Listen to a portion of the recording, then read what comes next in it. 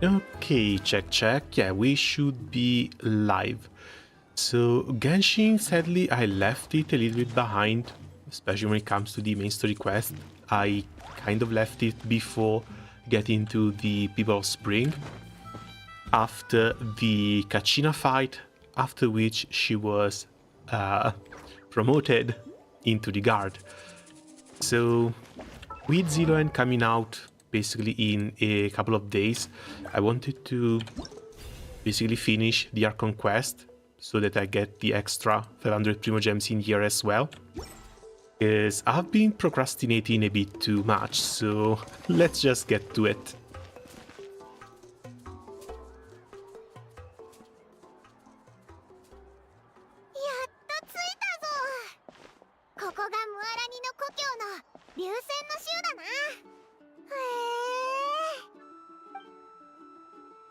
I've got 4 or 5 hours, maybe. Hopefully that's going to be more than enough to finish it.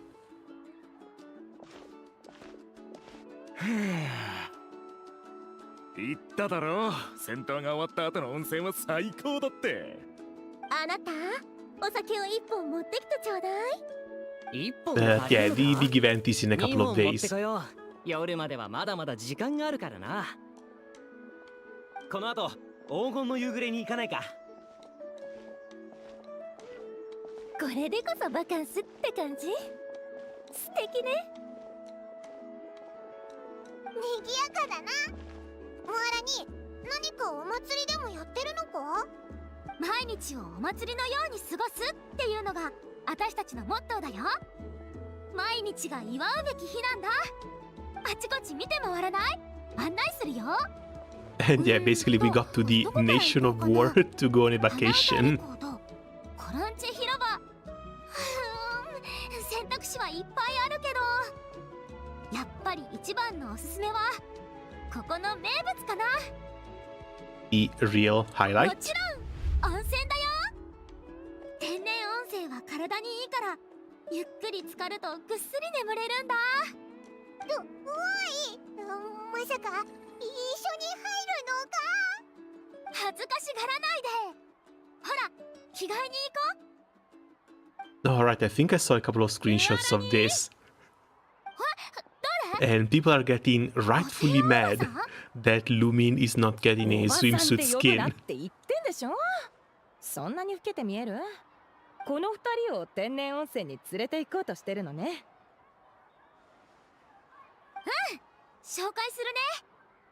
こっちは旅人で、隣の小さい子がパイモン。二人ともナタに来たばっかりだから、ここの風習を体験してもらおうと思って。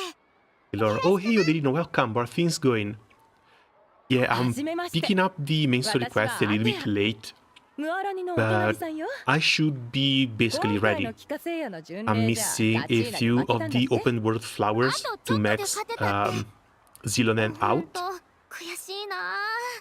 but hopefully in the next couple of days I should be able to pick everything up. Oh, your weekly's time? Yeah, that too. Today just wanted to dedicate it to Genshin though, because I've been sleeping on it a bit too hard, mostly just done the dailies and Abyss. 待ちなさい。温泉のルール。まさか忘れたわけじゃないでしょ？ But unlike Arlecchino, unlike Chlorine, Mualani is actually coming up quite nicely. Forgot to pre-farm. Well, the hardest thing are going to be the artifacts, and I'm pretty sure you're set on those already.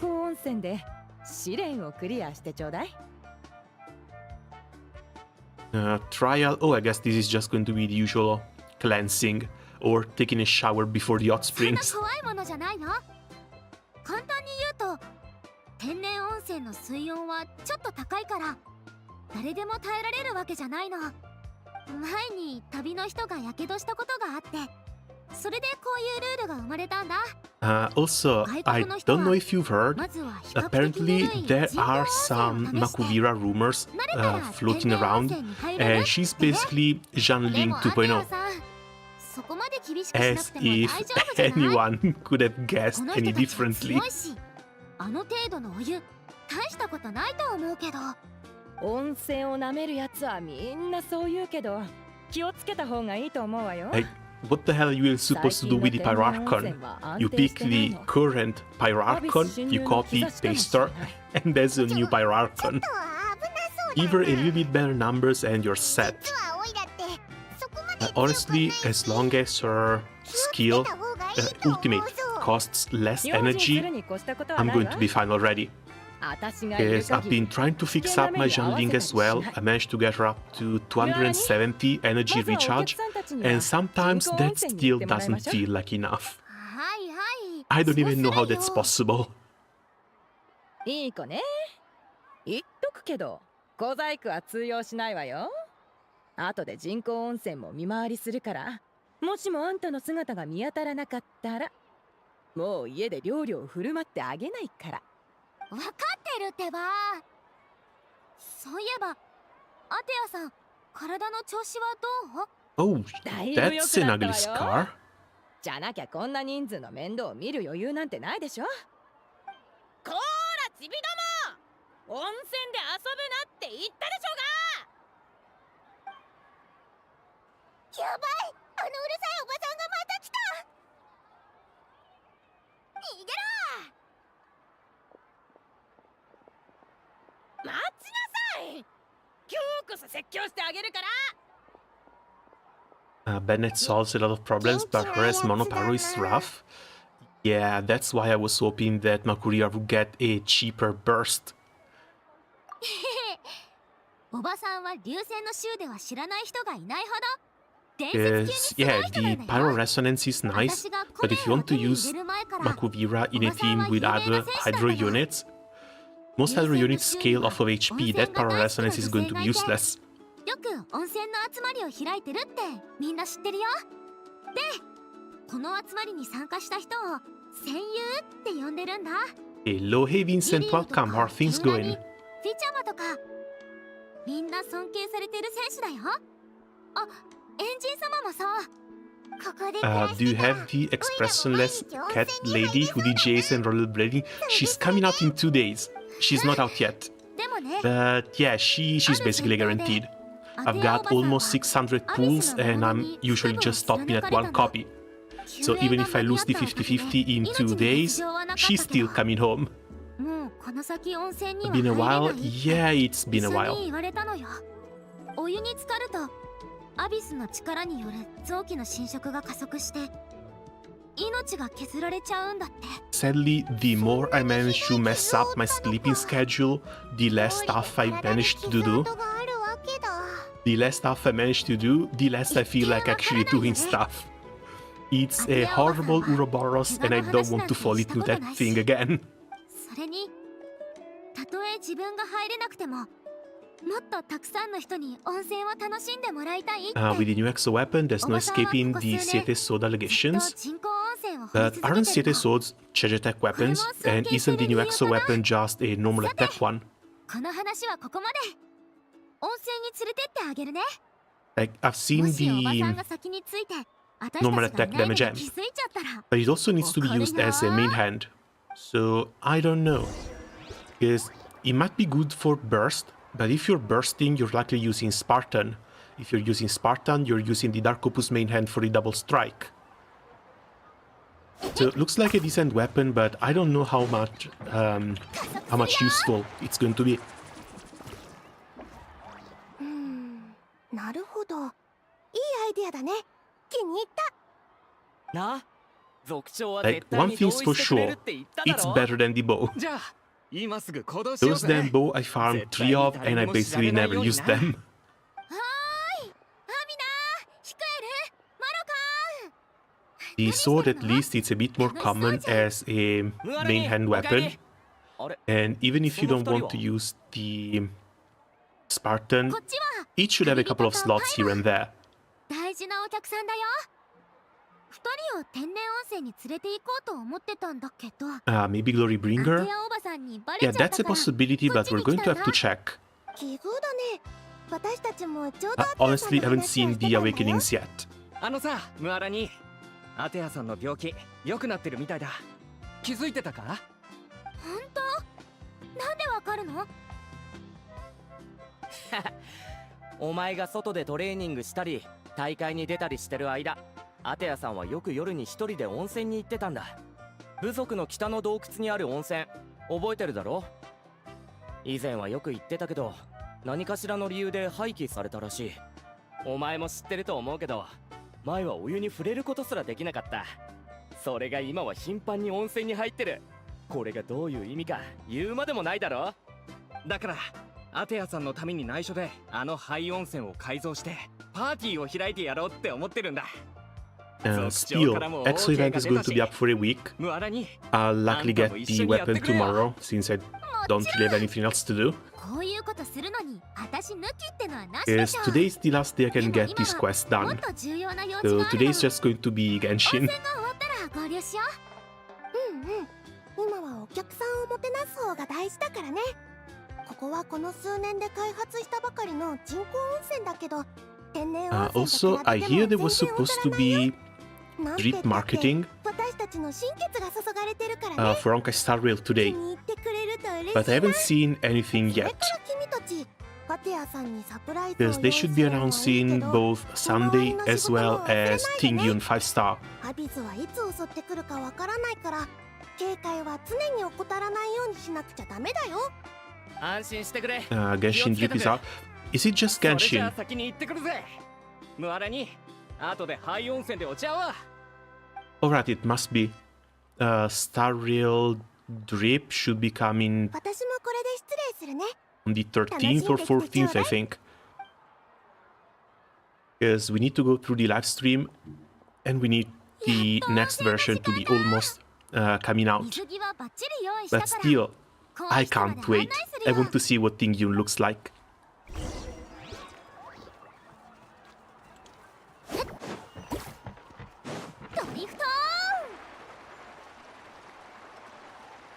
Like, Rappa, I'm a little bit curious about. Also, it's kind of funny the juxtaposition between Rappa in Star Rail and Xilonen here. Because they're both rappers. Both characters revolved around music. You gotta wonder if they're doing it on purpose or if it's a weird coincidence. どう？あったかくて心も体もリラックスするでしょ。気持ちいいな。湯気もポカポカだぞ。 Okay, screenshot 1, 私 screenshot 全 2. 然落ち着きがなくってさ。パパとママの目を盗んで熱い浴槽に We 飛び need the 込 full んだの。 art of this without text somewhere. 二人がすごく焦って探し回ってくれてるところにゆっくりと水面から顔を出したらしいんだ。まだ物心がつく前のことだから後で聞かされた話なんだけど。 Also, going back on the Genshin drip a little bit. Are you interested in Chaska? 初めて泳いだのに自然と潜れちゃったんだって。だからもし泳ぎたくなったら安心 Like, して she's 泳いで。 supposed to be an Anemo 何かあった DPS, らすぐ助けてあげるから。 possibly competing with Scaramouche. But at the same time, not a big fan of the design, so really don't know. ちゃんとここにいてほっとしたよ。牛乳とお菓子を持ってきたからここに置いておくわね。人工温泉はぬるめだからチビ流ビスケットとグレインチップスを選んだの。食べてみてちょうだい。やったぜ。ありがとな。当然よ。私が作ったんだから。 That's the 温 fourth 泉の醍醐味 picture. を本当に分かってる若い子は少ないのよね。 Like, Genshin devs really went, no, we're not giving you a skin, but we'll let you salivate over 浸かる the 時間も温度によって調整するのよ。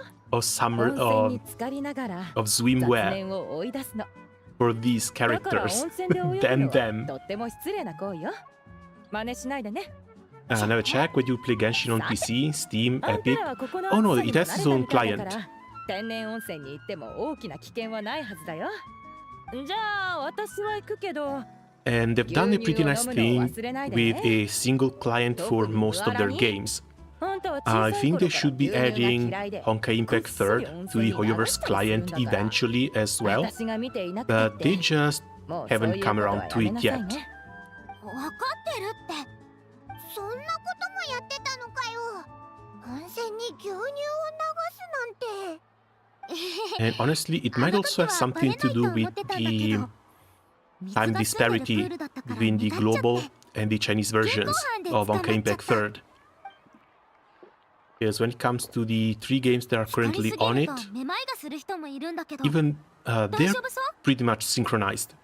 The new patch starts a few hours before in the Chinese server, then Europe, then the United States.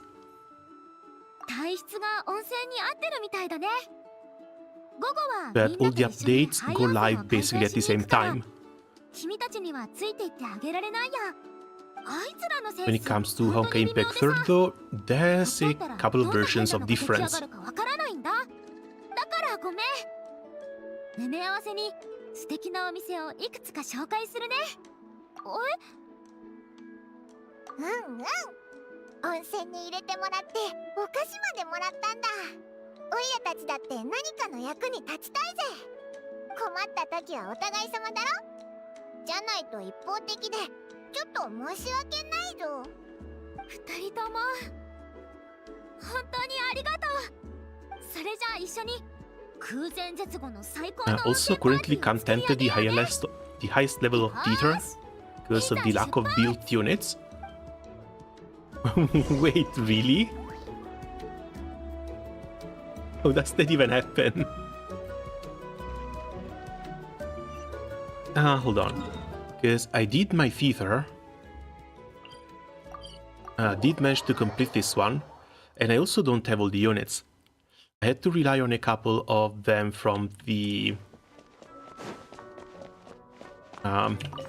alternative invitation.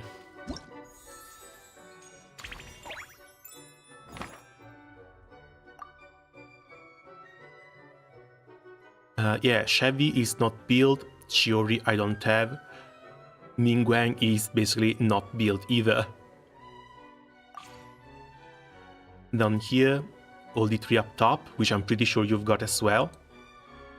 But maybe the collection here is a little bit larger. I only have like 20 units built so far. Yeah, but this is all you need. And I'm pretty sure by the time you get to the end of it, you still have some vigor going on. If anything, trying to build a proper team with these units can be a little bit difficult, because most of them are damage dealers, and you end up running in a lot of teams with a double damage dealer that wants to be on field, so you're mostly running with 3 units rather than 4. But yeah, the amount of units that you need for each of these runs is a little bit heavy.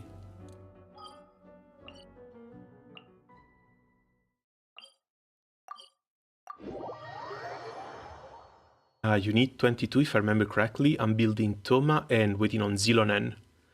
On the bright side, she's coming out in 2 days, so you're not even going to have to wait too long.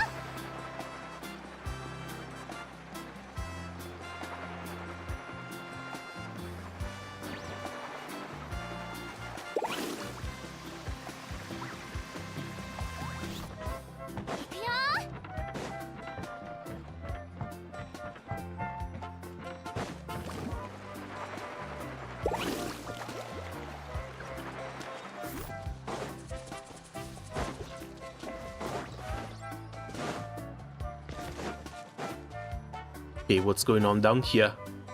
ムアラになんでお客様で連れてきたんだよ。手伝いに来たんだぞ。え、そんなのダメだろう。まあまあ、二人もこう言ってくれてるんだし、気楽にやろうよ。 That's what I get for vertically investing. Now, to be honest, I might have the 22 units built, but built is like with air quotes around it, because they don't really have decent stats. Most of them just have random artifacts on them so that they are somewhat usable.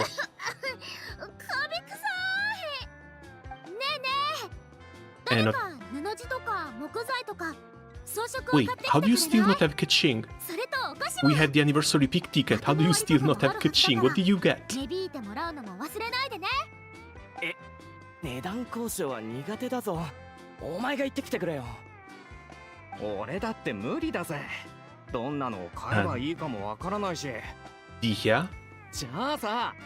I guess Dia constellations are a good call, but at the same time, if you don't have a unit, just get a unit you don't have. 買い出しは任せて。ついでにお店とかも案内できるしね。じゃあ行ってくるよ。またここに戻ってくるね。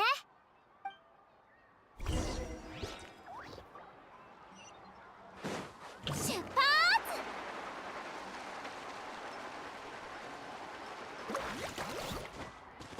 Yes, yeah, honestly, I even forgot this mode existed and that it required this many units.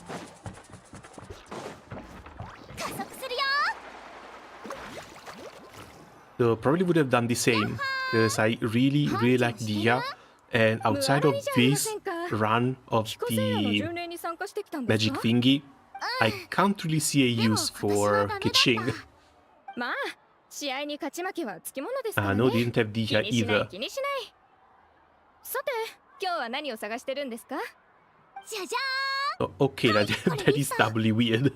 ーん。ねえ、今日はめちゃくちゃ大きな買い物だから負けてよ。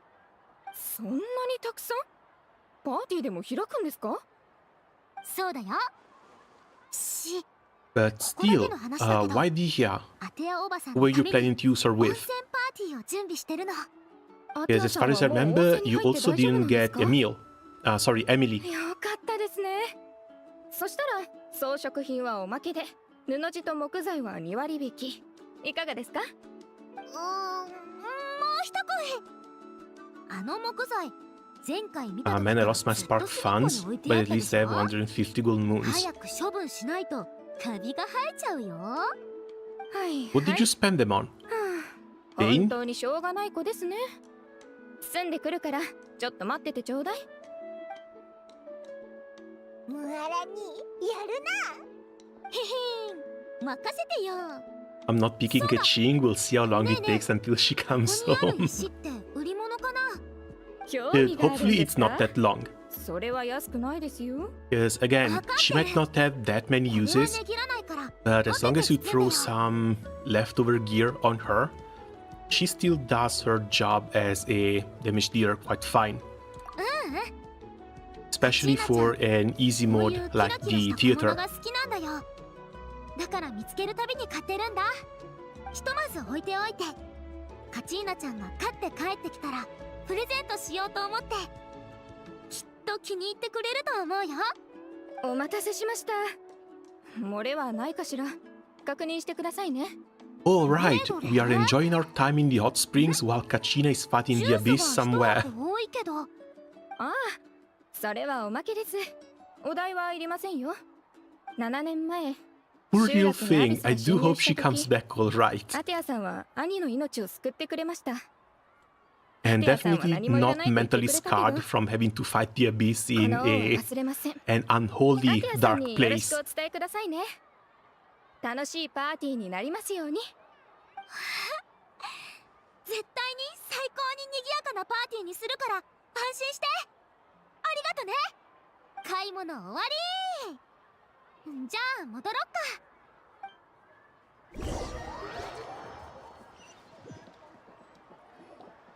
ただいま。 Oh, speaking of unholy dark places, Halloween is coming. Who do you guys think will get in Granblue Fantasy? Yes, I'm pretty sure we're going to have one male, one female Halloween 当た units, り前だ。 unless they want to do one male and two 砂利 female. や泥を取り除いたんだぞ。そっちはどうだ？全部変えたか？いろいろ買ってきたぞ。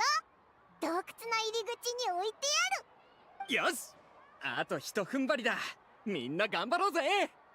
私がやるから君たちは少し休んでなよ。 Halloween Naru, surely. 旅人、ちょっと手伝ってくれる？ Halloween Naru dressed as a luchador, though. Fire Naru as a luchador. 戻ってくる途中に考えたの。Because we've had a little bit of a bout already in the last sumo event. Surely that must have meant something. Fantasy, I guess it could be anything. But it's like Halloween units, so it can be a little bit of anything. As long as they're in costume. うちのお店のこともやってるからね。こういう手入れとか整理整頓には自信があるんだ。もちろんみんなの協力あってこそだけど。Halloween Raphael? That's one thing I can't see happen. Because we still haven't gotten the first base versions of those units. But at this point, with Psy Games, who can even tell what's gonna happen? Yeah, accidentally YOLO too far for Bane, hoping for the poor man's illustrious main hand or possible wilderness. Ah, I hear you. Yeah, that hurts. That hurts a little bit. Yes, Vayne honestly was a little bit disappointing as a unit. He'll manage to clear the Siegfried on full auto, but he's basically replacing Grand Rosetta for the first turn, as well as Estariola. Pretty sure Estariola does a very similar job, and my Estariola is still 4-star.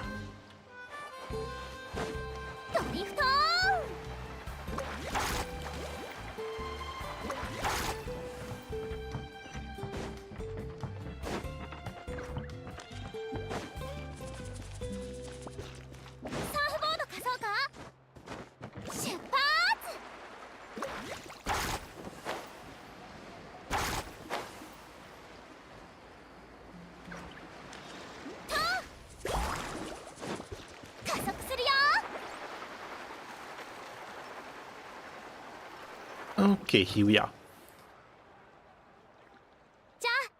I got Monkey instead. I guess that can mitigate my Spark Fund loss.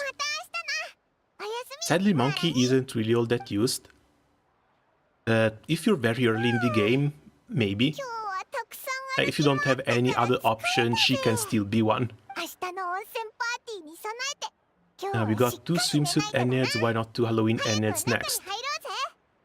Oh, Enneads might actually be a thing. The one I can't see is Raphael as a limited unit outside of a grand version. The Enneads have been just getting limited versions, so it might actually be a thing. But man, if we get Halloween Osiris, I'm dying. I'm dying then and there. なんか外が騒がしいな。旅人パイモン起きて。モーラにどうした。うわどこから魔物が湧いてきたんだ。アビスが Oh, don't tell me they're fighting down in the abyss.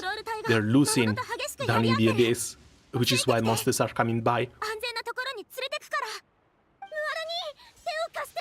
もう無理かも。What do you mean something's somewhere safe? We're fighting here. 本当？ありがとう。いつか一緒に戦いたいなって思ってたんだ。We are not tourists, we are not backing out. 今助けに行くから。By the way, in the anime yokai hold on. I need to clear this first. はあ冒険だ冒険岩山八九みんなは俺が話が通じないなら飛び回れ。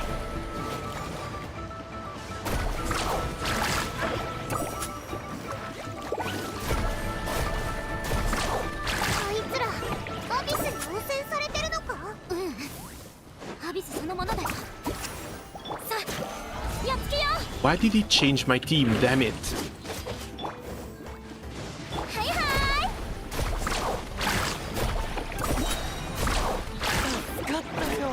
私は大丈夫ですから他の人をお願いします。そういうとこだった。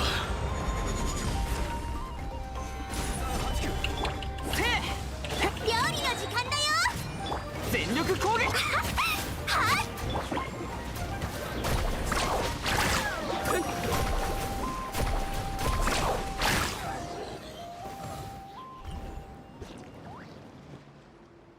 この辺の魔物はほぼ片付いたみたい。君たちがいてくれて助かったよ。 Okay, done. 私一人じゃ This would sound funny. The anime yokai watch I'm enjoying. The mascot cat is named... which loosely translates to Waki. Guess how the cat died? Honestly, when it comes to anime, I have no idea.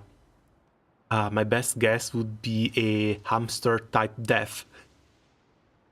Because you know hamsters never die of old age.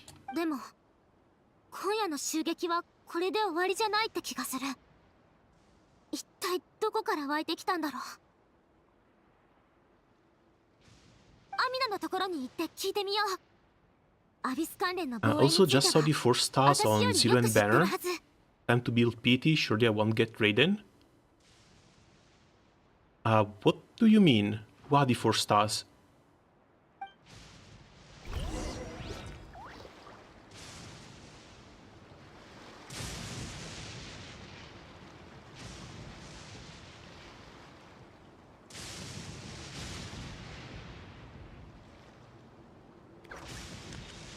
Oh. Polei, what's her name? And Dory. ブヨヨーン Yeah, okay, no, the 4 stars are kind of horrible. Pretty sure Dory is a never build.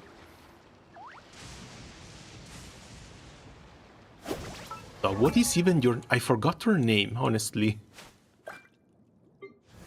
And I even built her. Candace. Yeah, now the 4 stars look like a bit of a nothing burger.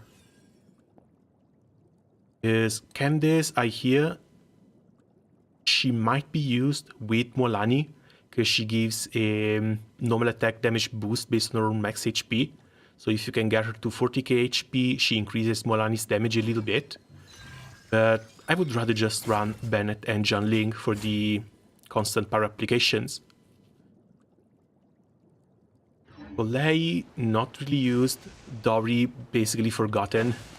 Pretty sure that if they delete Dory from the game entirely, no one is even going to complain. That might actually be the one character in the entirety of Genshin Impact with literally 0 fans, only haters. ムアラにそれにお客さんたちたくさんの魔物を倒してくれたって聞いたよ。対策はしてるつもりだったけど、どうしても人手が足りなくて、魔物が防衛線を突破して集落の中まで入ってきたの。アビスはどこから侵入してきたの？東から。アビスの教門の位置は特定できてるけど、そこを攻めるのに十分な数の戦士をまだ集められてなくて。アビスの教門って何なんだ？アビスによって作られた扉とでも考えればいいかな。侵入を食い止めるにはアビスの教門を壊さないといけない。それもできるだけ早くね。うん、私もそれが一番心配。それに魔物の数からして今回のアビスの教門は一つじゃない。でも他の門の位置は調べてるところなの。ならとりあえず Hey, looks like we got our work cut out for us. She isn't that bad, to be honest. I don't know. Because, like, I was trying her out for normal attack damage. If I remember correctly, it was Yoimiya. Trying to compare Candace with the other buffer. The Earth one. God, the names. I use these characters so little, I'm starting to forget names here and there. Where are you? Yeah, Yunjin. The attack buff that Yunjin gives, well, the damage buff that Yunjin gives based on defense, turned to be a little bit higher compared to the normal attack damage that Candace brings compared to HP. Also, you don't really want to quick swap units, so you don't even make use of Candace's own AoE hydro damage when you quick swap.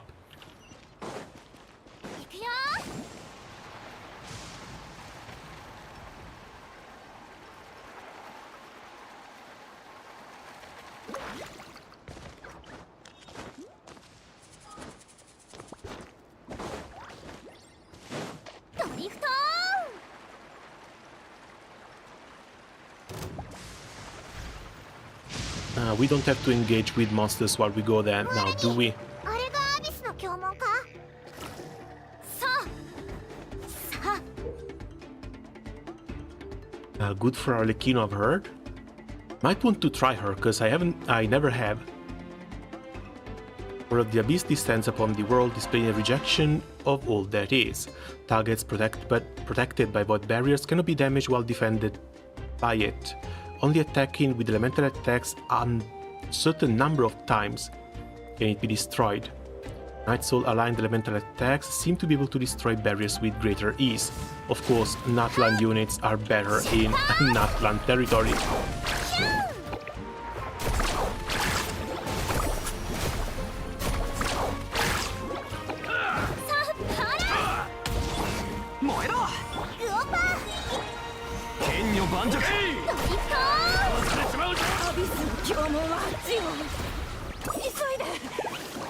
But no, the one thing I'm looking forward to the most for 5.1 is Oyo finally fixing the targeting for mualani.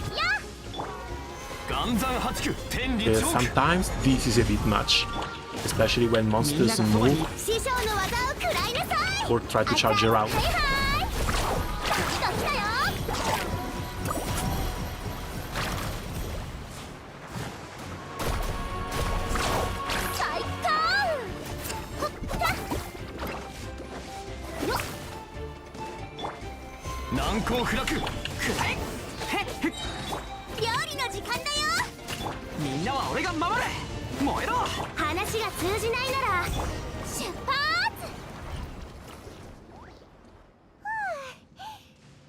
They said they would try and fix it, so hopefully it's going to at least home in on enemies even while they're moving.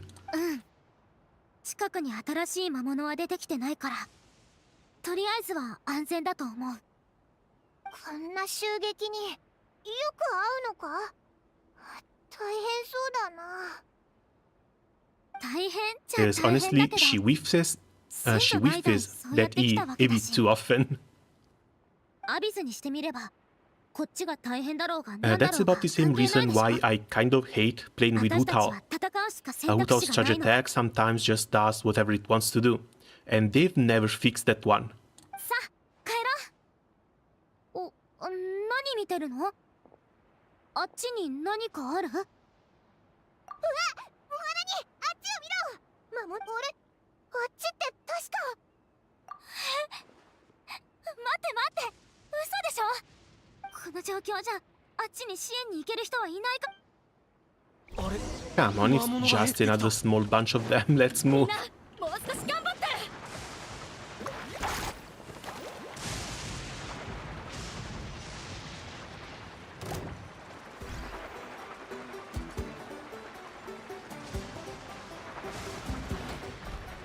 天道ここにあり。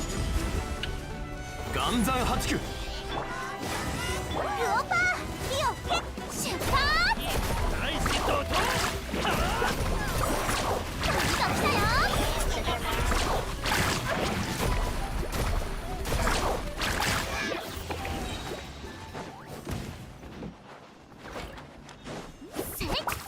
Oh no, we're done. These are the...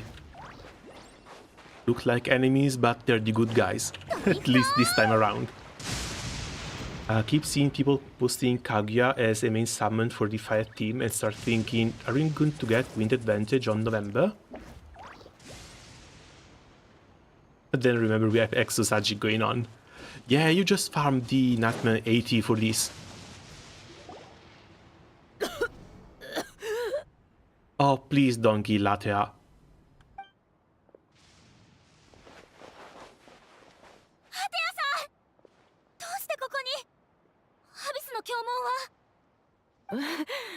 失礼ね。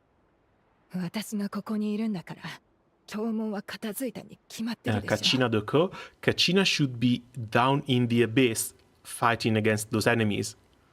If you mean the one I'm supposed to have in my team, I didn't build her. あんたたちの大事なものは大丈夫だったかしら。今は離さないで。ひどい傷。アビスの侵食が進んでる。こっちで合ってるか？おい、誰かいるか？ムアラニ、それにアテアさん、どうしたんだ？二つ目のアビスの教紋が現れたって聞いて駆けつけてきたんだけど。アビスの教紋はアテアさんが片付けてくれたよ。いいの。自分の体のことを自分が一番よくわかってる。ここのものが壊れてないならそれでいいわ。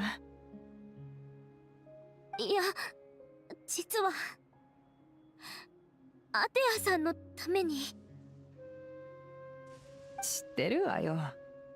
私へのサプライズなんでしょ。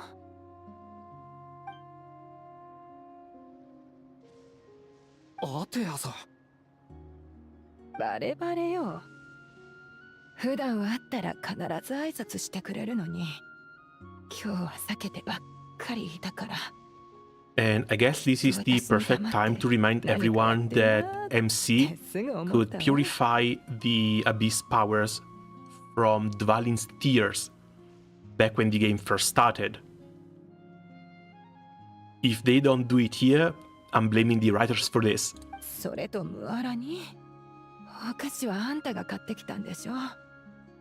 お湯の温度に合わせて選びなさいって前にも言ったのに。その話はいいから、お医者さんが来るまでもうちょっと頑張って。体が治ったらアテアさんの食べたいものを一緒に作ろ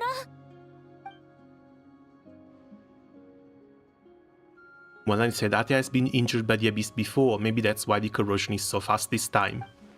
At this rate, she's not going to make it until help arrives. Maybe there's something I can do. この汚れの力は私たちの体内にある Thankfully, 元 they 素の力 remember. と相殺し合うの。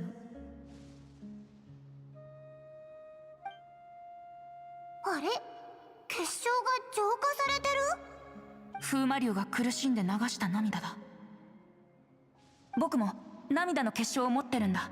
浄化をお願いできるかな？アテアさん、 It has been 4 years, 試すって。 and she's never done it again, so I'm honestly surprised that they remember.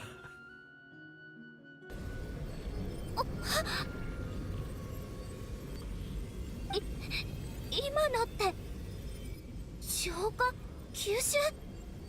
But on the bright side, we don't have to see another NPC death. At least not for now. マジかよ。 Because they are already foreshadowing Makuvira's death. こんなの初めて見たぜ。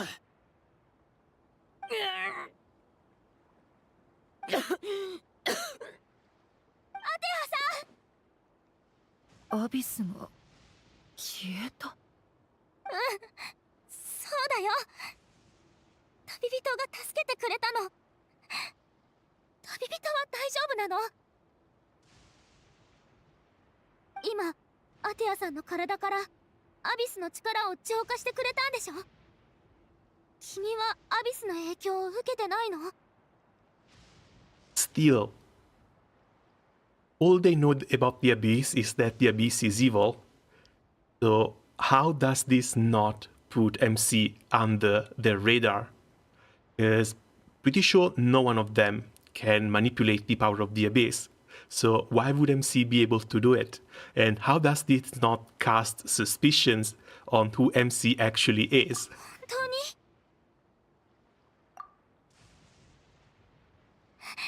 よかった。はあ、よかった。さっきは本当にヒヤヒヤしたぜ。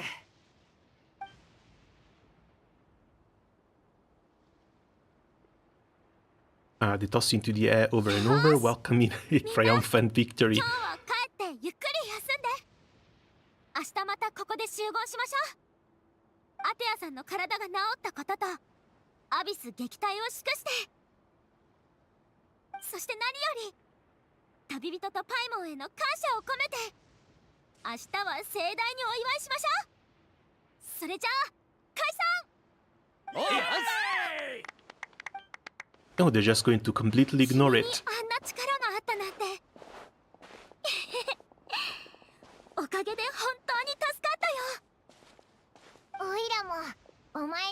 スを浄化できる不思議な力があるってことを忘れてたぜ。さっきはお前がいてくれてほんとよかったぞ。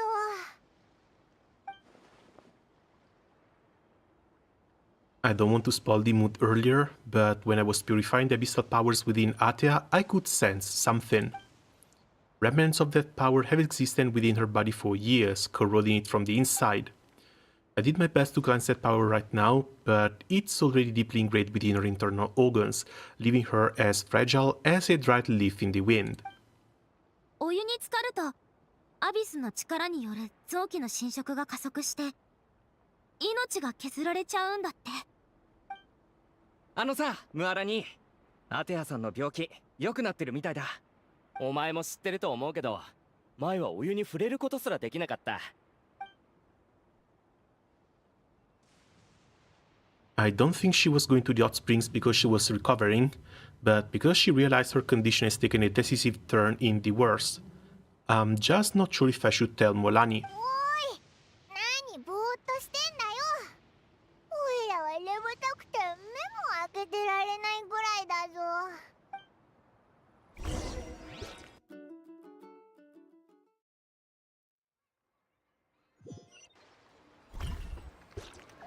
But hey, we've done what we could and at least she didn't die today. 加速するよ。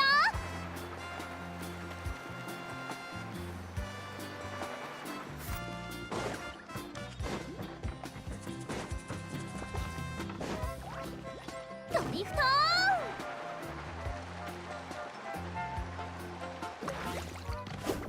くよ。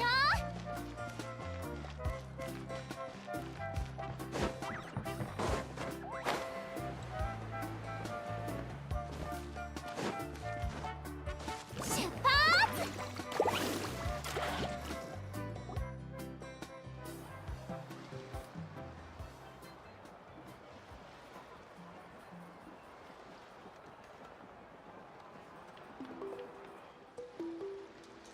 若い子たちと遊ばないの？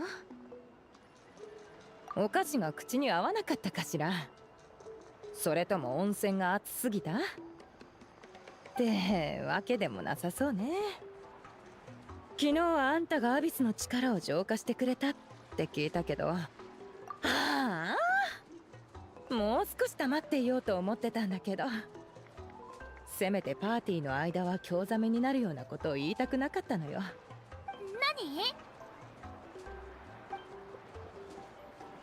ちょっと散策に付き合ってくれる？アテアさん、どこ行くんだ？何かあったか？なんでもないわ。賑やかだからちょっと落ち着いたところで休んでくるわ。すぐ戻ってくるから気にしないで。お菓子はあっちの箱の中にまだあるから。全部今朝の焼きたてよ。じゃあ遠慮なくいただきまーす。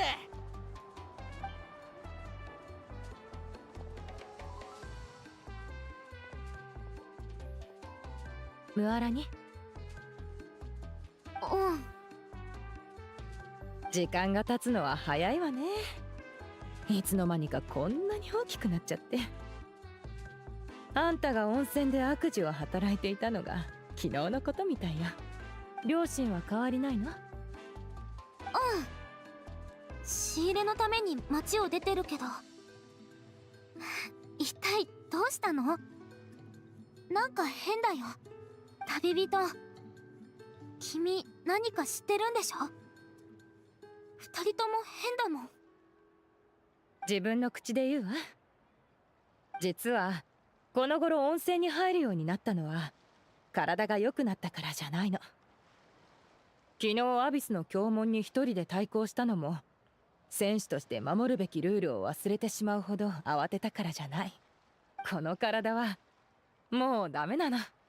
昨夜の洞窟ではこちらの異教の旅人が助けてくれたおかげで今日はこうやってパーティーにも参加できたけど、おそらくあと数日でしょうね。だから1分1秒でも長く温泉に浸かってそうしていられる最後の時間を大切にしたかったのよ。ムアラに人工温泉で私が見ていなくったってもうそういうことはやめなさいって言われた時、なんとなく悪い予感はしたけど深くは考えなかった。アテアさんに本当に治ってほしかったのに。治るのも死ぬのも私にとって大した変わりはない。どっちも祝うべきことなの。復活を経験したことがないあんたと違って、私は死と窮地の中と言えるほどだからね。友達と会うのは別に悲しいことじゃないでしょ。心残りがあるとすれば、ナタの状況がどんどん悪化していくのをこの目で見ながら、怪我のせいで前線で戦えなかったこと。でもそれもなくなった。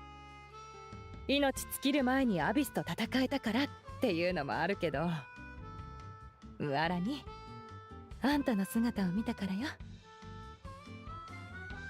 流星の衆やナタの未来をあんまり心配することもないかって思ったわ。あんたならみんなを団結させられる。怪我がなくたっていつかは老いて死ぬ。できることはやり尽くしたつもりよ。あとはあんたたち若者に託すわ。覚えていて。生きている時も死んだ後も私はあんたたちと共にいる。アテアさん、すでにいろいろ考えてたんだね。分かったよ。教えてくれてありがとう。全力で部族とナタを守るから。アテアさんと同じようにね。私の最高のお手本だよ。ねえ。それから旅人とムアラに、もしエンジン様に会う機会があったらこれを渡してくれる？生涯にわたって私に付き添ってくれたお守りよ。私から彼女への形見分けってところかしら。まだ生きているうちに言うのも変な話だけど、前線で Hold 戦 on, って how た did this work 時、 now? それは Because 私 yeah, の they 幸運をも can た be らしてくれた。 resurrected, but they can only be resurrected 怪 if 我で they 戦え die なくな fighting っ the てからも abyss. 肌身離さず持ち歩いてたわ。この中には私の思いと意志が宿ることでしょう。そう伝えてちょうだい。彼女ならきっと意味を分かってくれるはずよ。安心して。絶対に叶えてあげるから。ええ、伝えたいことはこれで全部よ。さあパーティーに戻りましょう。残りわずかな時間を悲しむために使いたくないもの。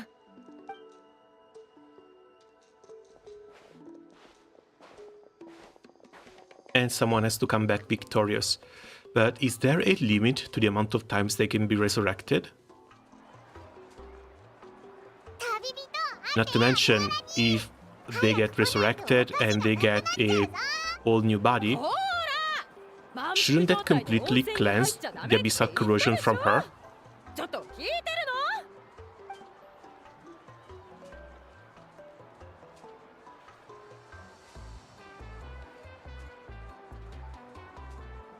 人生は Like, she might have had a chance to get rid of that once and for all. 勇気を出して前へ進めばいい。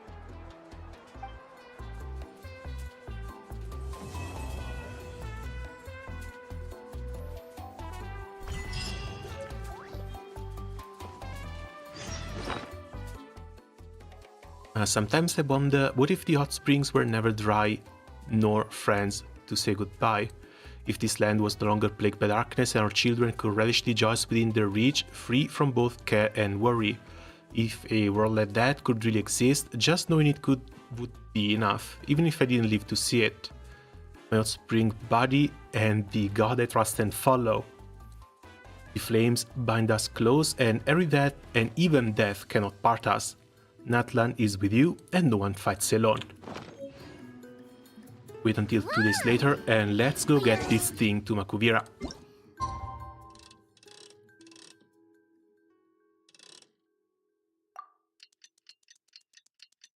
Hello, oh hey Desert, welcome, how are things going?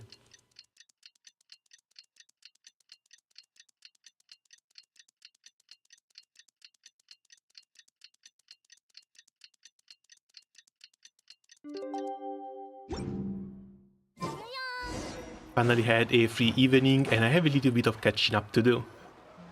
2日間温泉に入ってやっと気力が戻ってきたな。Also, have you seen they finally announced the Safia banner for Condalaria? Like, they released a trailer before, but now there's the proper announcement right there. It's on the 11th, I cannot wait. コフォラリウムお利口さんだぞ。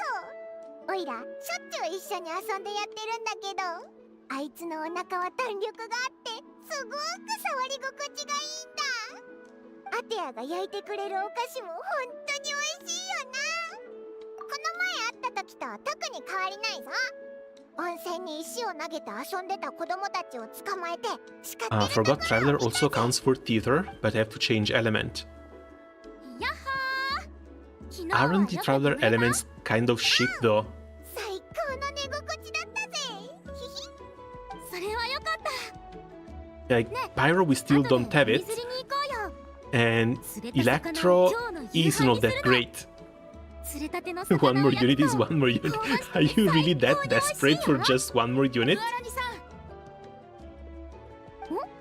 どうしたの？ Dendro is good. Yeah, Dendro is good, but I don't think you can use Dendro this run. Isn't this run just Pyro, Electro, and Geo? 帰ってきたんだよね。それがカチーナさんは戦いで犠牲になったそうです。でも最終的に彼女のチームは勝ったので心配しないでください。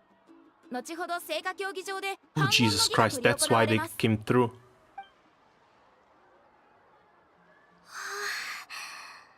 よかった。 Bro, it was Kachina's first mission, and she already beat the dust. 無理はないよね。そうですね。でもこれで彼女も少し自信がつくでしょう。知らせに来てくれてありがとう。すぐ向かうよ。Still, I guess it's really cool that we get to see how people are resurrected as well. 何かあったのかと思ったよ。さっきアビスがずる賢いってお前が言ってたけど、あいつらの目的って何もかもぶち壊すみたいな単純なものじゃないのか？だって流星の衆を襲撃するより余順者の戦争により多くの魔物を放って部族と戦わせた方があいつらにとっては都合がいいはずだよな。戦争に行くやつらに危険な目に遭ってもらいたいって意味じゃないぞ。言いたいことはわかるよ。アビスは常軌を逸した存在だしね。確かにあいつらは一見何もかもぶち壊そうとしてるように見える。生命体じゃないせいかロジックや計画性も度外視だからね。でもナタの長い光線の歴史を照らし合わせてみたときに事態はそう単純じゃないって気づいたんだ。500年前 The Geo Traveler is gonna smack. I have thousands of golden troop stuff lying around. If you can use them, good luck. Oh right, we get Shiori too. If you don't have... what's his name? If you're not running in Zhongli, if you're not running Ningguang, you can always run Dendro MC with Shiori as well. If I remember correctly, Chiori needs some sort of construction for her to work properly. 当時のエンジン様と各部族の英雄たちが一致団結して抗ってやっとアビスを撃退することができたんだ。でもアビスが残した影響はその後何百年もの歳月を経てようやく少しずつ解決されていったの。当時流星の州の水は汚染されたし小玉のこの地下からは最悪の泥が湧き出た。火翼の集いでは黒い風が吹き止まなかった。全部まるでそれぞれの部族に合わせてデザインされた災いなんじゃないかって思えるくらい。私たちも最初は原始的な破壊衝動によるものだろうって思ってたよ。でもその破壊方法は妙に知能的だったの。だからアビスは八神の国に侵入してナタの記憶を常に読み取ってるんじゃないかって。私たちは考えてる。そうやってお前らの情報を掴んでるわけか。本当に悪質でずる賢い奴らだぜ。そうだね。これだけの年月を経てなお奴らを根絶やしにできていない理由もそこなんだと思う。幸い各部族に残されたアビスの爪痕は歴代のエンジン様がかき消していった。おかげで今はどの部族も栄えてるし、全てがいい方向へ進んでる。この前のアビスの襲撃の時だって君たちと協力して派手にやっつけたでしょ。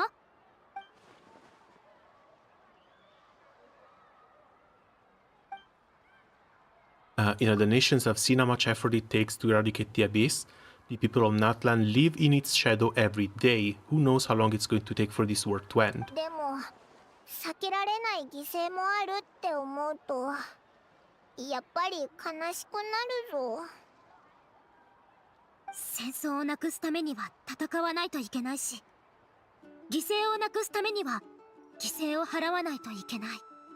But still, if the abyss is being ruled over by our sibling, 負担に感じてる人もいる。 and the abyss basically exists to fight against Celestia, once Celestia finally blows up and the divine principles get turned off, pretty sure the other attacks from the abyss on the normal world should cease as well.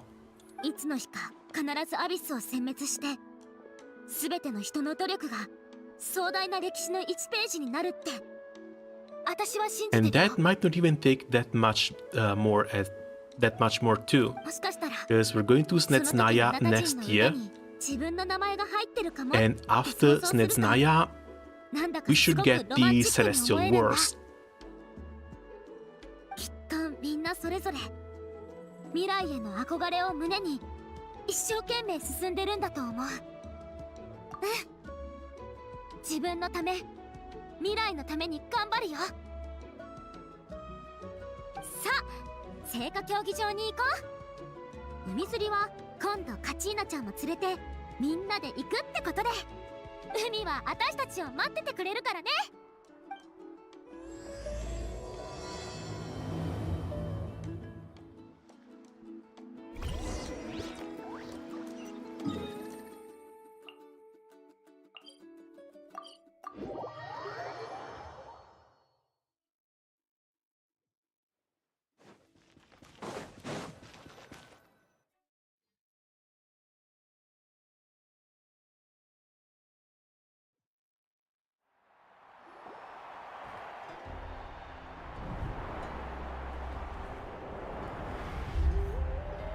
Oh hey, there's Chaska down there.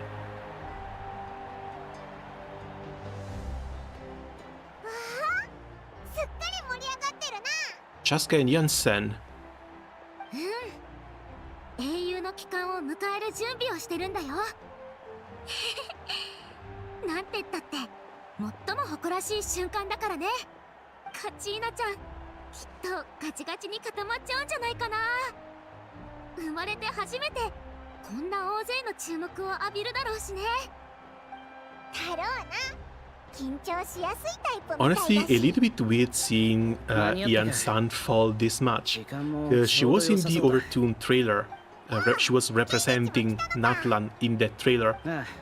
You would guess that at least back then, Mualani's role was probably それ Jansen's. より流戦の衆が大変なことになったと聞いた。お前ら怪我はなかったか？幸い大事に至らずに済んだよ。この新しい友達ってほんと凄腕でね。カチン、おい見ろ、もうすぐ始まるんじゃないか。そうみたいだね。まず弔辞が述べられてからみんなで一緒に反言の歌を読むことになるんだ。さあよく見える場所を探すからついてきて。歌を読むときは私の後に続いて読めばいいからね。高いところにいればカチーナちゃんも私たちを見つけやすいでしょ。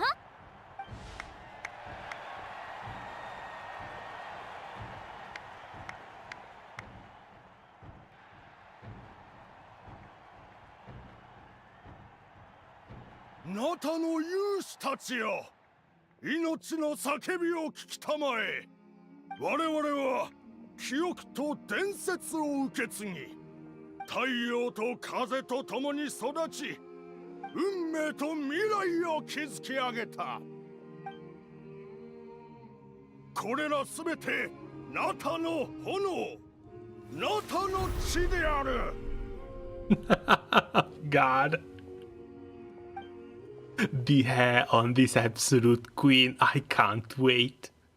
Too bad 5.2 is still a little bit further away.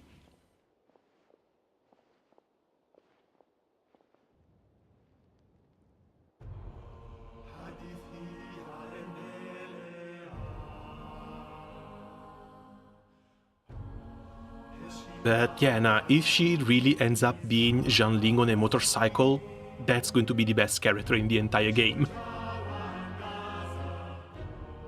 Both from design, theme, and utility.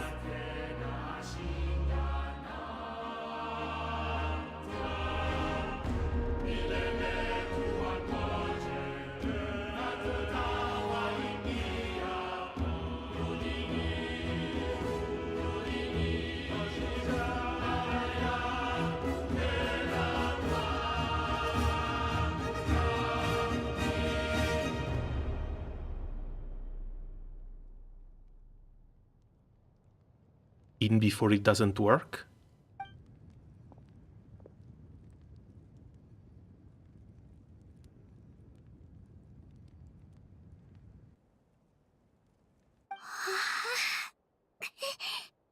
八神の国にカチーナと彼女のコメが見当たらない." God damn it. 見つからないってどういうことだ？本来なら反言の歌が読まれた後、エンジン様が復活した人を連れて炎の中から出てくるはずだ。Like, Kachina already has an ancient name. Part of her story quest was revolving around her ancient name. How the hell was she not able to find her? つまり勝てなかったってことだろ。考えてみろ。これまで戦争で勝った人は誰もが反言の歌によって再び命の火を灯らせた。なのにエンジン様は八神の国でカチーナを見つけられなかったんだ。ということは彼女たちの勝利に何か裏があったってことだろ。 Is either that, or Kachina didn't actually fall in battle, and she just got lost instead. みっともない真似はよせ。 In which case, make way, we're going in. 私たちはアビスと戦う任務を確かに完遂した。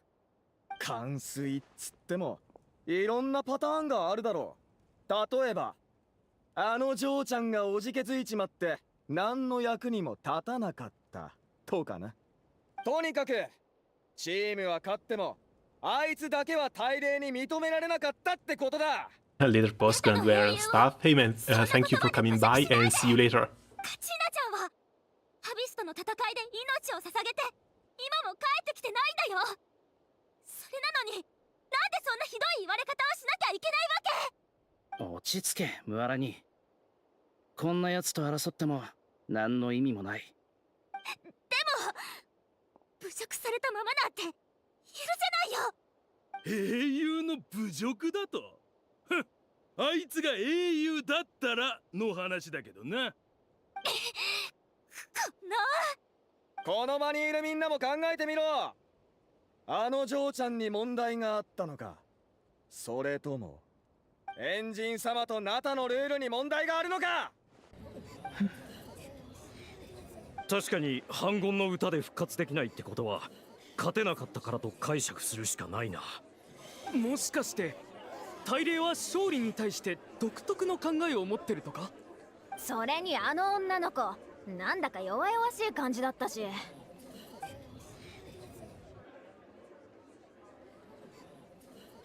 The Bararcon seems to be deep in thought. Why isn't she putting a stop to the commotion? Also, they said it themselves. She was a child who never should have gone to war. あの子は絶対逃げたりしない。ずっと余従者の戦争に憧れてたんだから。たとえどんな困難にぶつかろうと恐怖に打ちひしがれ足がすくむようなことがあろうと、あの子は誰よりも真っ先に立ち上がるはず。死証が明らかになるまでカチーナちゃんの悪口を言ってうさを晴らそうだなんて考えないで。まあいい。預順者の戦争で何が起きたか、名誉を傷つけたのは一体誰なのか、じきに明らかになるだろうよ。もういい、静かに。戦争を勝ち抜いた全ての者に疑惑の目を向けることは許されない。カチーナも我々が敬意を払い祝福すべき英雄だ。だが彼女が再び燃え盛らなかったのもまた事実。詳細は調べているが、まずはこたびの件、私から詫びよう。他の被害者を出さぬよう調査が終わるまで帰化聖夜の巡礼をしばし中止とする。全てを予見し、一切の過ちを未然に防げる者はいない。私も同じだ。疑うことは真実を求めるための手段。決して他人を攻撃する武器にしてはならない。そんなつもりはありません、エンジン様。私はただ。なら直接私に問うといい。無論その返答を疑っても構わない。今この場ではっきりさせたいことはまだあるか？いえ、ありません。疑念を抱いているというのに何も聞かないとは。君たちにとって真相などさほど重要ではなかったようだな。こいつら名誉を守るどころかエンジンに質問する勇気すらないんだな。エンジン様、質問よろしいでしょうか。私の友達は、カチーナちゃんはどこにいるんでしょう。私にとってとても大切なことなんです。無礼を承知で申し上げますが、詳細は調べているだけではどうしても納得がいきません。 Especially considering that the rest of her team made it back, so she might actually be still in there alone, alive. 救助したいのであれば、こたびの調査に加わることが最も有効な方法だ。どうだ？ Oh, absolutely. Let's go. Let's not even waste a second. よろしい。では談義室に。私たちも行こう。ああ、せっかくの機会だ。もし旅人も都合がつくなら談義室で少し話せるだろうか。調査に進展があれば各部族の長に伝えよう。皆安心してくれ。他に質問がなければ解散とする。こたびの再燃の儀式の至らぬ点においては改めて詫びよう。さっきオイラたちにも来てほしいって言ったよな。エンジン様がああ言ってくれたんだ。 I mean, being the Archon and all, she probably heard that we can manipulate the abyssal power. So, if you can see that as a weapon to use against the abyss itself, you're not really going to pass up on an opportunity like that.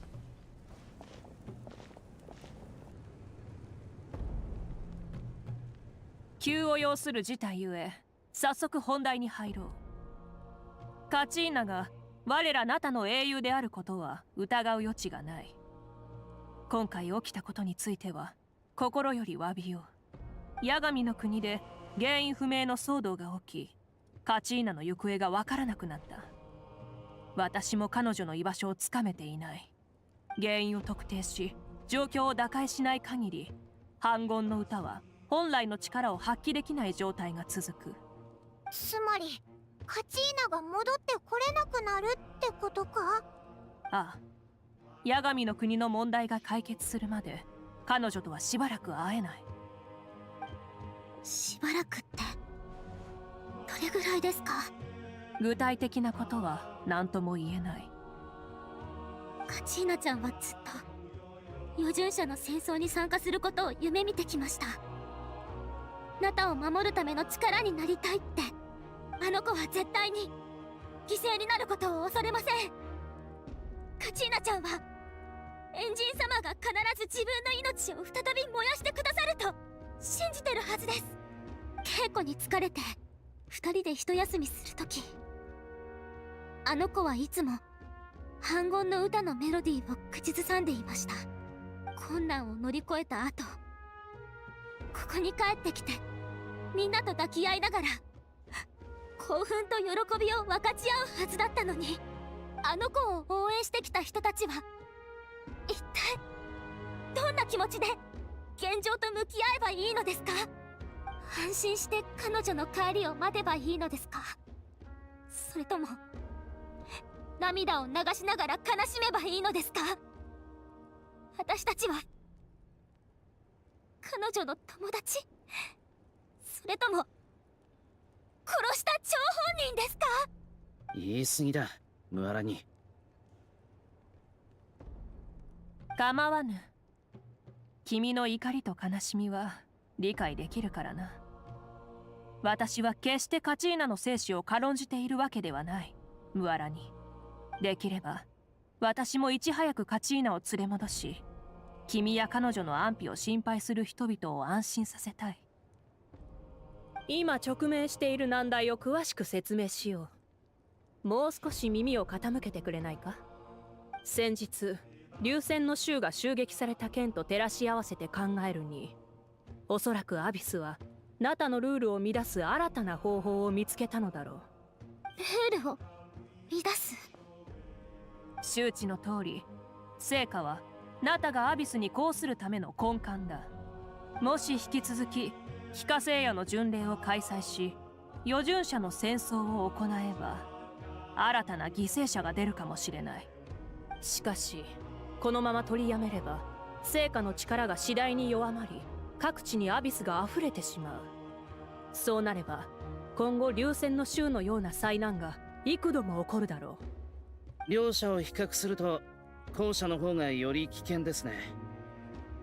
悪い、こんな無情な話はしたくないが、マリポのキーニチとして代償を図るのは俺の責務だ。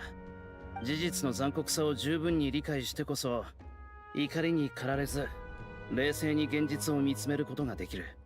だがこたびの災難の当事者であるムアラニにとって、キーニチのようにどちらの苦しみがより重いかを判断するのは難しいだろう。はい、私には分かりませんし、分かりたくもありません。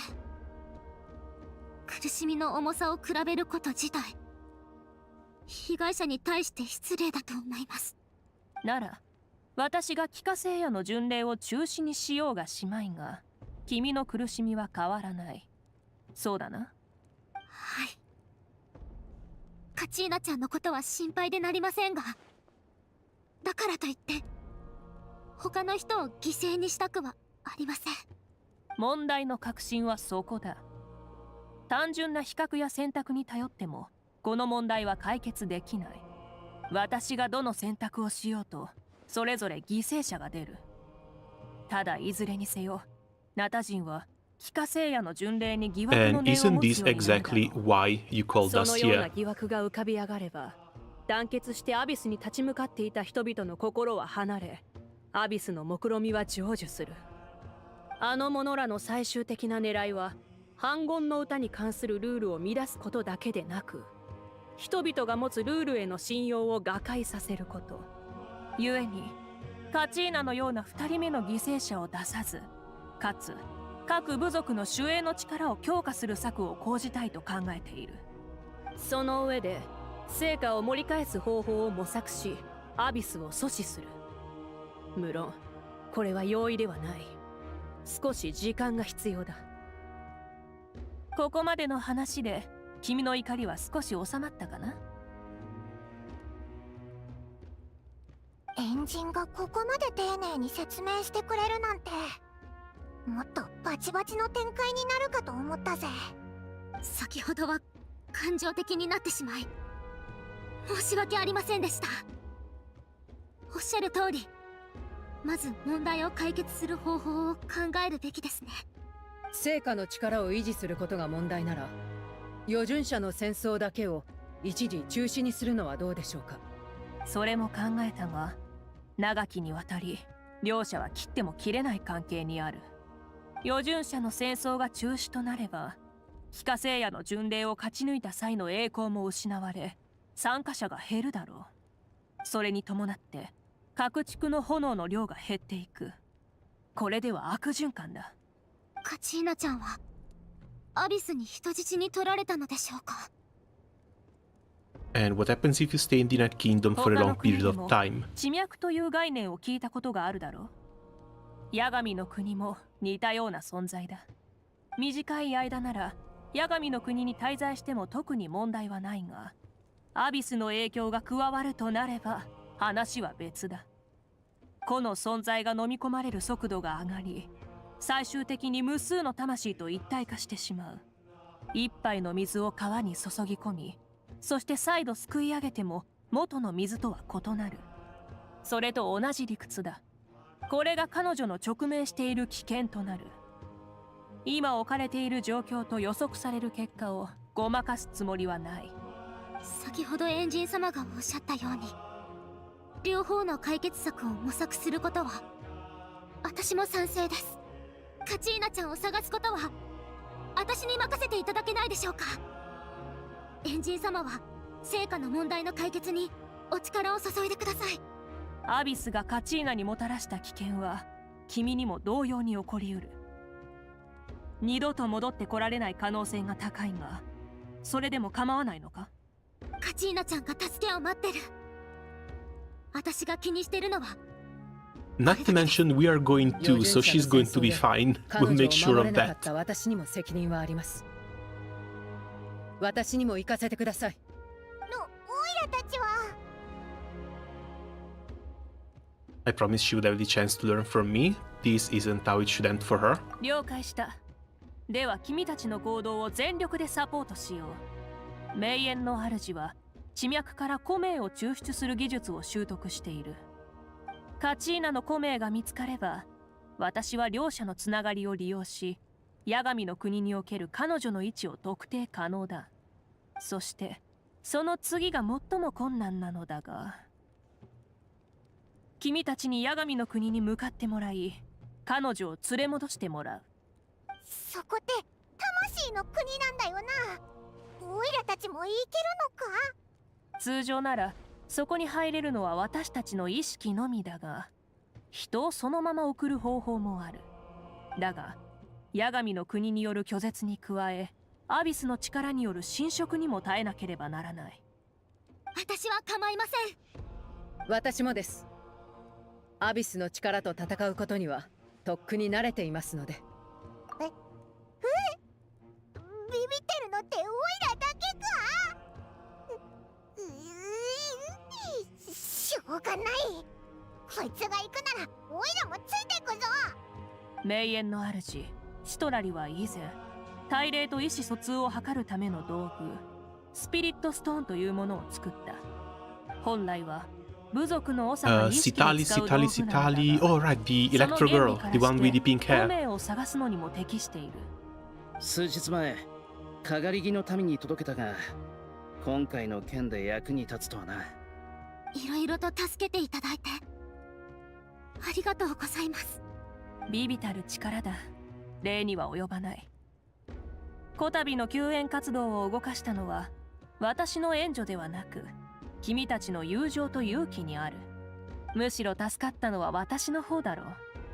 君たちがいなければ一人窮地に陥っていた。君たちと初めて言葉を交わすというのに、図らずも重々しい場面になってしまったな。I mean, better to have a serious conversation than have an Archon trying to kill you. Pretty sure Inazuma has still been the absolute worst first time that we visited the region. 君の功績は耳にしていたよ。君がナタに足を踏み入れた時からずっと君に会い、最上級のおもてなしをしようと思っていたのだ。なんでだ？なんでだと？他の国でもそのような待遇を受けてきたのではないか？ It's kind of complicated. 最初はそうでもなかったけど、今じゃそう最高レベルな待遇を受けてるな。何しろ君たちは運命をも凌駕するものだからな。機会があればまたゆっくり語らおう。君が思っているより私は多くのことを知っているかもしれないぞ。Very sad that we are going to have to keep this meeting brief, 緊急 but 事態でさえなけれ yeah, ば、 the sooner we 今 go, 宵 the は sooner we bring 杯を Kachina 交わし back, 楽団 the のステ sooner ー we ジ can を have 見 a るの bit に more time 二 with 人だったんだ Makuvira ろうね。 herself. そうだ、エンジン様。アテアおばさんからこれを渡すようにと預かったんです。この中には私の思いと意志が宿ることでしょうと。エンジン様に伝えればきっと分かってくれると。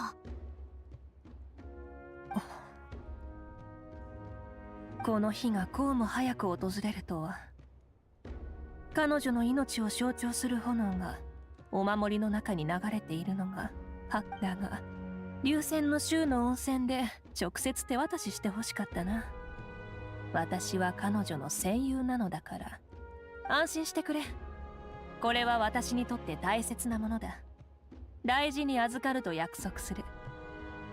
ことが一段落したら彼女に会いに行こう。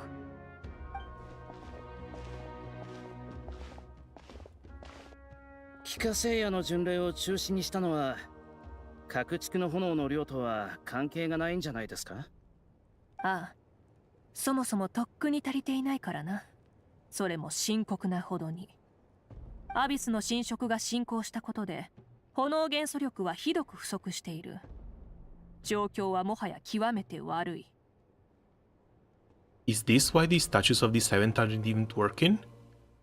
気化聖夜の They 巡 don't have 礼が enough 何の pyro 役に energy も立たない to なら、 infuse のこと it 中 in 心 us? し、各部族を守ることに戦力を集中させるべきだ。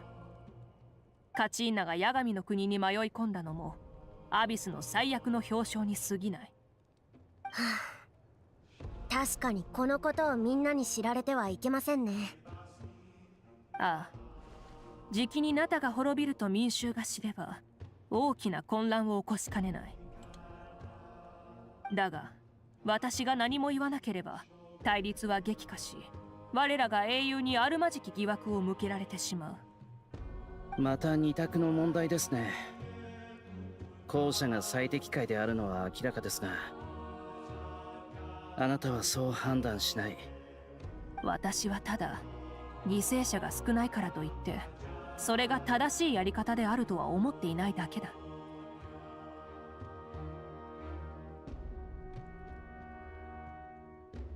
They're going to make Makuvira sacrifice herself for Natlan, aren't they? They pulled this stuff off, what, 4 times at this point? 4 times in a row? 行こう。まだ対策は取れる。 But when it comes to Himeko, it hits a little bit harder. もしかして。あ、ついてきてくれ。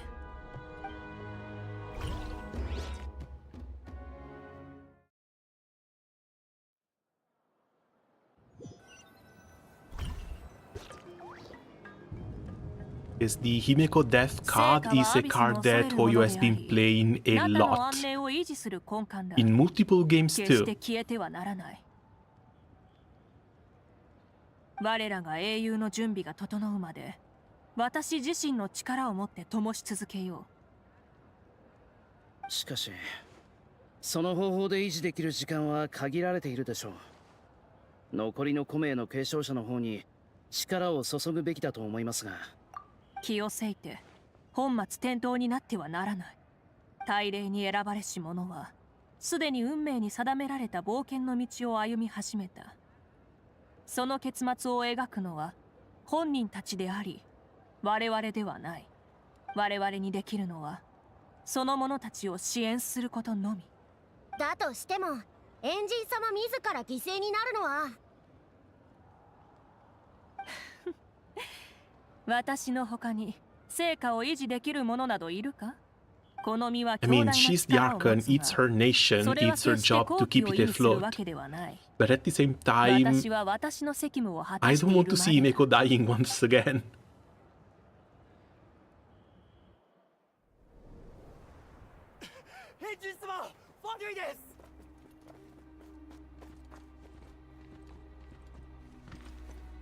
And of course, after the abyss, here comes even more trouble. さすがはナタの神。その名に恥じぬ手腕だ。地脈の秘密については存じている。とうに運命は破滅を示唆しているのだ。なのに500年前の約束は未だ果たされていない。お前が神の心を持っていたところで何の役に立つ。その口ぶり、女皇の命以外にも来た理由があるよ。Oh God, big glasses. 地球の時には誰かが救世の責務を果たさねばならない。お前の計画が滞っているなら、俺がナタのために新たなルールを作ろう。だが神聖の前には破滅が必要だ。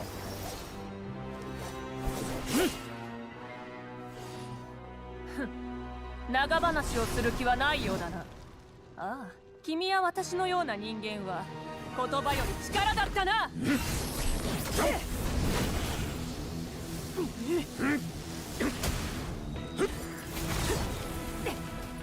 Oh, the guitar in the background, let's go.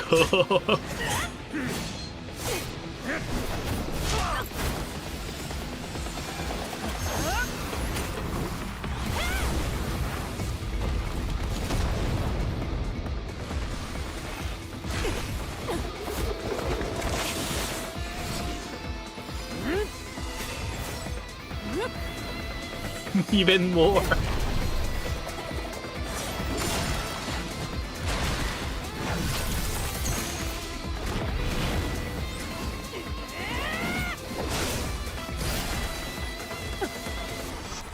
Dude, it's insane. They went straight to Honkai Impact 3rd Kiana with the hair glow.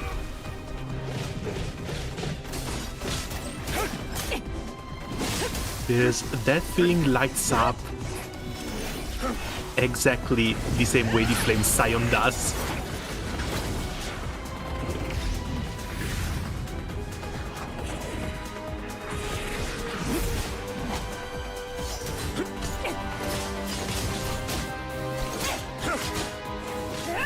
Also, hold on, how the hell are they both flying?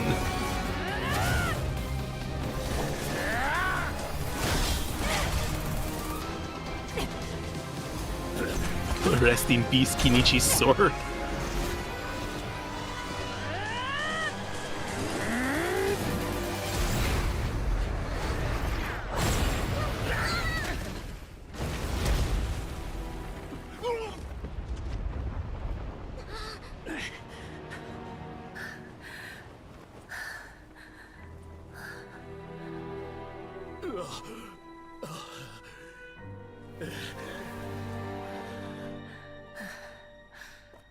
Yeah, no way this would no way this would have ended up in a draw.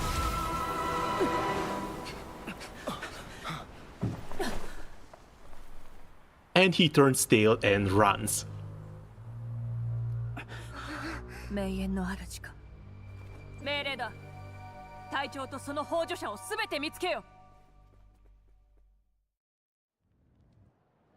Not even Capitano could hold a candle to her.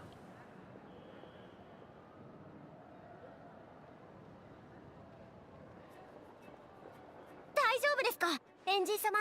Oh god, and we are still 6 weeks away. 6 weeks until she finally releases. This is torture. This is absolute torture. 彼はスネージダイヤの助行のために来たんでしょうか。でもなぜ500年前のことを。確かに彼はナタについてどれくらい知っているのでしょう。ファトゥスたちは神の心に対して共通の認識を持っているものの、各々に目的がある。Yeah, but as far as I know, Capitano is also one of the Canaria people. Like, he was there 500 years before when Celestia wiped out Canary and gave the Gnosi to the Archons. あの隊長も何らかの目的があるのだろう。とにかく相手が動き出した以上、当面の計画は一旦中止せざるを得ないでしょう。6 weeks, like mid-Guild 次 War? にまたファデュイが襲ってきたら太刀打ちできる者はいません。Oh god. Done. Yeah, no, I need my Excel document a second. もう時間がないのだ。 I don't think it's going to be mid-guild war though. Maybe after. 先ほどの戦いで最後に与えた If 傷 she は comes out しば after ら the く United 彼の足を fight, 引っ then 張る yeah, it's going to be 2-3 days of Genshin only basically. それと彼を助けたあの力は名園の主によるものだ。つまり内部に裏切り者がいるということですね。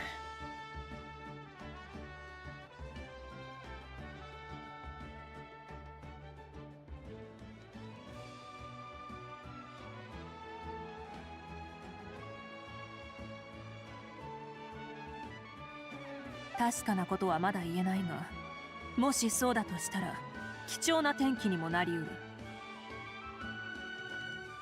最後の一撃を打ち込んだ瞬間、その体内に何か特別な存在を感じた。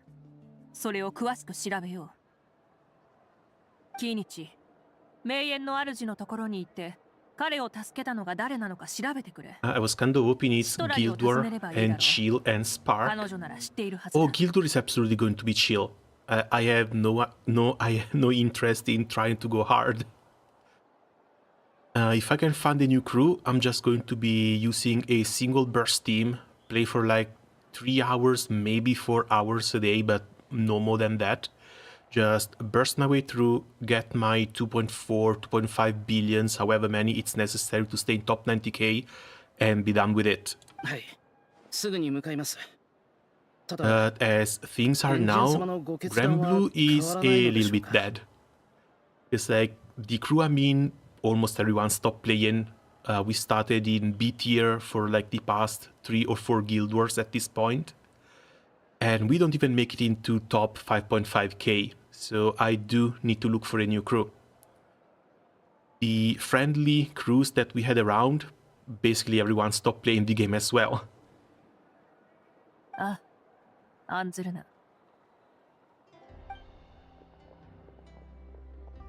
And playing Granblue basically completely alone feels a little bit bad. Like, what's the point of even farming if you don't really have anyone to play endgame content with? And endgame content is something that I still have not touched. Not Hexa, not Fa Zero. Even though I should have all the stuff required to get into them, especially when it comes to Dark. I got my triple Eternal Signature grid. I'm missing one Orologia weapon to have a complete Dark setup, but that's basically it.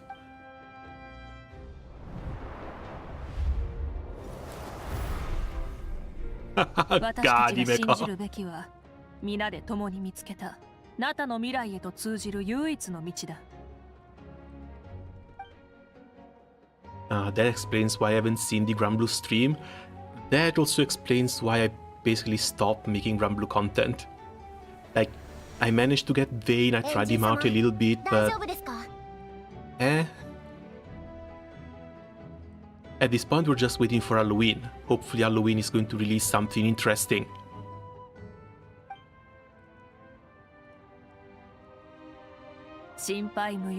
Oh, Himeko looks great. I got back just at the right time.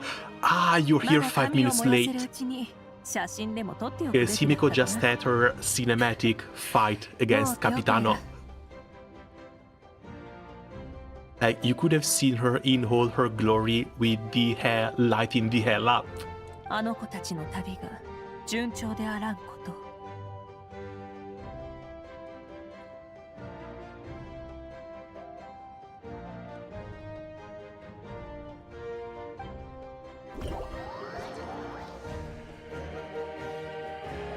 Well, see you in 5 minutes then. Alright, YouTube has this very nice rewind feature.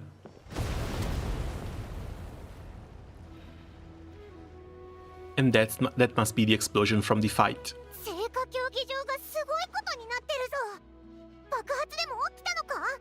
Maybe, but we don't have time to turn back. エンジン様が手を下されたみたいだ。相手もかなりの強者だったと伺える。どうすればいいんだ？今かエンジン様を信じよう。正面対決であの方が負けるとは到底想像できない。こっちの剣を片付けたらすぐに戻ろう。そうだな。じゃあ引き続き登るか。これ以上トラブルが起こらないといいんだけど。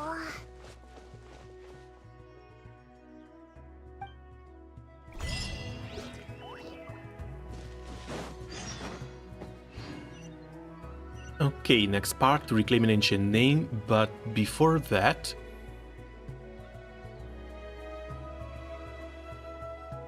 There we go. Let's see. To 5.3.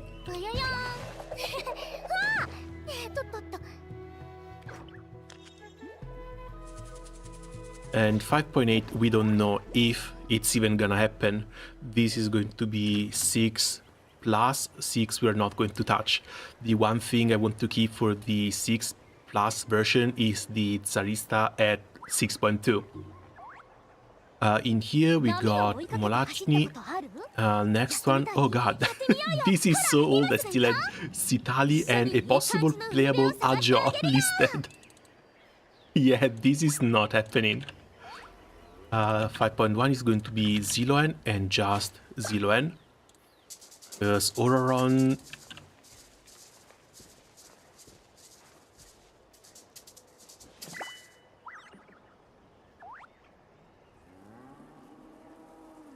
Hold on a second. Okay. Auroron, I think, has been confirmed being a 4-star. And it should be released in the banner after Xilonen comes out. 5.2, it's going to be Himeko. 5.3, Yansan, absolutely not released in 5.3. Same for Sitali. 5.3 is going to have Chaska. Oh wait, no, it's Chaska and Auroron.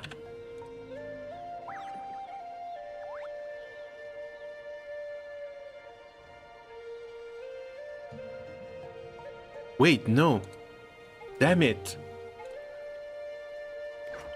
No, it's Himeko. Chaska and Auroron are coming out in 5.2. They're leaving Himeko down to 5.3. Oh, the bastards. But this also means that characters like Yansan and Sitali are going to be left to 5.4 and 5.5. Because they are releasing just one unit per patch.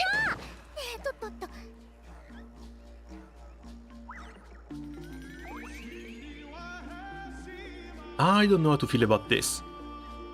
But yeah, if things continue like this, 5.3 should be January 1st. New year, new Archon, and it's coming out with Himeko.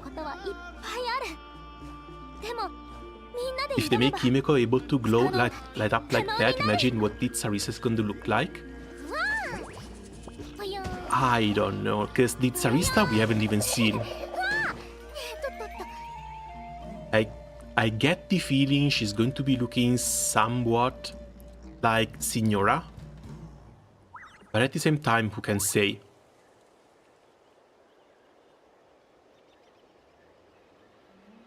So yeah, this looks a little bit better.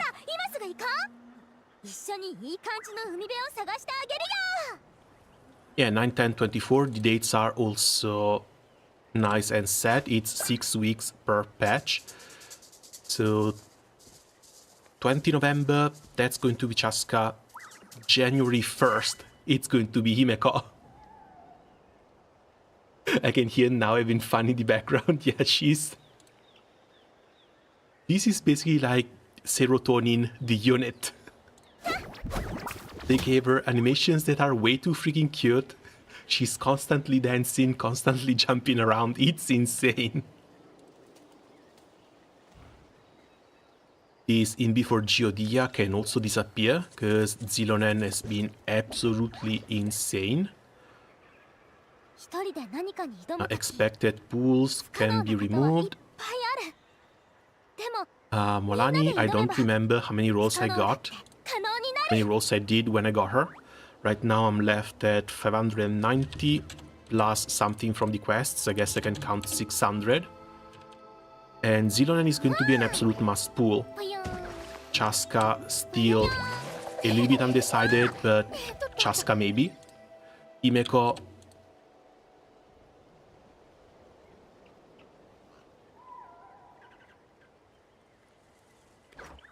absolutely no way I'm ever going to skip Himeko in any Hoyo game. That's another 160. Yansan, Sitali, these are all maybe units. Capitano is another skip, but this also leaves us with 5.7 and 5.8 before 6.0 rolls around.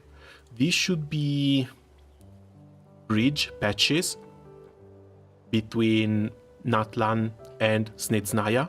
One of them should also be the summer patch with the usual summer event, either a Kali Island or something fun like that. But yeah, when it comes to Genshin at this point, I've got so many rolls saved up, it doesn't even matter how many units I want to build, how many units I want to pick. I could roll for literally everyone and still start the next version, get a new character, plus Sarisa, plus still be fine for... Jesus. And this is if I keep losing absolutely everything. Still, with the announcement for Chaska and Ororon coming out next, this means we are not going to see Himeko for a little bit longer. Which is very, very sad. Still, I want to see how she plays, because I'm not too sure if I'll be pulling for her. She should be an anemo damage dealer. I didn't get Zhao. I didn't get... what's his name? Scaramouche. So I have absolutely zero anemo damage dealers. Might pick her up, mostly because I have more than enough pools to do so, and at this point I'm just rolling for collection rather than meta. But we're going to have to wait for next year for Himeko. This hurts. This hurts really, really badly.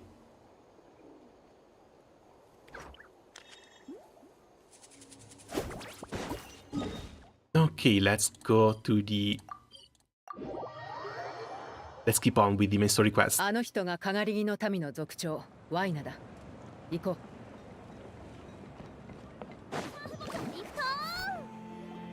Cinematic was great. She even started off with the orbital laser from her as an ammo.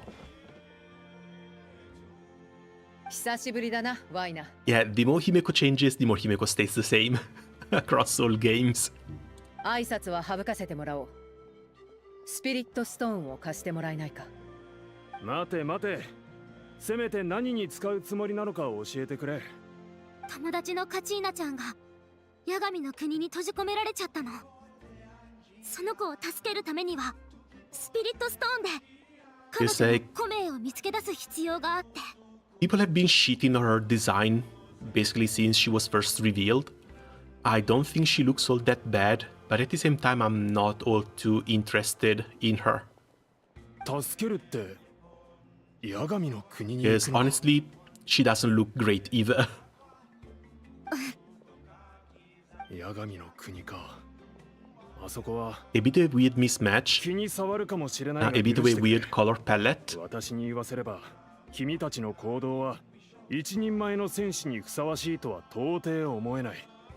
I think they tried going a little bit with the old chlorined design for her, but they kind of missed. And they missed by a long shot. 戦場では一瞬で状況が変わったりする。予想外の事態が起きるのも仕方がない。だが、悲劇が起きたのなら、それ以上の死傷者を出さないための手立てを講じるべきではないか。気遣ってくれてありがとう。でも、一人前の戦士になる代償として、the ad looks out of place with the rest. It looks over designed. 絶対に賛同できない。Yeah, that too. リスクは覚悟の上だよ。ま、そう言うと思ったよ。はあ、どうしたワイナー、普段と様子が違うぞ。Like dark red and purple, also not that great a combination. 冒険のない人生なんて不完全な人生だってのがお前の口癖じゃないか。気にしないでくれ。さすがに八神の国となると場所が場所なだけにな。ただ君たちの決意を確かめたかっただけさ。そこまで意志が固いのならこれ以上は止めない。ほら、スピリットスト Give ー her ン a は more darker tone and she looks like Oliver accidentally picking up a Bloodborne character. A darker tone as well as full pants. Because that half pant crap is a... 助かる。It doesn't make sense. お前ら、 We get it. You want your units to show skin. Either go full short shorts or go full pants and leave the belly open. This is horrible. This makes absolutely no sense. チャスカは名の知れた調停者で、どの部族も争い事が起きたら彼女に仲裁を依頼する。そうしているうちに自然と親しくなったのさ。それにチャスカには妹がいてね、クイクって子なんだけど、よくうちの部族に遊びに来ていろいろと手伝ってくれてるんだよ。妹がいるのか。ああ、機会があれば紹介しよう。さて、話を本題に戻そう。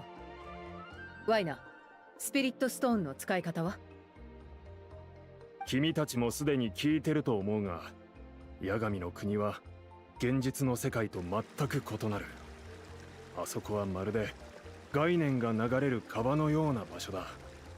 君たちが探そうとしている古名は川を泳ぐ魚だと考えればいい。で、スピリットストーンは川に浮かぶ漁船に当たる。だが船だけじゃ足りない。経験のある漁師が必要だ。私がその船を操縦したらダメなの？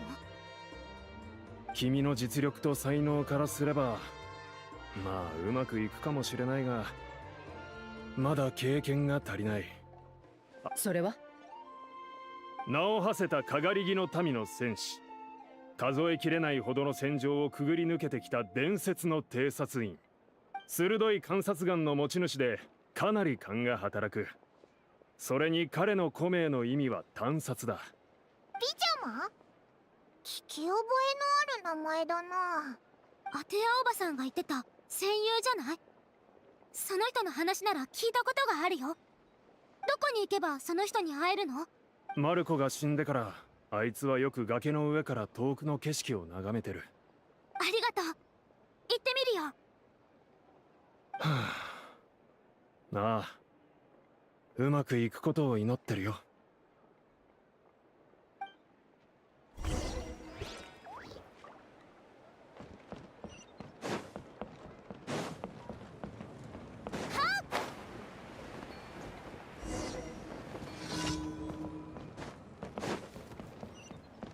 Hold on a second, where is this one? There should be a Pyroculus around this area. I'm afraid it's up there though.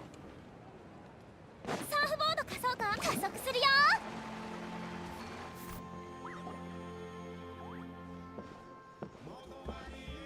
崖の上から景色を眺めてる人。はっ、いたぞ。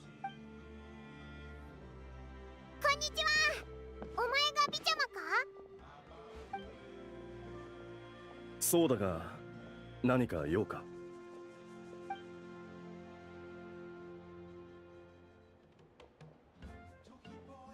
なんだと？じゃあ、八神の国に取り残されたその友人は生きて帰れる可能性があると？いや、八神の国じゃそういった類の奇跡だって起こり得るかもしれん。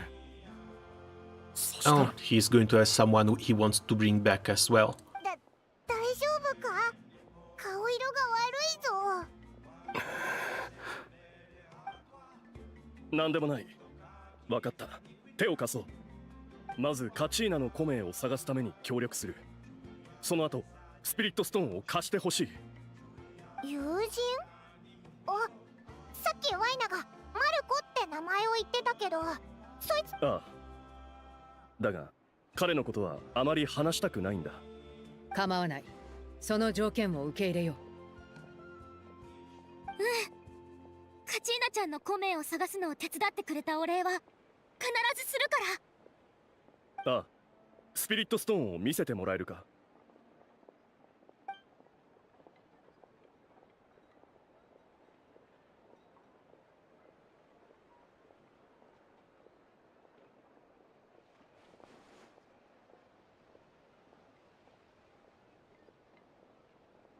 And? なるほど。大体分かった。アビスの教文の原理と少し似てる。八神の国と俺たちがいる世界をつなぐことができるようだ。一旦つながれば餌の匂いを追いかける魚のようにアビスが湧き出てくるだろう。集落内で使うことはできないな。おお、すごく詳しいんだな。詳しいとまでは言えないが、大体の使い方ぐらいならわかる。原理についてはさっぱりだがな。これを発明したのはシトラリって言ったか。俺はこれから郊外に行ってスピリットストーンの設置と調整を行う。その間お前たちにはある2つのものを用意してもらいたい。何が必要なの？すぐ買いに行ってくるよ。まずは鍵縄だ。集落の商人のところで簡単に手に入るだろう。網を編むのに使うから多めに用意してくれ。網？コメを捕獲するために使うってこと？でも実体のないコメを実体のある網でどうやってすくい上げるの？八神の国でも現実の世界の網に対応する概念を見つけることができる。わかりやすく言えば網の概念でコメの概念をすくい上げるんだ。なるほど。黒曜石を1つ、いや2つ用意してくれ。コメを現実の世界に持ち帰った後、黒曜石に保存する必要がある。And I guess this is also where we will meet Xilonen for the first time, since Xilonen should be the one etching these names into the 本来なら obsidian. 児玉のこのところで買う必要があるが、ちょうどそこの行商人がこちらに来てると聞いた。お、わかった。ではしばらく別行動だ。あそこに空き地があるだろう。物が揃ったらそこに来てくれ。そうだ、俺がスピリットストーンを独り占めしないよう見張りをつけなくてもいいのか？シャスカはどう思う？必要ない。確かに初対面ではあるが、ワイナが紹介してくれた人なら信頼できる。Because, yeah, like, from this shot, if she didn't have the blue down here, if she didn't have the purple and the horrible hat, she wouldn't even look that bad. I think the hat and the pants are the worst parts of her design. ありがとう。 But sadly, it's already been finalized, so there's no way they're going to change it. And even more sadly, the Genshin team refuses to make skins for their characters. Same thing goes for Star Rail. Because if you go to like Honkai Impact 3rd, like 1 version, 2 versions after a character is released, they get a new skin. They could do the same thing here too. I'm pretty sure it wouldn't cost them that much. And if they sell these skins for like $30 each, they're also going to make quite a lot of money off of them. She wants to be the watchmaker so bad. Just finished the Moscow theater run. Oh, how did it go? Did you manage to get 12 crystals? Sorry, 12 flowers. 私もちょっと気になった。とりあえず言われた通り鍵縄と黒曜石を用意しよう。カチーナちゃん、もう少し待ってて。Yeah, all flowers, but the beginning was rough. Oh, I don't doubt it. Mostly because you start with very few units, so trying to make a proper team out of them is basically nearly impossible.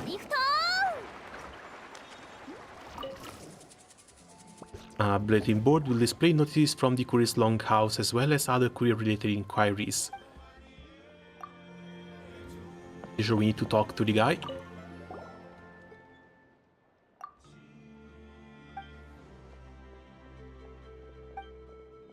You're not on job, focus on delivering things. If you're going down a slope, just keep going as you normally would.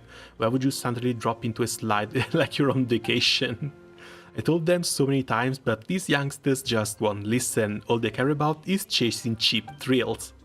I'll have to get someone to retrieve those packages. Who's free right now? We'll lend a hand.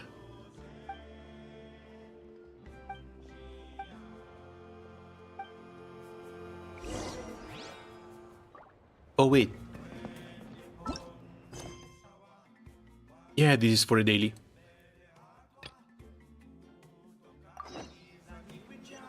Let's get back to the actual main story.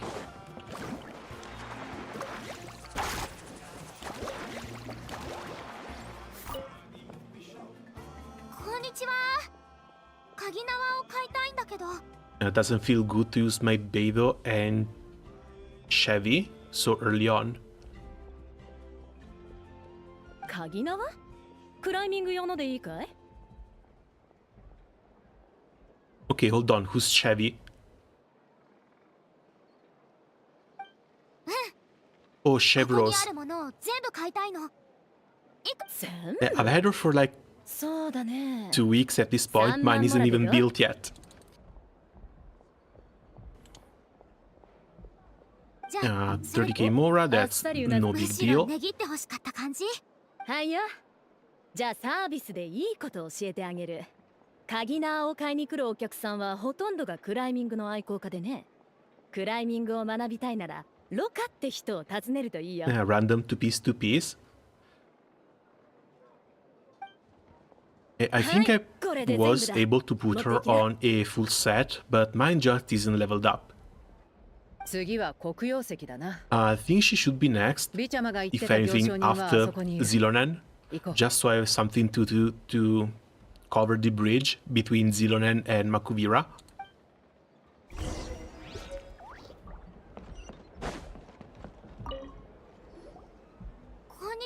But then we'll see, because we've gotten to the point where if I'm building new units, it's mostly just for the theater. You know, either it's the newly released interesting unit from the very same patch, or it's random stuff from the theater. And I don't even have that much stuff left to build for the theater.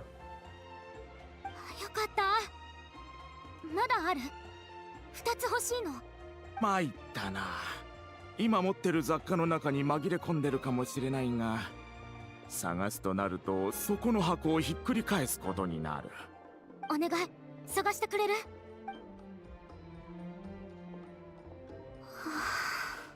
あまり気をもむな。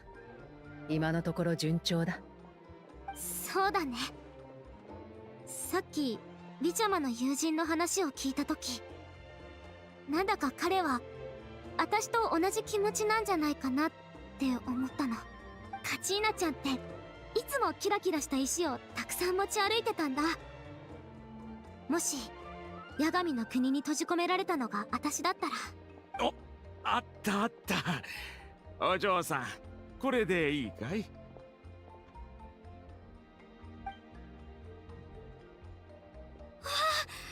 どうもありがとう。いくら？お前さんたちが来なけりゃ売れもしなかったもんだ。2つで3000モラにしてやるわい。さ、持ってきな。あいつはどうしてる？マルコがいなくなってからもう5年だ。そろそろ立ち直ってくれるといい。 This doesn't bode well. Kachina has been gone for a few days, which is why we might still be able to pick her up. If she's been gone for 5 years, and if the dissolution of the souls works the same way Makuvira explained before, then yeah, there might not be that much hope for her. ある日酒を飲んでたら偶然耳にしたんだ。戦闘が得意なマルコは数人の大男を片手で倒せるほどの手だれで、ビチャマは偵察と分析に長けてた。5年前またもや帰化聖夜の巡礼を勝ち抜いた2人は同じチームになった。しかし出発の前夜、かがり木の民がアビスの小規模な襲撃にあったんだ。それでどうなったんだ？同じチームのメンバーが訪ねてきて話し合った結果、彼を残して休養させることにした。ビチャマ自身も足を引きずりながら前線に出たところでチームの荷物になるだけだと考えたそうだ。だがその時に限ってアビスの魔物の数が予想をはるかに上回っていてな。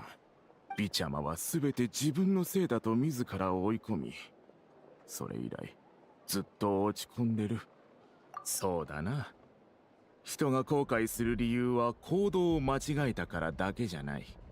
過去には戻れないから前を向くべきだと彼に言ったんだが、わしらはアビスのせいで多くの苦しみを強いられてきた。永遠に癒えようのない傷を背負って生きる人もいる。話はこの辺にしておこう。もし機会があればお前さんたちも励ましてやっておくれ。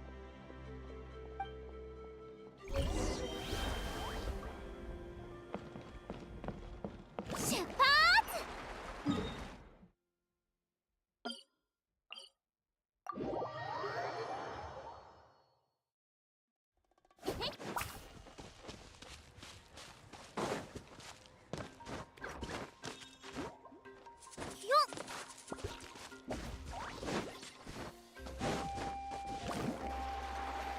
！Oh, don't tell me I have to climb this. I have to climb this. Probably faster if I put Kachina in here. またあなたから戦闘。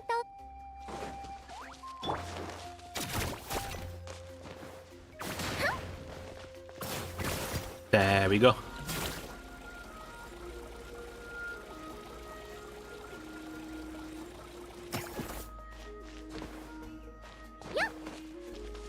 If theater is there to incentivize people to pull for these showcased units, they didn't do a good job. Because in a certain... Because I'm certain I won't pull for Chiori after this. Ningwen's constant break-in, overload, pushes enemy out of the doll range. Oh, that's bad. And yeah, Chiori's dolls don't even move now, do they?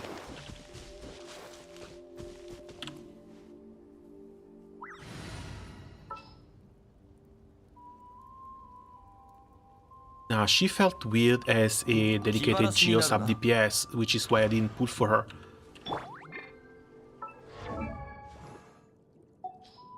But yeah, like at this point, it's like 29 characters up to level 90, a lot more up to level 80, and I still have a few more to build. Mainly, I want to try Tignari out, but he might be one of the few ones from down here. If Chaska turns out fine, I might want to build Faruzan as an animal buffer just for Chaska. And then there's Chevy. I might want to try Chevy in conjunction with Chlorinde for a nice gun team. So I still have my work cut out for me. Everyone else is probably going to stay at level 50 or level 60 though.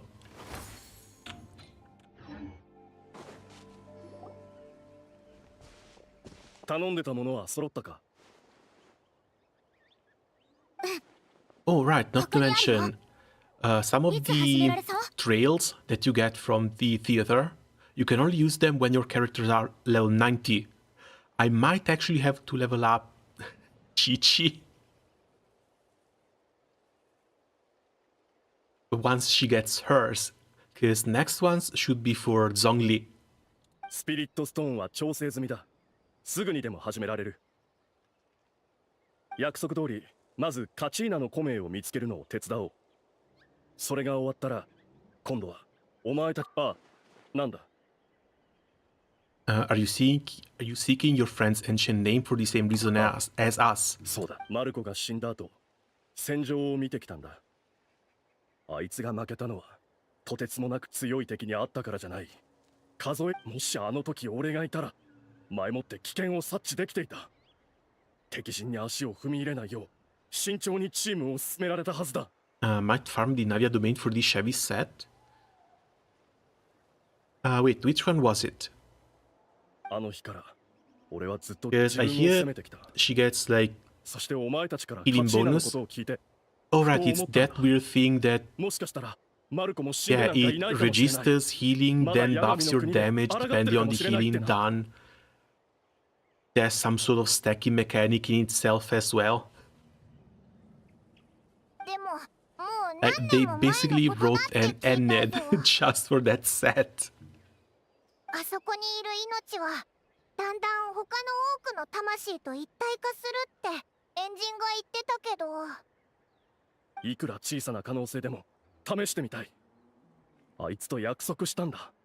アビスを相当できなくとも最後の瞬間まで共に戦おうってな。話はここまでにしよう。急がないといけないんだろう。概念としての古名を捜索してる間、周囲にかけらが散らばるかもしれない。そのかけらを集めてくれ。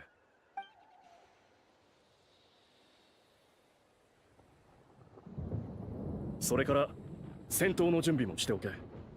さっきも言った通り、スピリットストーンによって現世とヤガミの国がつながればアビスの力が湧いてくる可能性がある。 Okay. あの金 And thankfully they didn't give us the かけらじゃないか。近づいてみようぜ。 trial Mulani. う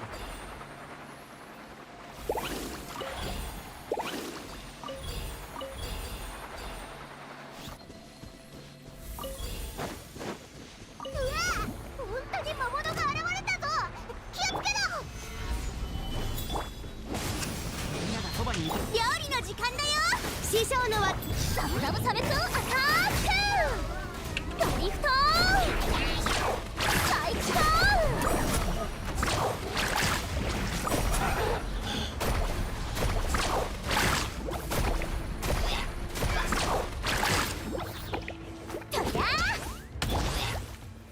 剣女盤石せえ。加速するよ。ビちゃま、 Okay, we're halfway done. もう少し待ってくれ。サーフボード貸そうか。 Oh, they disappear if you don't pick them up in time.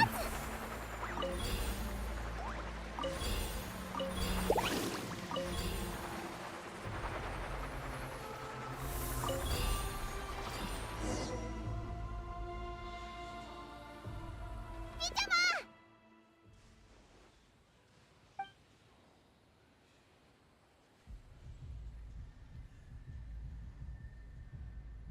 受け取れ、早く。 Okay, that's one. カチーナの古名を見つけた。待ってろマルコ、あともう少しだ。おかしい。アビスの力がどんどん強まってる。彼の体がアビスに侵されてる。ビちゃま、このままじゃ。この命は5年前に亡くなるはずだったもんだ。頼む、もう少し時間をくれ。ほんの少しでいいんだ。ありがとう。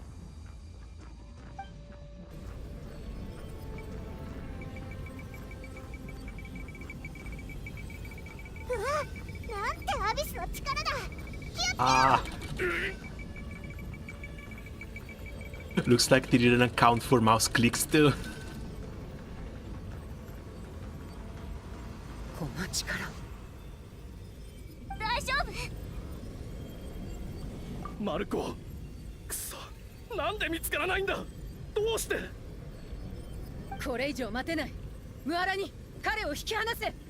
試したけどアビスの力がしつこく絡みついてて、まるで見えない鍵縄が彼とスピリットストーンを縛ってるみたい。仕方ない。スマンストラリ。避けろ。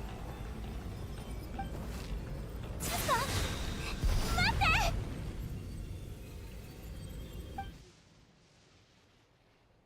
いったったった。何が起こったんだ。さ Yeah, she あの blew ま it ま放 up. っておけば暴走していただろう。他に止める方法もなかったから壊すしかなかった。 Now who's お going to 前たちは explain that 爆 to 発の衝 Sitali? 撃で吹き飛ばされたんだ。しばらくめまいがするだろうが、次からは何かやる前に一言言ってよね。避けろと言ったろ。もうそれでも間髪入れずに壊したじゃん。みんなが君みたいな瞬発力を持ってるわけじゃないんだよ。次から気をつける。にしてもカチーナちゃんのコメイが無事でよかった。あれ、ビちゃまは？ビちゃま、ビちゃま。結局マルコのコメイは見つからなかった。コメイが消えればそいつは永遠に帰ってこられない。こうなるだろうって最初から予想してたが、やっぱ手遅れだったか。あいつらが出発したあの瞬間からもう手遅れだったんだ。ビちゃま。彼はここ数年さまざまな慰めの言葉を耳にしてきたはずだ。お、ビちゃまの手の中で何か光ってるぞ。手？これは。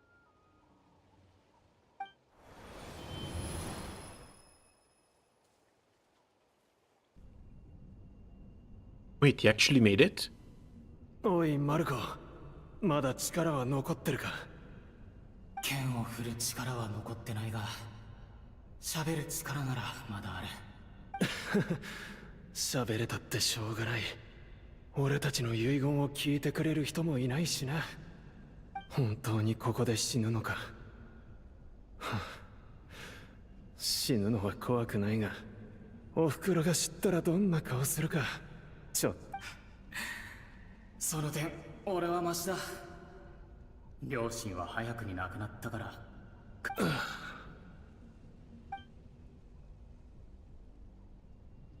ピサック。だめ。厄介事を人に押し付ける癖、いつになったら治るんだよ。俺たちの遺言を聞いてくれる人もいないか。ビーちゃま、君は来なくてよかった。悲しむ必要はない。俺の分までしっかり生きてくれ。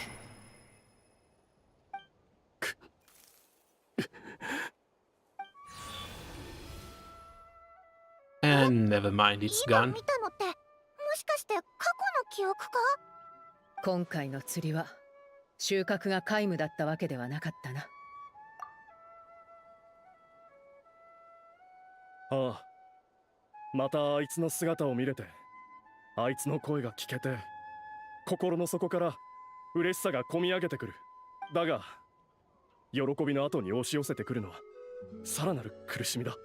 苦しみ？なんでだ？マルコはいつもそうだった。何の未練もないように振る舞ってたが、あいつの手はずっと震えてたし、かろうじて笑みを絞り出してた。あいつと共に戦えなかったことを俺はここ数年ずっと後悔していた。まさか命が尽きる瞬間、あいつも友のことを考えてたとは。ビちゃま。俺は大丈夫だ。族長のワイナは最初お前たちが八神の国へ向かうことに反対してたと聞いた。実は俺も迷ったんだ。コメイを探すことを手伝うのはつまりお前たちを死地に追いやることだからな。だが一方でお前たちの気持ちは痛いほど理解できた。罪悪感が心の中で膨らんでいけば、戦士にとって何よりも貴重な資質が奪われちまう。もし過去に戻れるなら俺は絶対に前線に行く。怪我をしていても俺にできることはあったはずだ。たとえ結末を変えられなくても、あいつと最後まで共に戦えただろう。今になってようやく分かったよ。一度機を逃したら取り返しのつかない重要な選択があるってことにな。だがお前たちはまだその選択の岐路に立ってる。俺と同じような悔いを残してほしくない。ありがとう。君の言葉のおかげでより決心が固まったよ。私はあの子を必ず見つける。だって約束したんだもん。ならよかった。なんだ、体が。ひとたびアビスが体内に入れば、その一部が臓器と同化してしまう。たとえ旅人の浄化能力をもってしても、アビスの影響を完全に取り除くことはできない。幸い、旅人のおかげでアビスの影響を抑えられてる。あといくつか処置を試してみるといい。例えば、呼吸の頻度を下げ、意識的に精神を鎮めるのも有効だ。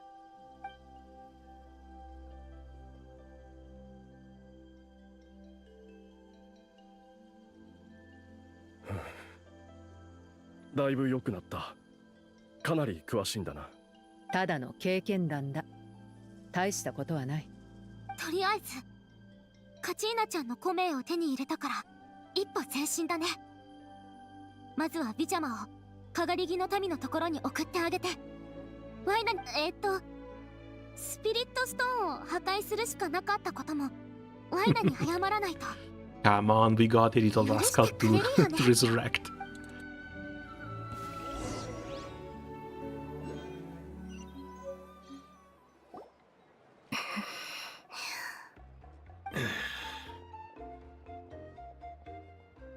なあクイク、そこに立たれると私もどうしたらいいか困るんだが。私が何を言おうとしてるかワイナおじさんも分かってるよね。君たち二人は本当に懲りないね。Wait. このおじさんはもうお手上げだよ。なあ、戻ってきた。クイク、なんでお前がここにいる？ That's her sister? 白を切るつもり？ That's her sister. 私がなんでここにいるかお姉ちゃんも分かってるでしょ。 Why is her design so much better?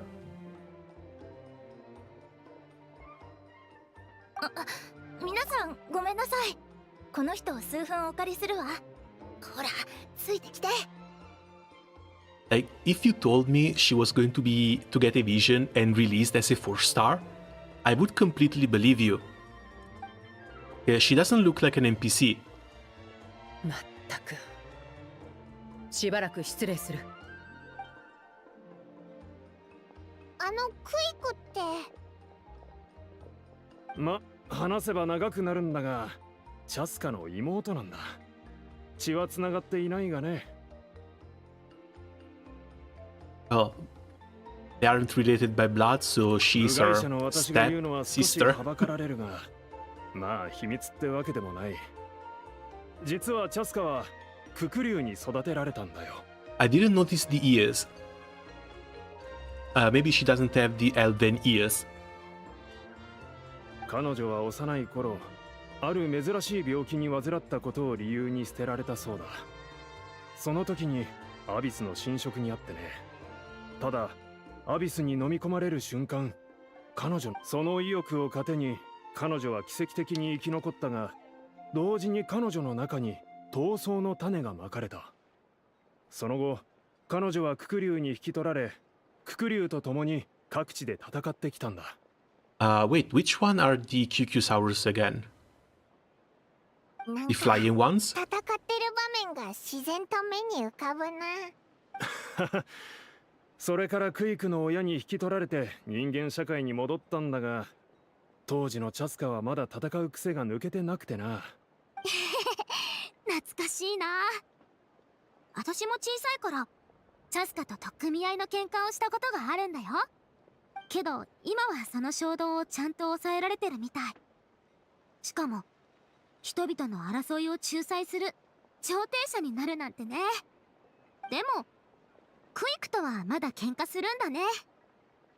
大きくなってからはもうしなくなったと思ってたけど。はあ、それに関しては私にも責任がある。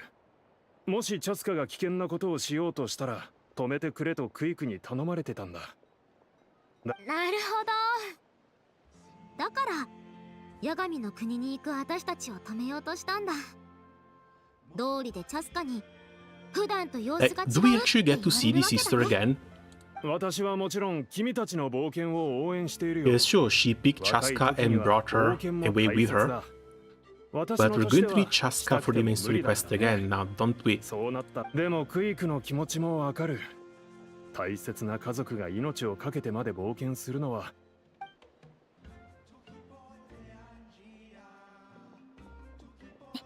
Okay, no, she definitely doesn't have the Elven ears.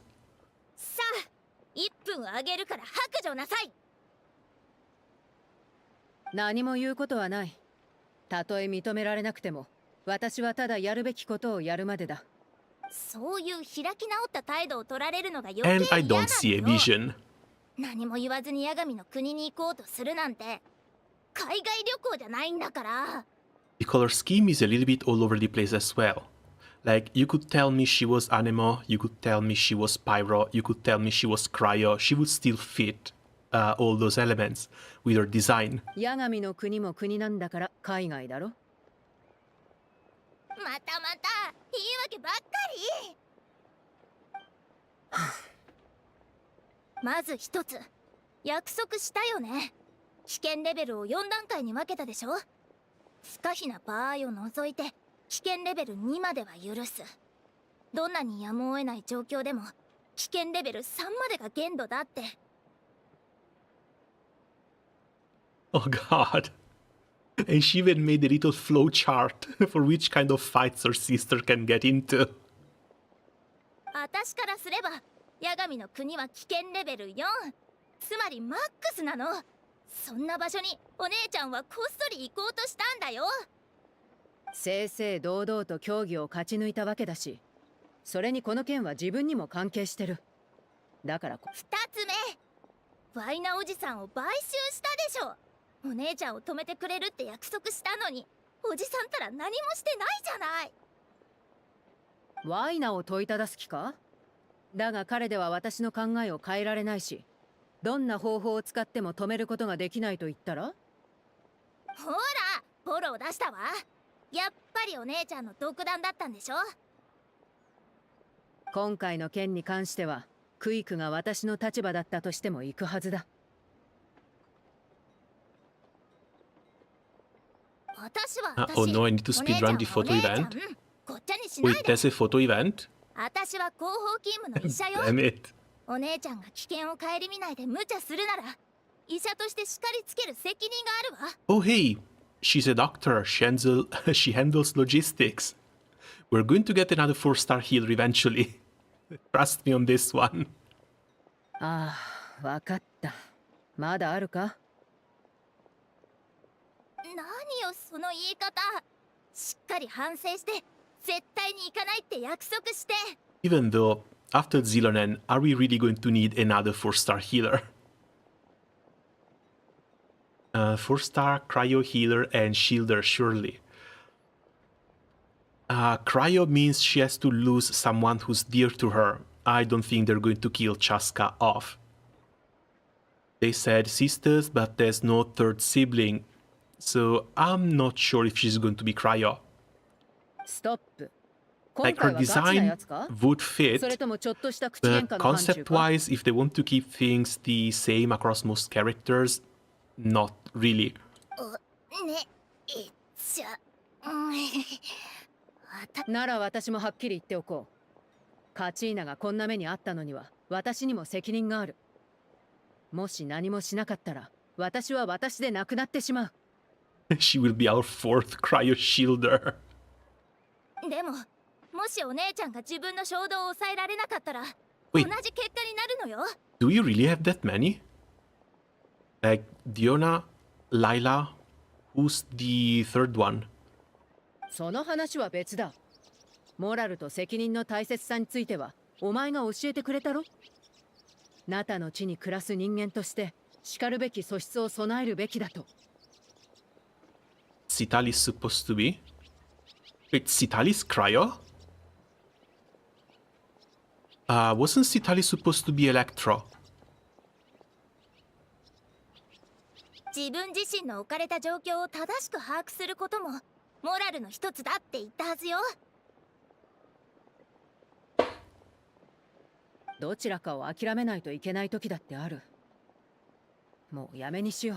Maybe I'm remembering wrong, but I seem to remember Citali was supposed to be Electra. Maybe I've confused her with Orolon, because Orolon 2 we didn't really know the element.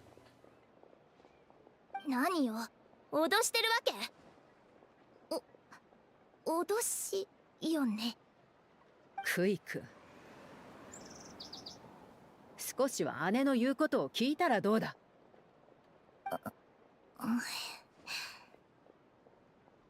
But yeah, no, if they want to make her playable, they need to spruce her up a little bit. The difference in quality between the two models is just staggering. Even if you just look at the textures on the lips and on the eyes. 妹なら私たちの凱旋を待っていてくれ。お姉ちゃん、しょうがないわね。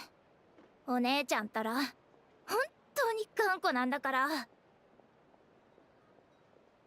Still, really glad to see that they're going out of their way to make NPCs that are a little bit more unique compared to the bog standard mass-produced ones.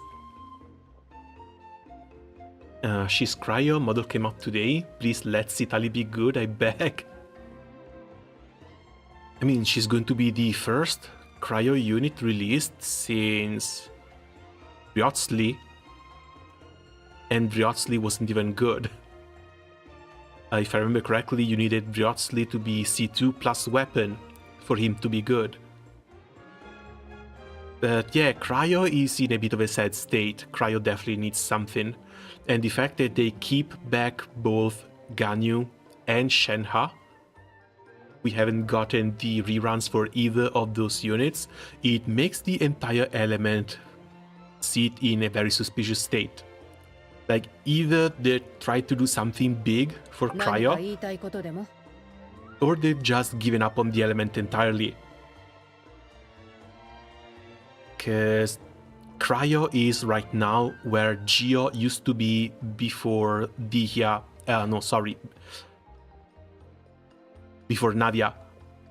君たち二人は血こそつながっていないが、本当に性格がそっくりだよ。そうか? Well, Nadia and now Xilonen. They're going to have one of the better damage dealers out there, as well as probably the best support in the entire game in a couple of days. 前にクイクにも同じことを言ったら、彼女もそうかなとさ、言うことまでそっくりときた。And yeah, you could argue all day that the permafrost is a bit of a lame mechanic. It doesn't make fights any interesting, as well as it just doesn't work on the bigger bosses. And if you go check the Abyss, we've basically gotten nothing but bosses. 部外者である私が言うのもなんだが、時間があるときには That we should be getting something at least to keep boosting cryo damage. 二人とも強い子だ。だが、強さは孤独に耐えられることを意味しているわけじゃない。The best Geo units are the Geo units that don't care much about Geo.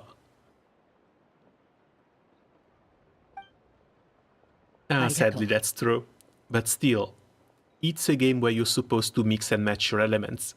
A mono Geo team, I think it kind of worked back when Itto was meta. 気にするな。That one fell off fairly hard. Because again, the entire game revolves around reactions. 儀式の道具だから、私のところで保管しといた方がいいとキーニチが言っていた。実は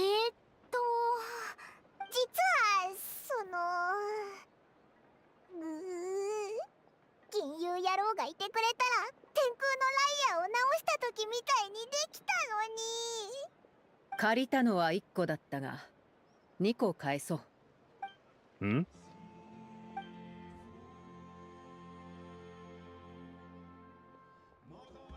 ？Maybe when Capitano releases, Cryo is going to be good? Yeah, but we don't even know if Capitano is going to be released throughout Natlan. There are rumors that Capitano won't be released until Snezhnaya comes out. And once Snezhnaya is out, we're going to have the Cryo Archon, So, if anything, Cryo should become good once the Cryo Archon finally releases. Unless they really make it a flop. But I don't think that's going to be the case. 後で私から彼女に説明しておこう。八神の国に着いたらくれぐれも気をつけてくれ。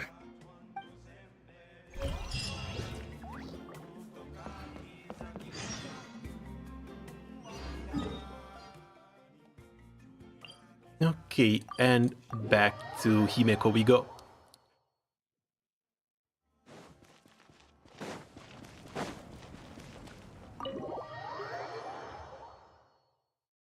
Hardest part of this entire game right now, trying to avoid calling Makuvira Himeko.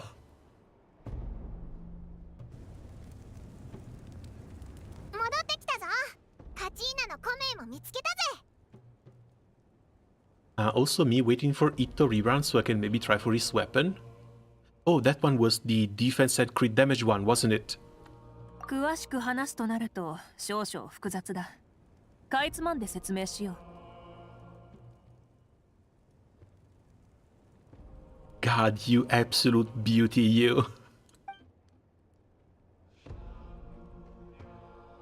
ファデュイか。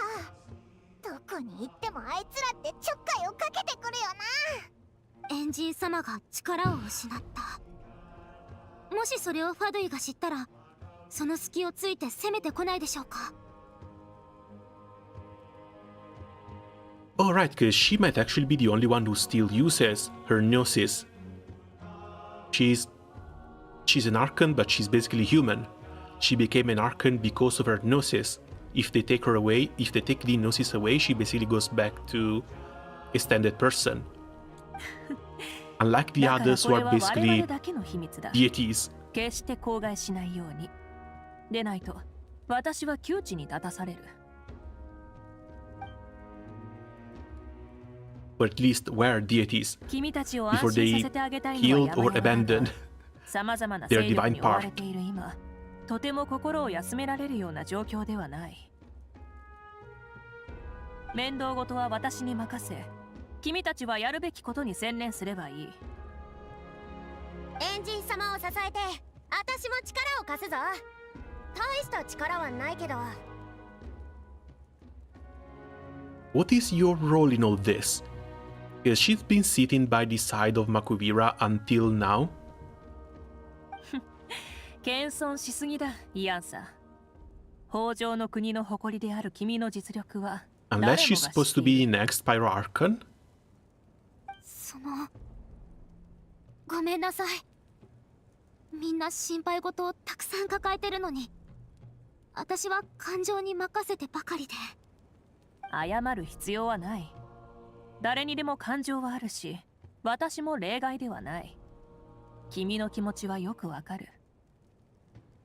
カチーナのコメを見つけたのなら、早速探しに行くとしよう。さあ、ついてきてくれ。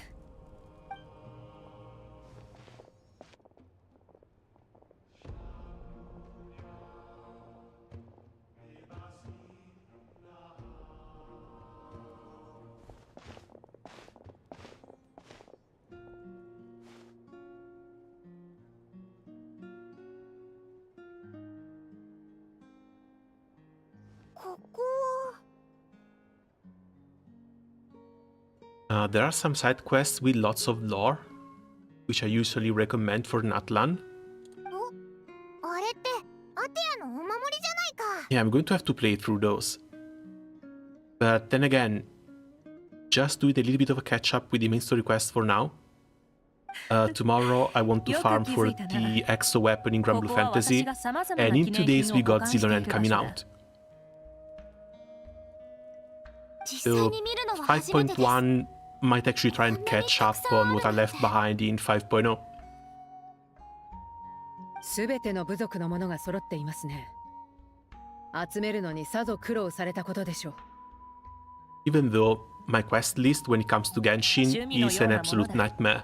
I started going a little bit lighter on the game basically ever since Dihya came out. 物は記録を残す And の I に優 think れ I た still 媒 have 体だ。 quests and character 人の脳よ quests りよほど left 頼り over になる。 since then. 私はこれから儀式の準備をしなければならない。準備が整うまで自由に見学していてくれ。もし興味をそそられる品があれば、その歴史を聞かせてあげよう。じゃ、遠慮なく見学させてもらうぜ。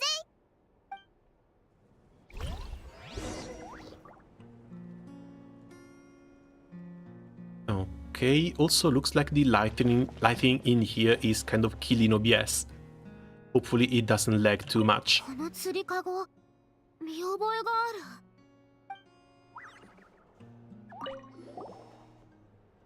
釣り竿まであるぞ。これはきっと流線の収納だろ。 Everything dark. She just stands out completely in the background. ああ、その釣り具一式はマタバルという伝説の漁師から預かったものだ。彼とは酒場で知り合ってな。巨大な魚を追うために緻密な計画を立てていると言っていた。当時、私はその目に戦意と渇望を見た。彼にとって海は名誉をかけた戦場だったのだろう。それで、そいつの計画は成功したのか？再び会った時、彼はひどい怪我を負っていた。その魚がアビスに侵食されていたんだ。獲物を仕留めはしたものの重傷を負ってしまい、彼は二度と海に出られなくなった。マタバルに聞かれたことがある。エンジン様、取った魚を持ち帰れなかった漁師は戦いに勝ったと言えるでしょうか。勝ったとオイラは思うぞ。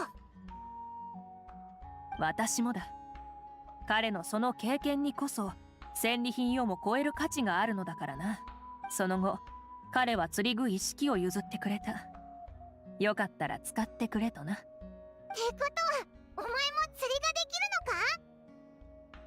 るのか？機会があれば腕比べしてもいいぞ。こ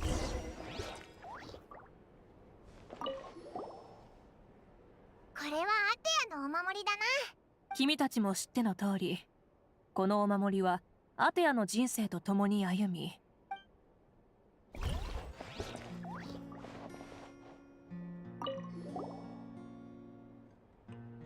いろんな容器と薬があるぞ。 Oh, this might be from Sitali's tribe. それは名園の主の儀式で使われる道具で、八神の国、そして大霊との意思疎通を強めるためのものだ。イエマヤはその分野の専門家で、私にいろいろと関連する知識を教えてくれた。ただ、彼女の弟子がこれら伝統的な容器を受け継ぐのを拒んだらしい。それで仕方なく私にくれたんだ。容器の中身はそれほど特別でもないが、ああ、真ん中の大きな容器は別だ。それは彼女が私のために送ってくれたものでな。おお、きっとすごいものなんだな。なんだ？ブドウジュースだ。Wine? 全然すごくないな。そろそろ品質が落ち始めている頃かもしれないが、実に美味だぞ。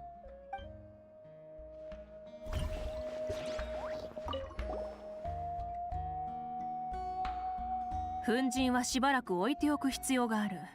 もう少し待っていてくれ。さて、一通り見た感想はどうだ？ナタの文化をより感じられただろうか。おう、どの記念品にも物語があるんだな。こうして見ると、ナタって本当にいろんなことを経験してきたみたいだ。お守りを見るとアテアの言葉を思い出すし、お前にとってここにあるものはどれも特別な思い出を呼び起こしてくれるものなんだろ？ああ、そうだ。そしてこれら記念品の役割は各部族に伝わる古名と似ている。我々に時間の真の姿を見せてくれるのだ。時間の姿？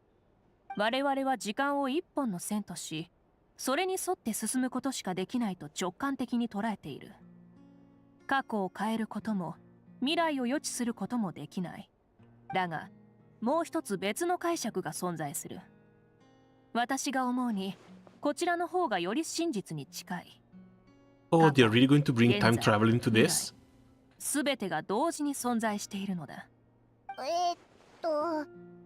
同時に存在？何言ってるんだ？言い方を変えよう。君たちが旅の終点にたどり着いたとき、どの国での経験が最も重要だったと思うだろうか。 Please don't bring time travel into this. We went through a little bit of it, or at least something akin to time travel back in the Nahida story quest. But time was just frozen and constantly repeating back then. Also, I think we were unconscious and dreaming. そう。終点にたどり着いても、旅で経験したことは消えない。ただ君たちの経験や見聞に変わっただけだ。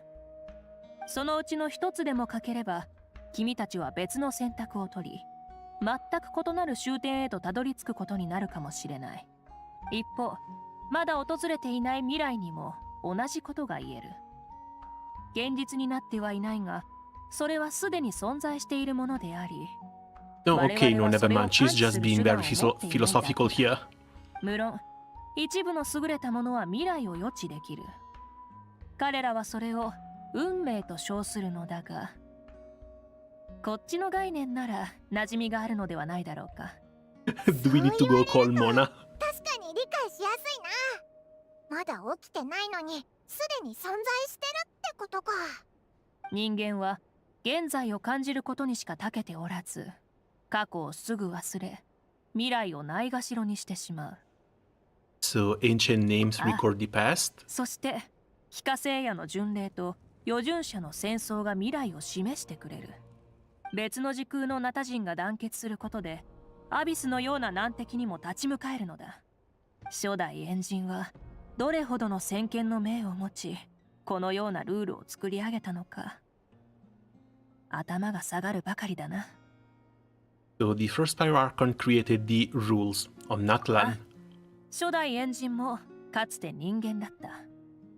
大きな力こそ持ち合わせていなかったが、カムクラを利用することで天空から力を借り受け、ナタのルールを作った。Okay, hold on. Why are you calling it Ronova when this should be the Gnosis, right?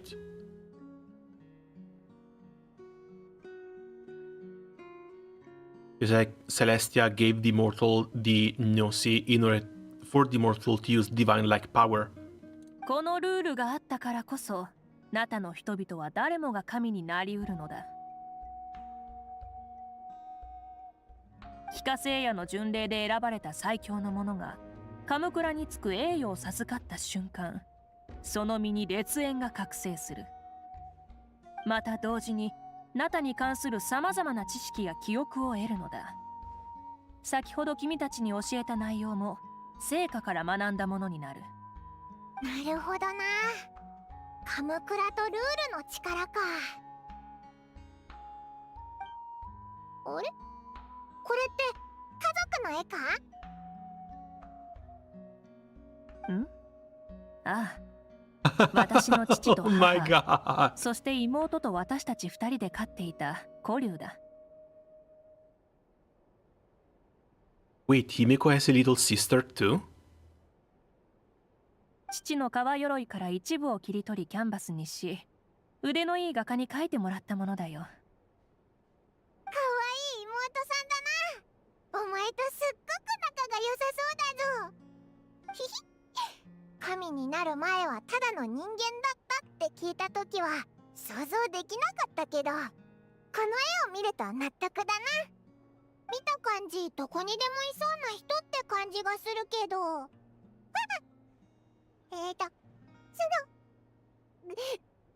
I mean, she still faced all the trials. She came out as the strongest person in Natlan and she ascended to Archonhood, so there had to be something special about her. She might have looked normal, but at the same time, that's one hell of a slip. 今さら聞いたところで手遅れだぞ。ごめん。ちゃい口が滑って。冗談だ。このくらいのことで怒るわけがないだろ。他人にどう評されようと、これは私の過去だ。私にとってかけがえのない宝であり、いつ何時も誇りに思っている。人が神になろうと家族とのつながりを断つことはない。ただまあ忙しさのあまり避ける時間が減るのは事実だが、父は肉を煮込んだ料理が得意でな。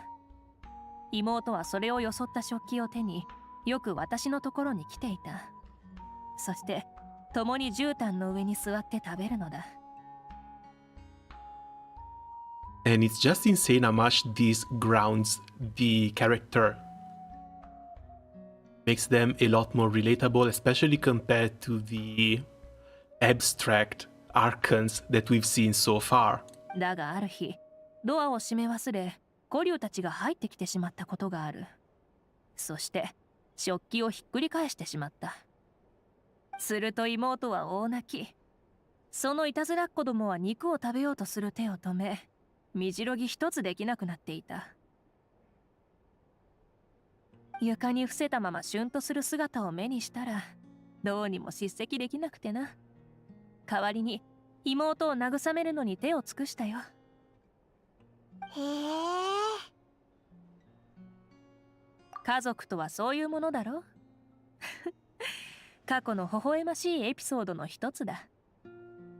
こういった経験をしてきたからこそ、ナタを守るとは一体何を守ることなのかをひとときも忘れずにいられる。それからどうなったんだ？この絵って結構年季が入ってるし、妹さんはもう大人になってるんだろ？確か建築家と芸術家になったはずだ。数多くの建築物を手掛け、さまざまな芸術作品を生み出したと。その話はまたの機会としよう。粉塵の準備が整った。そろそろ始められる。イアンサ、ムアラニ、チャスカ、来てくれ。5名を置いたらすぐに始めよう。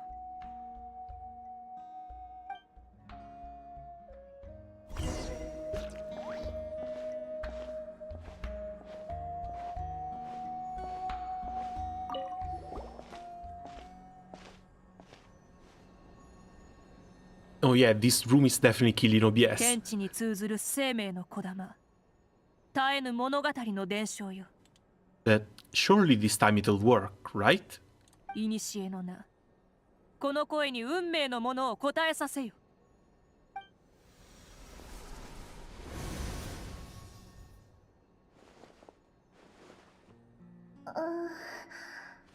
また喧嘩か。That's only half of Kachina. Where's the rest? カチーナちゃん、大丈夫？見間違いじゃないよね。これってまたアビスが見せてる幻？落ち着いて、カチーナちゃん。本物だよ。君を連れ戻そうとしてるの。モアラニちゃん、旅人さん、パイモンちゃん、それにみんな。あのね、ヤガミの国をずっと調べてて分かったの。何もかも大霊がアビスの影響を受けたのが原因だって。大霊なら私を元の場所に戻してくれると思った。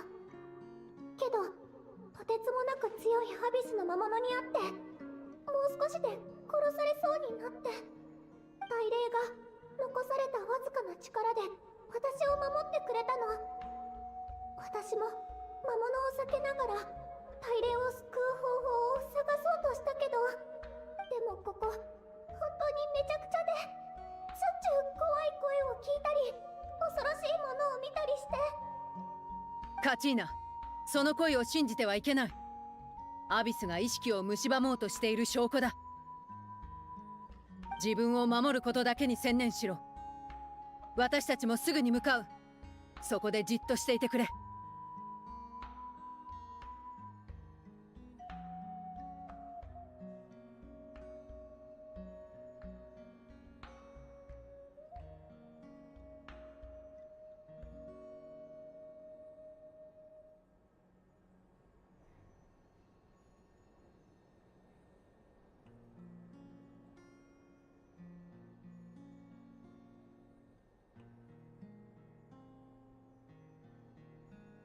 Okay, sorry for the short interruption. We're back. 大丈夫だよ。みんなと話せてだいぶ落ち着いたから心配しないで。私弱いし存在感薄いし忘れられて見捨てられても仕方ないのに。Oh, poor little し thing. てくれてありがとう。 No, shut the hell up. We're diving headfirst into the abyss to take you back. でも帰る方法は自分で探すよ。私カチーナちゃんはいつもそう強がらなくていいんだよ。私たちは絶対に助けに行くから。アビスに何を吹き込まれたか知らないけどこれだけははっきり言える。余順者の戦争を勝ち抜いた君は間違いなくナタの英雄なの。英雄として喝采を浴びるためにも私たちが迎えに行くのをおとなしく待ってて。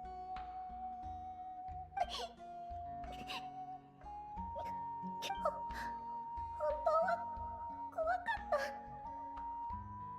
暗くて不気味で早く帰りたいよ。でもやっぱりみんなを危険な目に遭わせたくない。また私が足を引っ張ることになっちゃう。いつも私たちのことを信じてくれてるでしょ。今回も同じ。ただ私たちを信じてくれればいい。我々は一人で戦ったりしない。そうそう、ここまで来て諦めるわけにはいかないぞ。リカと気をつけて。通信はここまでか。さて次がこたびの救助において最も危険な段階だ。八神の国に通ずる入り口はアビスが侵入してきた際に残したものだ。たとえ接触時間がわずかでも汚染されかねない。はい、心の準備はもうできています。ああ、成功を祈っている。それとクイックに連絡しここで待機してもらおう。アビスの侵食を処置することに関して彼女は経験豊富だからな。But how? Because Lumine can deal with that because she's an otherworlder. She can probably use most of the types of elemental powers that are currently going on in Tevet, with the Abyss power being part of that. Chuchu should be just a standard human. その顔を見るにまた喧嘩をし Is た the の Net か。 Kingdom supposed to be Purgatory or Inferno? From the way they talk about it, I think it's supposed to be Inferno. 心が痛いです。またあいつに迷惑をかけることになるなんて。エンジン様、私も同行させてください。人が多いに越したことはないはずです。みんな Because Purgatory is just a place of stasis. It's basically a waiting room. You go there, nothing really changes. You just sit there either for eternity or until you're pulled up or dragged down. 私は今力を失っている。 Here we're talking about a place filled with monsters, place that こ can こで八 corrupt 神の you, 国の変化を観測することは可 and 能 that's だ。 also trying to invade reality in order to destroy it, so more likely hell than anything else. イアンサ、万が一自分の力ではどうにもならない状況に遭遇したときは。そんなことにはなりません。あ、それを願おう。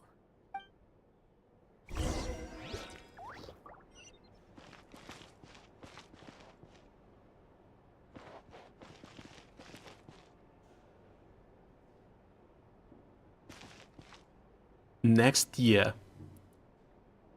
I cannot believe we're going to have to wait until next year for her. The wait would be killing me if it was 6 weeks. If she would just come out right after Xilonen. But knowing that she's going to be coming out in January, that's a pretty big nail in this coffin. It hurts so damn much. Okay, let's go to the underground ruins and let's go get our little rat back.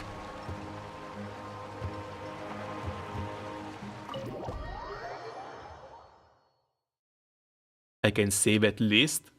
Well, yeah, if you have few rolls, if you are a free-to-play player, then yeah, more time to save. But again, for me, the sooner she comes out, the better.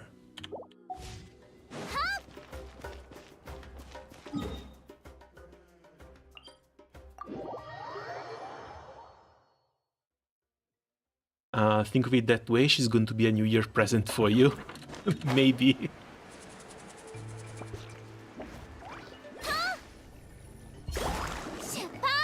But yeah, no, she's the one character I'm the most excited about for the entirety of Natlan. The others look okay, some of them are fun, but the one I really cannot wait until she comes out is just Makuvira. I think we should be fine like this. Suggested elements were just Pyro and Hydro. Hopefully they're not going to have Hydro Elementals in here.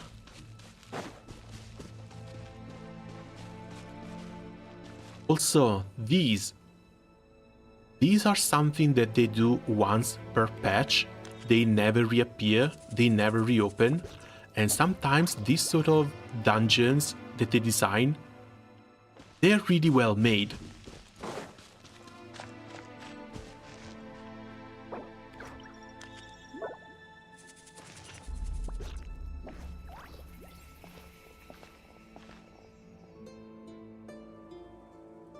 Oh hey, there's chests in here too. 中の地下ってこんな感じなのか。オイラが想像してたのとだいぶ違うな。Like, they've had one event in which you actually had to run around multiple rooms to kill enemies. That was the labyrinth in Inazuma, and that is something that never came back. That one was pretty fun. And since the fights were not just compounded to a single room, it was not a circular room challenge, you still had to run around from room to room. It was a little bit more fun than just the full instance things. ナタは竜に支配され高度な文明を生み出していたからだろ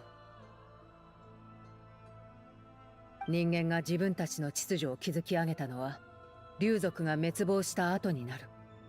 つまりここは竜の遺跡ってことか？ I don't think she's talking about the Saurians. I think she means actual dragons. それってつまり元祖の竜王みたいな存在ってことだよな。そいつらが高度な文明を持ってたのか？うん。でもあまりに昔のことだから参考になる記録が少ないんだ。ここの装置の使い方も知ってる人はほとんどいない。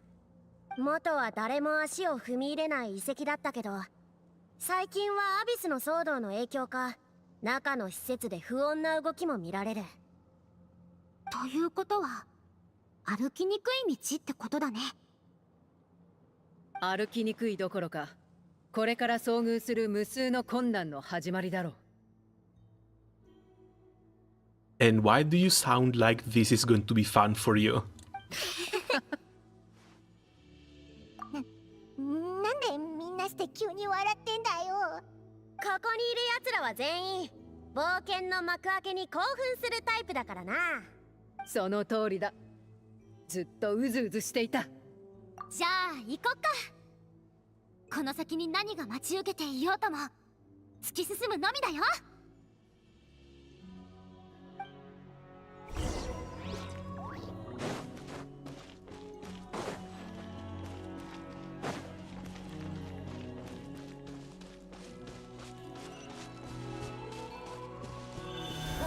道が途切れてるぞ。どうすればいいんだ？プロのトレーナーとしてアドバイスしてやるぞ、パイモン。ズバリトレーニング不足だ。トレーナー？お前って北条だよな。それも間違いじゃないが、本業はスポーツトレーナーなんだ。私はナタで流行ってる大抵のスポーツの指導ができる。それもかなり専門的 Okay, な no, I'm not missing anything, トレ and ー there's ニング nothing 項目 below. のアドバイスだけじゃなく、体作りの食事管理もバッチシだぞ。ああ、糖分。あれ、あいつらどっかで見たことあるような。これまで何度も戦ってきた相手だ。手加減はしなくていい。 Okay, it's just some dish shots. 燃えろ。へっ、全力コップ。はっ、グオパー。来たよ。最高。 2 hits. That was quick.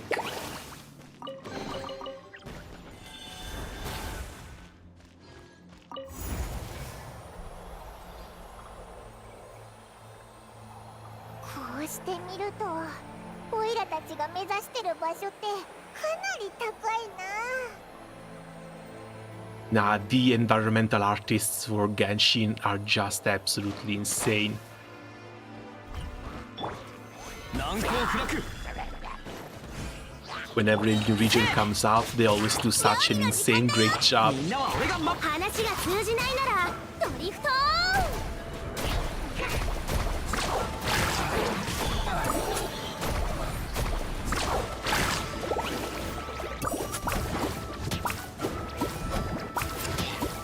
注目、君にそっちあれ。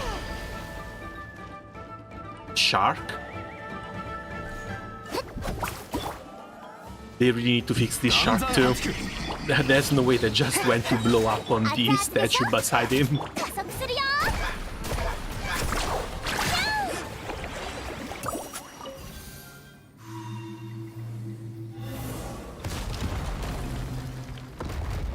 Oh, cool. The eyes of the dragon light up before the door opens.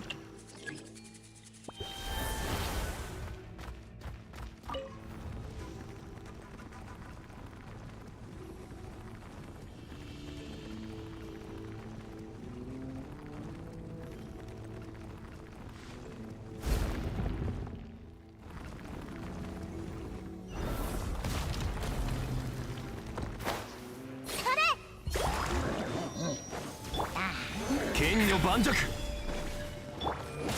よし、全力コーク。はっ、料理の時間だ。はいはい。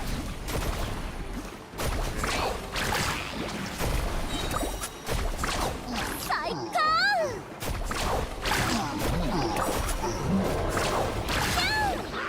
天理チョーク。難攻不落。燃えろ。みんなは俺。師匠の技を食らいなさい。 How about no?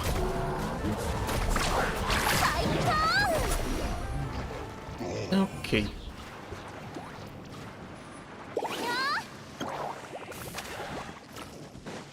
Chest number 2.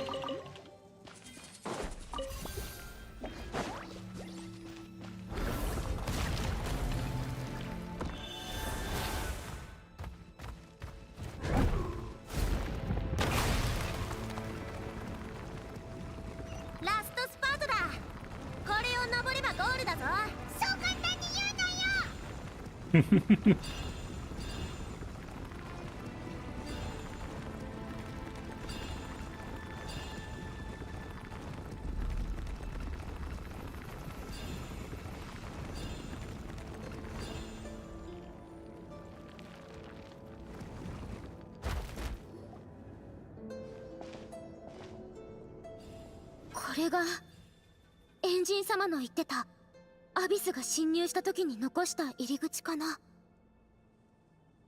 And yeah, at this point we are all too familiar with these dimensional fissures.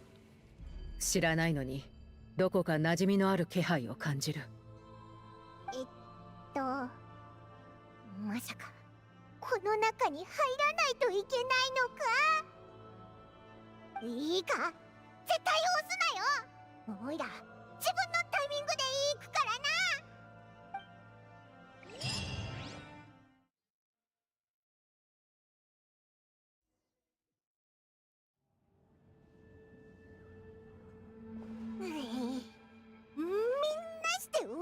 しがみついて重かったぞ。 What a little crybaby. どうやら無事に着いたみたいだね。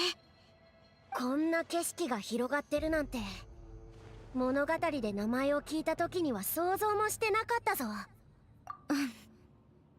Wait, these stories? So they weren't actually fighting in this area? カチーナちゃんは閉じ込められちゃったんだろうね。ここでは現実世界の常識など通用しない。どんなことでも起こりうる。それより一番心配なのは戻る方法だぞ。空にある裂け目と地面に降り注ぐ光が見えるか？地面の光と空の裂け目。うわっとおいらたちあんな高いところから落ちてきたのか？常識が通用しないとはこういうことだ。あれだけ高いところから落ちても衝撃は全くなかっただろ。元の世界に戻りたい場合、再びあの入り口まで行く必要はない。この光の下に立ち、心の中で念じれば大丈夫だ。Okay, so we go grab Kachina and we rush back here. それだけでいいのか？ Don't try it now, don't try to run away. そんなつもりないぞ。おいらじゃあカチーナちゃんを見つけたらここに連れてくればいいってことだね。あ、 And the faster we go, the 現 better. 実世界から差し込んできてる。この場所見たところ地形が複雑だし視界も悪そうだぞ。しかもあちこちに浮かんでるあの黒いやつ、どう見ても友好的じゃないぞ。 Wait, are these actual souls? あれはアビスの力だ。気をつけた方がいい。幽霊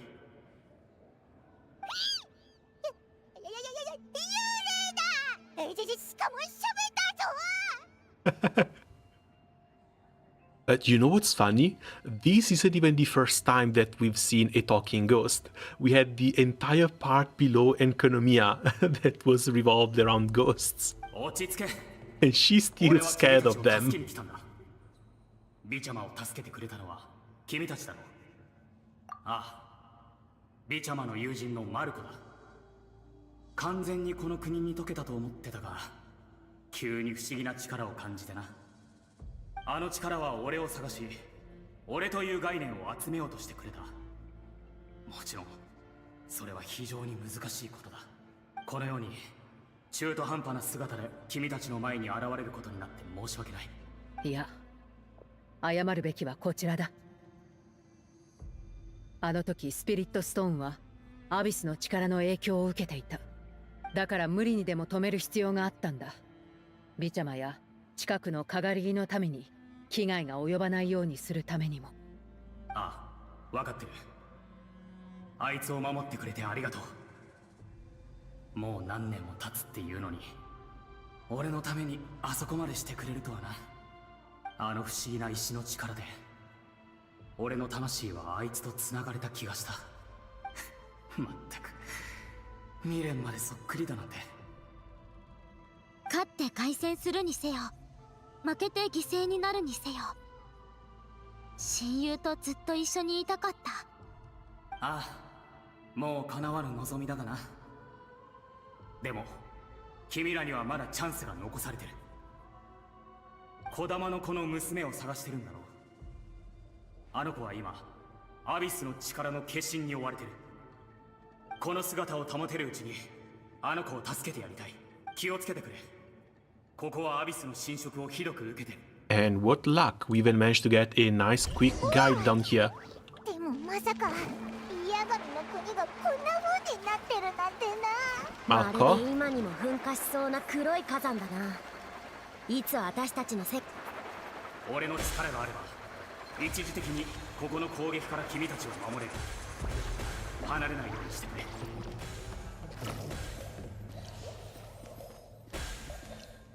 Yeah, I guess it makes sense that he's designed for walking characters. Not designed to run at the same speed as the surfboard.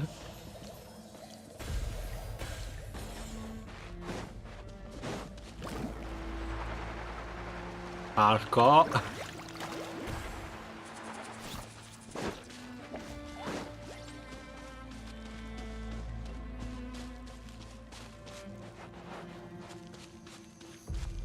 た魔物か。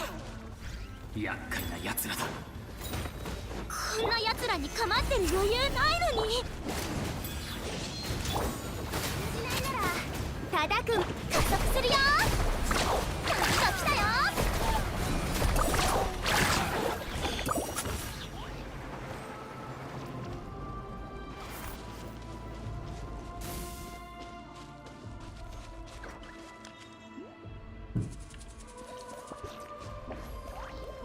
But here's the thing, we've seen something similar back in the Abyssal Spire. I don't even remember the patch, to be honest. 前が見えなくなっちゃったぞ。ここは迷いやすいんだ。でも大丈夫。俺の後ろをしっかりついてくれ。Where was it?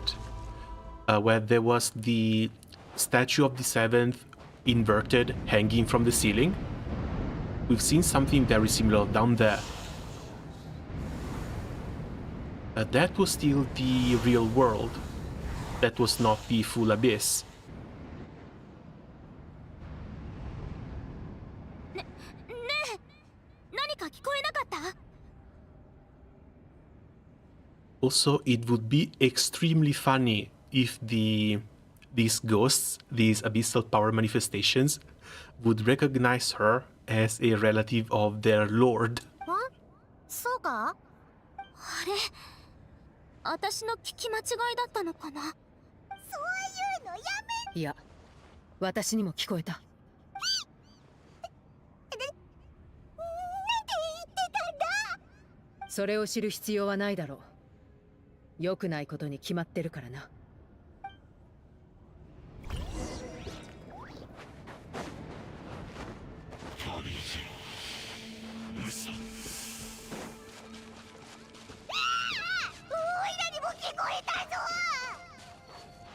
早く行こうぜ。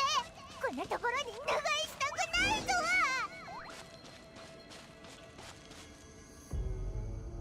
Oh, finally.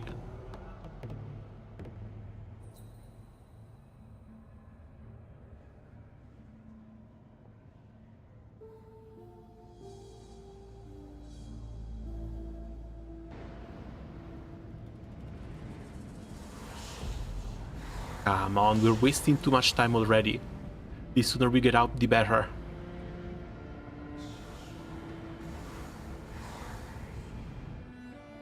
Unless she's hallucinating and she sees us as the apparitions. モアラニちゃん、みんな、よかった。さあ、まずは魔物たちを片付けちゃおう。私も戦う。天道、ここにあり。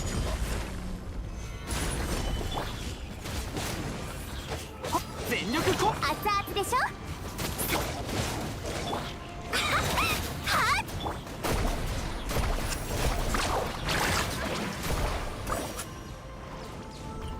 Okay, that's it. よかった。みんな来てくれて。ありがとう。アビスの魔物がどこからともなく湧いてくるから何度も捕まりそうになって、でも大霊が私の気配を隠してくれたの。カチーナちゃん、よく頑張ったね。怪我もしてないみたいだし、本当によかった。これからどうする？今すぐ帰るか？お願いがあるの。一緒に大霊の様子を見に行ってもらえないかな。Isn't this even more dangerous? Because the more time we spend down here, the higher the chances of corruption gets.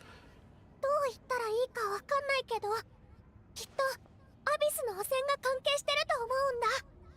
今の状況を見るに、エンジン様の推測は裏付けられたと考えて良さそうだな。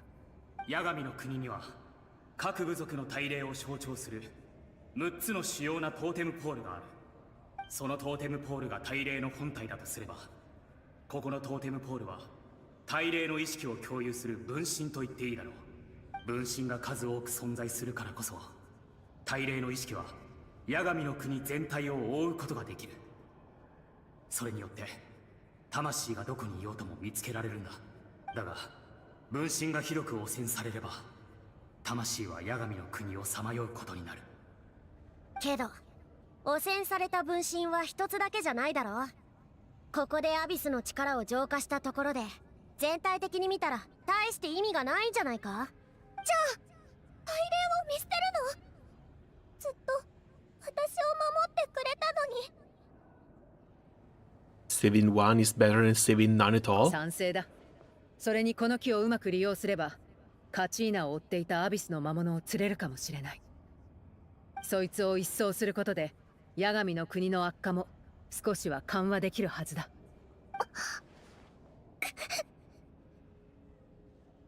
どうしたのカチーナちゃん。大丈夫。ちょっと She's scared. Poor thing. また声が聞こえたんだ。頭の中で大霊のことは放っておいてさっさと帰れって。やっぱり帰るか。カチーナはここにだいぶ長くいるわけだし。大丈夫。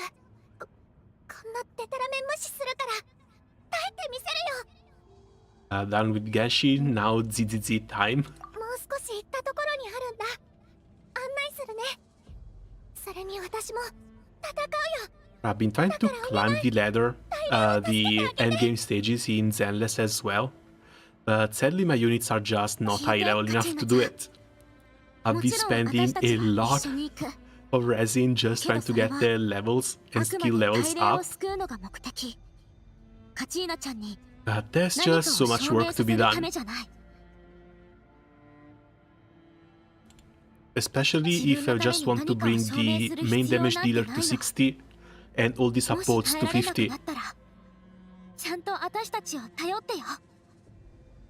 さーて、サクッと終わらせるぞ。ああ、せっかく来たんだ。問題を片付けていこう。こっちだよ。On the bright side, they do help a little bit with the new event, 俺はここに残って the administration event. You can leave some of your units in the experience gain slots. They gain like 160, 180k experience over the course of 10 hours. But at the same time, it still takes a hell of a long time to level up your units like this. You get to save some resin at least. この場所には詳しい。それに俺にはもうあまり時間が残されてない。さあ行け。目的を果たしてここを離れるんだ。本当にありがとな。君は立派な英雄だね。ありがとう。我々は一人で戦ったりしない。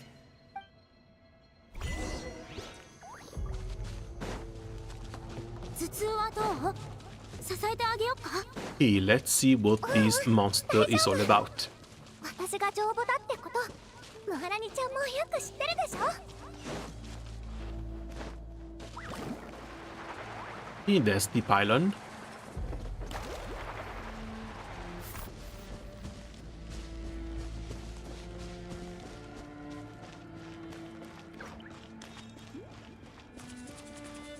The ambience down here, Jesus, it's so good.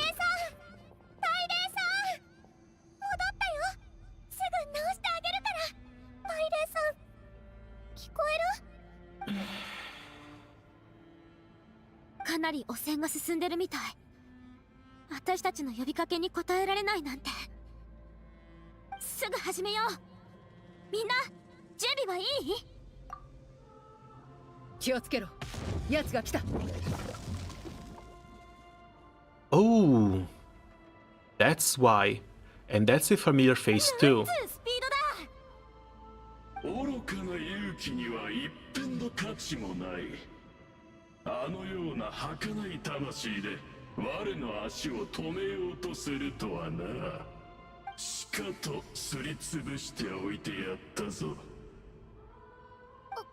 お前、まさかマルコを？いずれ散る定めにあった魂を案ずるより己の身を案ずる。Caesar makes survival endgame modes a joke though. Yeah, that's also one of the reasons why I want to bring her up as fast as possible.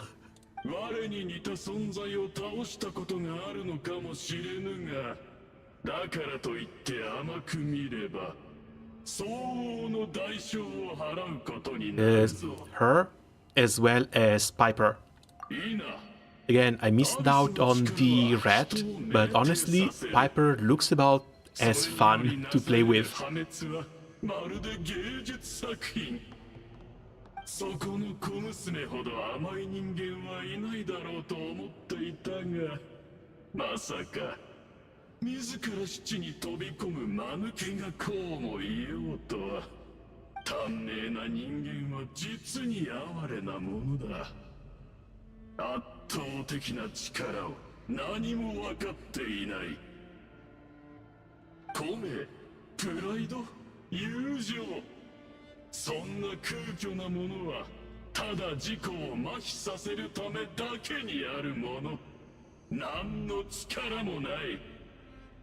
And yet, you're going to get your ass bitch slapped by people who value these things. エンジンが体裁の良い概念をこれほど作り出したのも知的な欲に Same, building Piper 2 for Bernice.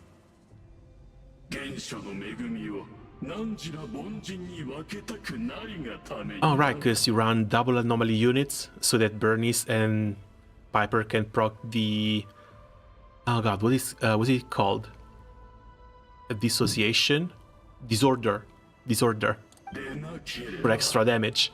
なぜエンジンは最強の存在である一方、汝はこれほどまでに弱いカチーナよ。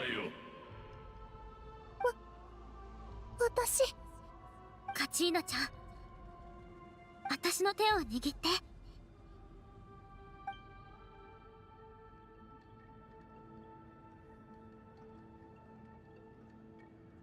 感じた？私はそばにいるよ。ありがとう。私、思い出したよ。だって、一人じゃないから。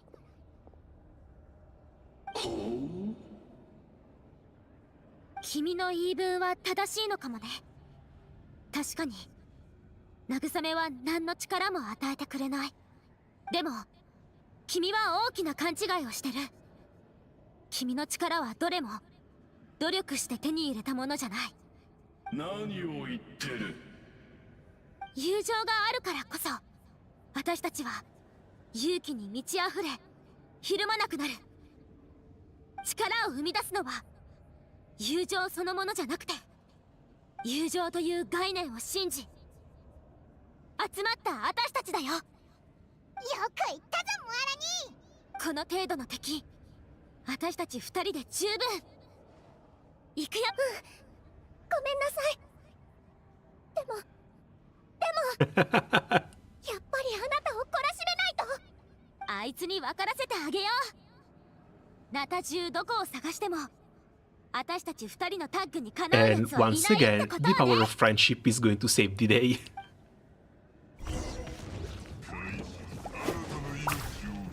Oh wait, サーフボードしたよ。seriously? Double trial unit? 採掘スタート。出発。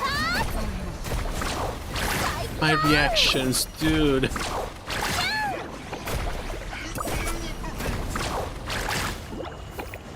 ーフボードがせや。サーフボード加速。行くよ。来たよ。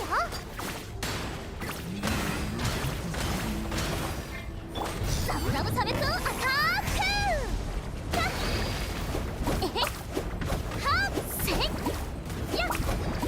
それ。えへ。こや。揺らぐことなし。 Wow.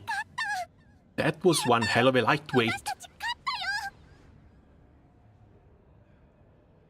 見くびられた時は In gameplay, Piper is more fun. I don't know, I do like the dodge gameplay from Jane as well. Piper is fun, especially fun now with Caesar, because Caesar puts a shield on her that makes her basically immune to interruption, as well as damage. I don't think I've taken damage with Piper in any of the trial stages while she was freely spinning around. カチーナちゃん、よかった。本当に私も嬉しい。ムハラニちゃん。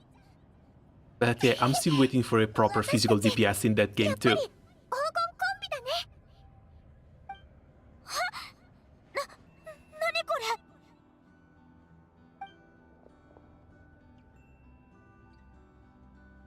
私のコメが光ってる。ここに来るとき持ってこなかったのに。これはおそらく物質空間への投影だろう。だがなぜコメが突然現れたのか。まさかあんたが？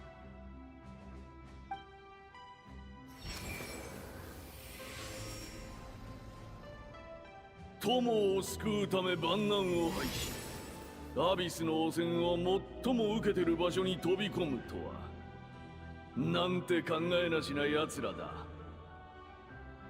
だがかっこいいじゃねえか。さっきあんたが言った通りだ。一人ぼっちのナタ人じゃアビスの力に立ち向かうなんてできやしない。長い時間をかけ満身創痍になってようやく俺はそれを理解した。エンジン様の計画じゃ一人一人が自分の役割を果たし団結して初めて最も強大な敵を完膚なきまでに打ちのめせる。君は I mean, it has your ancient name, it has to be one of your ancestors. 俺はトゥパック。500年前にアビスがナタに侵入した時に戦ってた流戦の衆の戦士だ。その名前聞いたことある。Wait, isn't Tupac the name of a rapper? 巨体の英雄だよね。What is Tupac doing here? 俺の意識がコメの中から蘇ったっちゅうことは、あんたも大霊の記載を十分に理解したってことになる。すべての部族を団結させ、滅びゆくナタを救ってくれ。Can't wait for the Eminem release. That's coming out in 2 days. With Xilonen.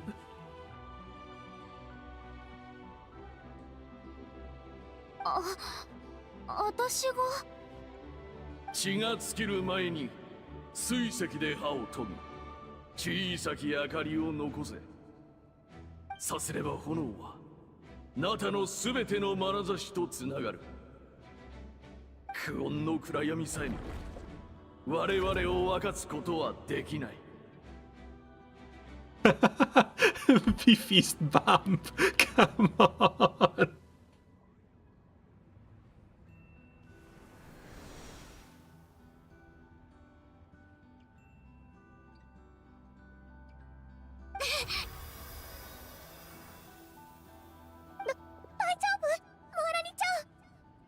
Oh, that's the Night Soul upgrade. 記憶がたくさん入ってくる。そういうことだったんだ。大丈夫か？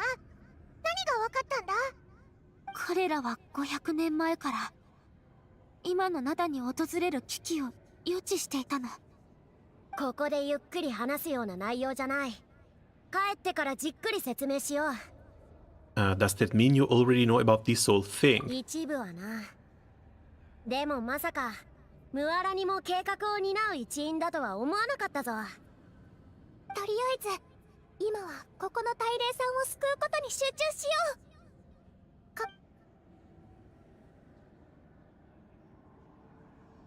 Oh god, we're in for yet another half an hour of lore dump and exposition.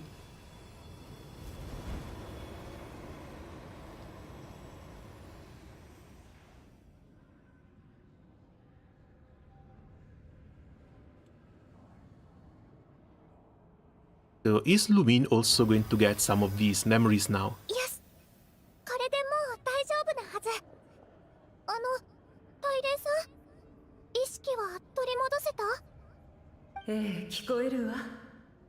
チーナ、我が愛しい子よ。よかった。でもごめんなさい。挨拶したばっかりだけど、すぐお別れしなきゃいけないの。本当はどうしてコメを私なんかに授けてくれたのか聞きたかったけど、でももう大丈夫。自分で考えて努力して強くなって、そして英雄にふさわしい生き方をするって決めたから。ええ、でもカチーナ、何があろうと私の目にはあなたが最も優れた子として映っているのよ。あなたたちは皆私の最愛の子。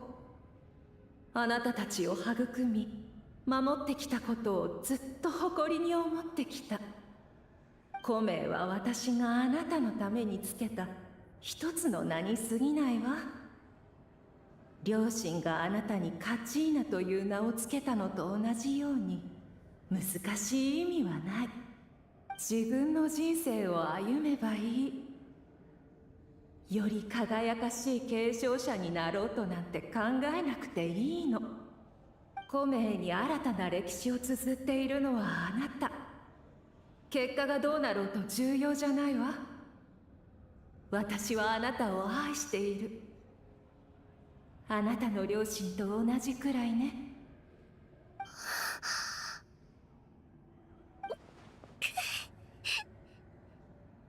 りがとう、大霊さん。さあお行きなさい。ここは今も刻一刻と悪化している。変人の計画をあなたたちが一歩前進させたのを見れて嬉しかったわ。大切な人々や部族のために中を救いなさい、子供たちよ。ありがとうございます。こうして言葉を交わすのは初めてですけど、今の言葉はカチーナちゃんにとって何よりの励みになると思います。うわっ、なんだ、地震か？もう時間がない。アビスの力が迫ってる。早く逃げなきゃ。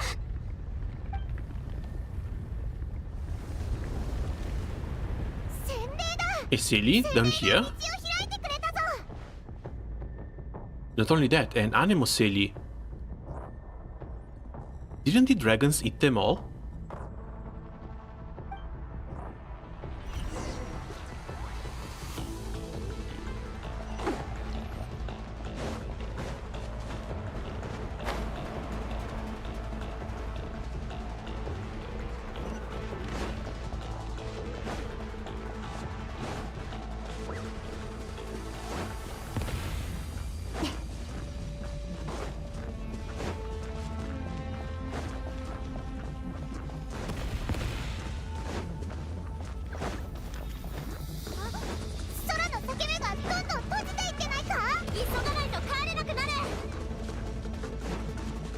It would be really nice to have access to Mualani right now.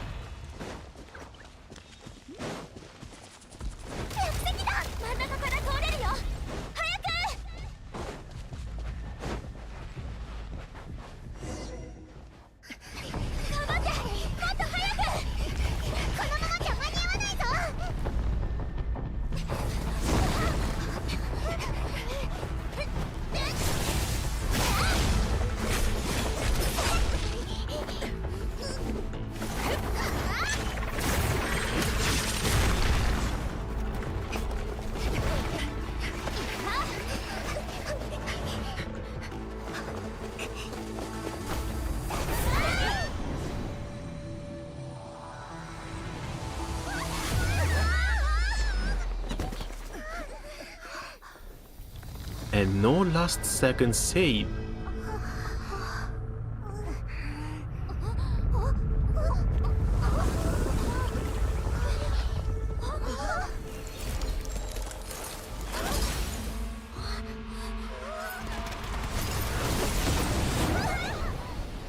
Never mind. Someone came knocking, and they came knocking really damn hard. よくやってくれた。さあ戻ろう。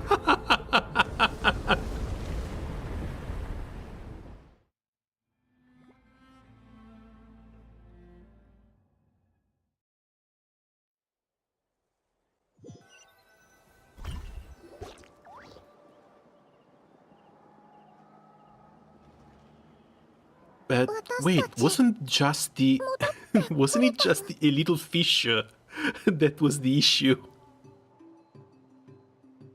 エンジン様が助けてくれたみたいだな。 She basically broke all the ground. でもエンジンがいないぞ。そもそも。How did she regain her strength? そうだぞ。力を失ってるって言ってたよな。エンジン様ならまだ談義室にいるはずだ。さっきのあれは精神だけを八神の国に送ったんだと思う。精神だけであそこまでできるのかよ。 I mean, she's the Pyroarchon for a reason. 力には必ず代償が伴うけどな。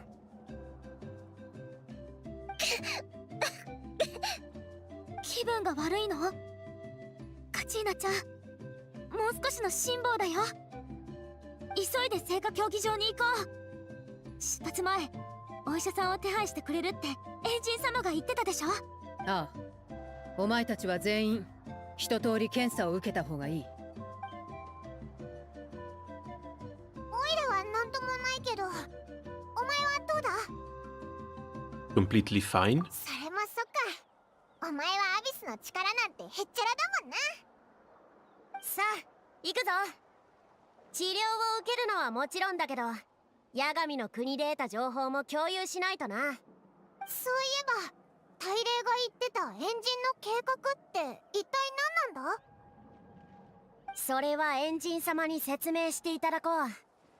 今ここにいる全員が計画の一員になったわけだしな。A plan that, for what we know, is going to either get turned on its head, or Xilonen won't let Himeko go on with this one. 私たちの行動のすべてがナタの運命を左右するんだ。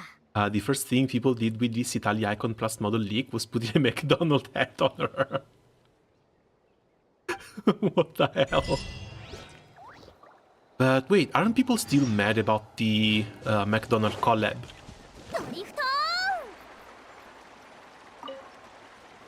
I heard that the usual suspects also went after some content creators over the McDonald collab.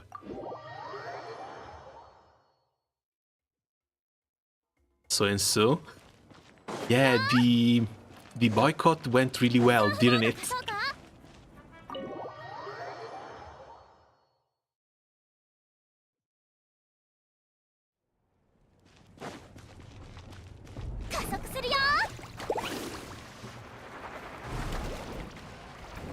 I would have liked to have them, but it's whatever.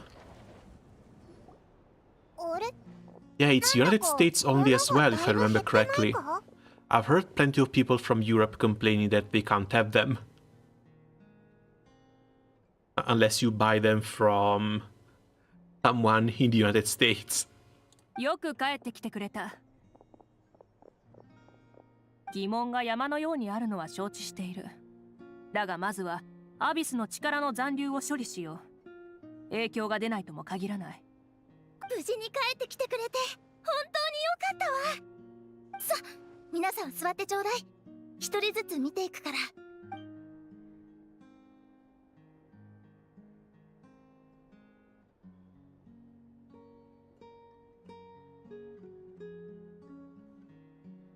I wish someone would boycott my wallet like Genshin Facts boycott Genshin. Yeah, but that's the thing. They ended up collecting 150,000 signatures. But a petition doesn't really do anything. If you want to show Hoyo your resolve, if you want Hoyo to actually change the game, the only way you can send a message is if those 150,000 people actually quit the game. Like, thank the game's rankings then the company will listen. There's examples everywhere. Everywhere you look, every single game that's currently dying, it's dying for one main reason.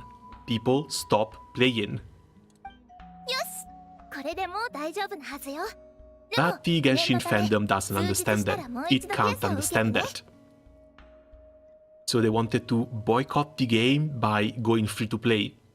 And you can bet your ass the majority of those 150,000 people were probably free to play players too. ただ、こちらの旅人さんみたいなのは私も聞いたことがないわ。 At least it isn't as bad as the Magic community at the moment. Bans happened and people were sending death threats to content creators.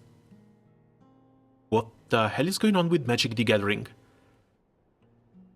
こいつって昔からちょっと特別なんだ。アビスの力を浄化するの Now も also, 得意 what the なん hell だ is ぜ。 going on with people in general? あれ Because I've been on Twitter for the last couple of days. Apparently there's an anime reviewers that's being doxxed, sent death threats. People found out where he lives just because he had a dissenting opinion over some anime. Over Boruto of the amongst all things. 今の状況ではその能力は大いに役立つ。 Now, I think the internet really made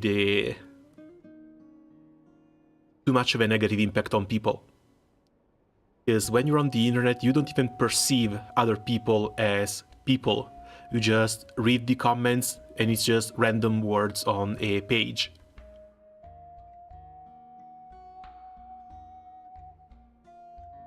じゃあ、私はこれで失礼します。他の患者さんが待っていますので。 With that, you put all the division that we've been going through for these past few years. And basically, the moment you disagree with someone, you completely dehumanize them. And then whatever you do to that person becomes completely justified.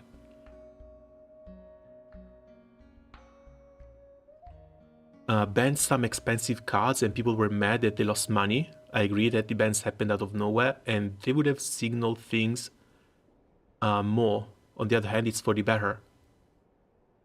But isn't banning cards just a way to keep the metagame healthy?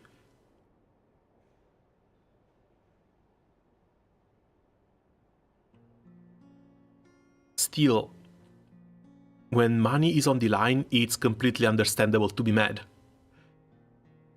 ありがとう、クイック。 Is usually when these sort of bans happen, if I remember correctly, it's for older expansions. Like standard, you play with the most recent 3 or 4 expansions. Then it goes to another format where you can play with all the cards ever released. And in that format, some cards get banned. いいわよ。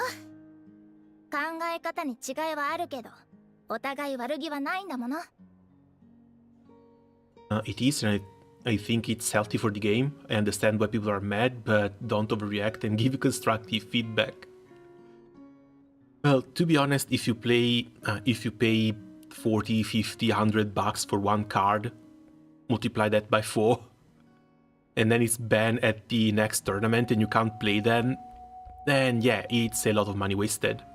It's completely understandable for someone to be mad over that. But at the same time, what's the company? Hasbro? No, Wizards of the Coast. Still, under Hasbro, it's about the same thing. Wizards of the Coast should have either predicted this. They do playtesting. They should do playtesting. They know when a bomb is too big a bomb. So either nerf the card before releasing it, or leave the card to ruin the meta until the next expansion comes out. 今は時間に任せましょう。いつかきっと分かり合えるわ。I've got a friend playing the online version that's also been complaining a lot about the state of the game 話 currently. 題は多岐にわたるが、ど On the れか bright ら始め side, るべ he きか。 doesn't burn money on そう the だ。 on the cards 君たちも anymore. 見たな。八神の国のあの惨状を。率直に言おう。ナタの滅びが目前に迫っている。余命は1年にも満たない。Less than a year, but now we are here.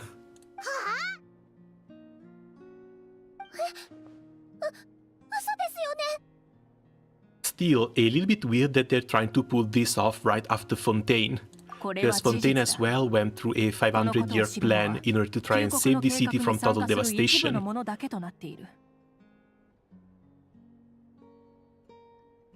先ほど言った余命、つまり滅びへのカウントダウンが始まったのは最近ではない。500年前のアビスの災いから続くものだ。それならムアラニからも聞いたけど。There was one card that nobody would miss. 3 others that people were very mad. Oh, it's not just one card, it's multiple. Especially they banned a card that they specifically made for the format and doesn't work outside of it. L's all around, Jesus. ああ、当時、すべての国がアビスの侵攻を受けていた。ナタは元来、他国が持つような安定した堅固な地脈を有していない。故に、状況は最も深刻でな。あれは長く、あまりに凄惨な戦いだった。命と文明を犠牲にし、ナタはようやく They 勝利をつ printed か a んだ。 Black Lotus for that format. Surely nothing could go... What the hell? They're like... Can we actually just pin this to pure laziness? Because as far as I know, Wizard of the Coast was first accused of using AI art, either in promotional material, if not on the cards themselves. And if something is this good, again, it's a very competitive game. It's a game where people spend a crap ton of money, both from tournaments and for collection. They need to playtest this stuff. If they release something like this, it means that there was little to no playtesting done. It's basically what happened with a lot of the game companies. Do you think game companies do quality control still? Of course they don't. If gaming companies still had beta testers, if they still had quality control, they wouldn't release these games in a barely functional state. Quality control at this point is done by the actual player base in the first 2 to 3 months of a game's release. Because way too many games just release in a barely playable state, and the game gets fixed in about a year after launch. 我々はその後、さらに数 And 百 it 年 either, もの時間をかけて either falls to アビスがもたら laziness す最 or 悪を to 排い greed, た。 because you don't want to 今 spend 日の money 平和は for quality そうして control. 築かれたのだ。 Hopefully this is going to be a one-time thing. It's going to cause such a big shitstorm that Wizard of the Coast can't pull the same bullshit again. But if we go by what happened in the gaming industry, it's basically here to stay.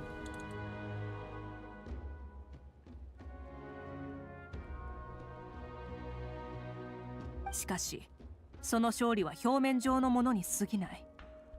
アビスの力は今も消えておらず、ただ地下へと追いやっただけだ。そうだったんだ。八神の国の問題はさらに一筋縄ではいかない。なぜなら、あそこはまさにナタの地脈のような存在だからだ。Okay, this one actually hurts.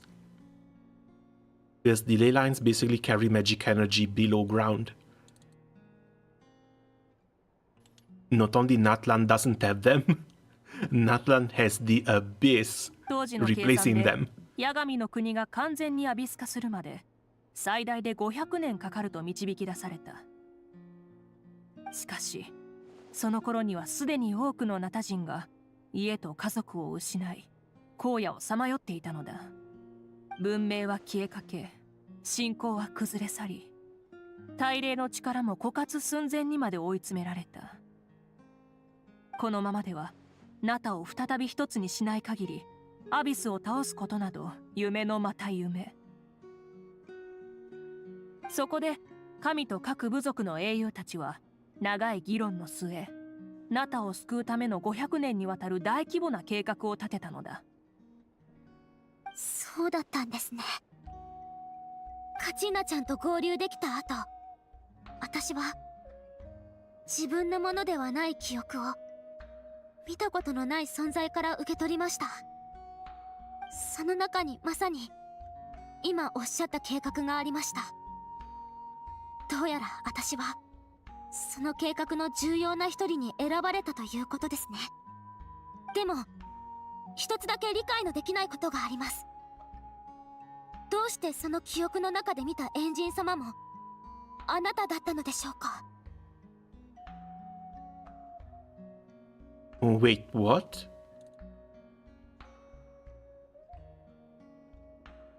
But didn't they say that the Pyrarchon is basically just a normal person? Unless she's the descendant, or she's actually been living for 500 years. なんだって？エンジンって人間だろ？そんな長い時間生きられるわけないぞ。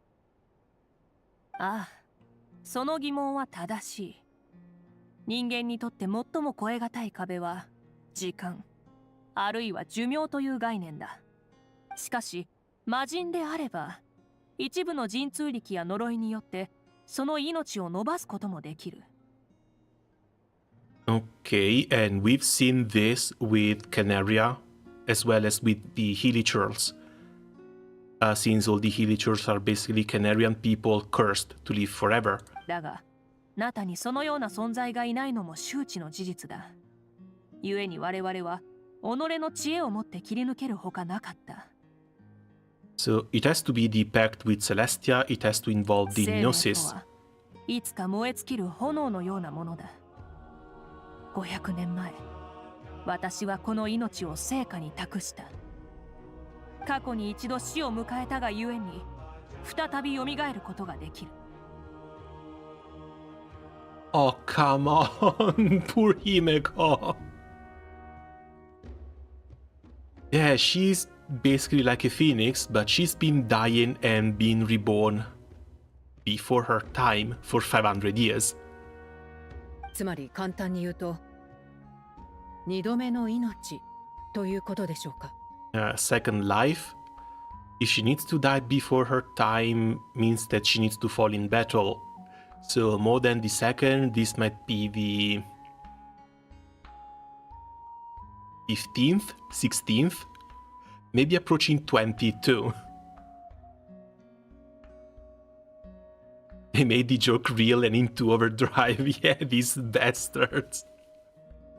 At least we know that she resurrects from her own ashes, though.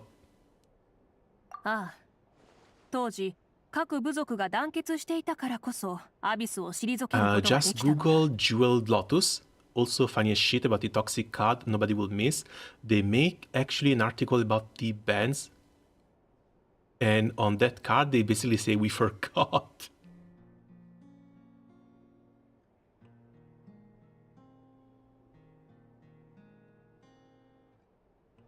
Red Lotus MCA MTG singles.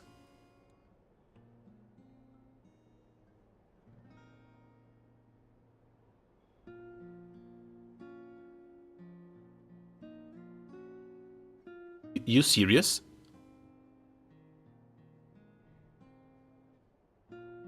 It's not the Black Lotus, but it's similar. Cast only for your commander. Also, I guess you can see the exact day in which the card was banned. It went from 110 euros down to 21.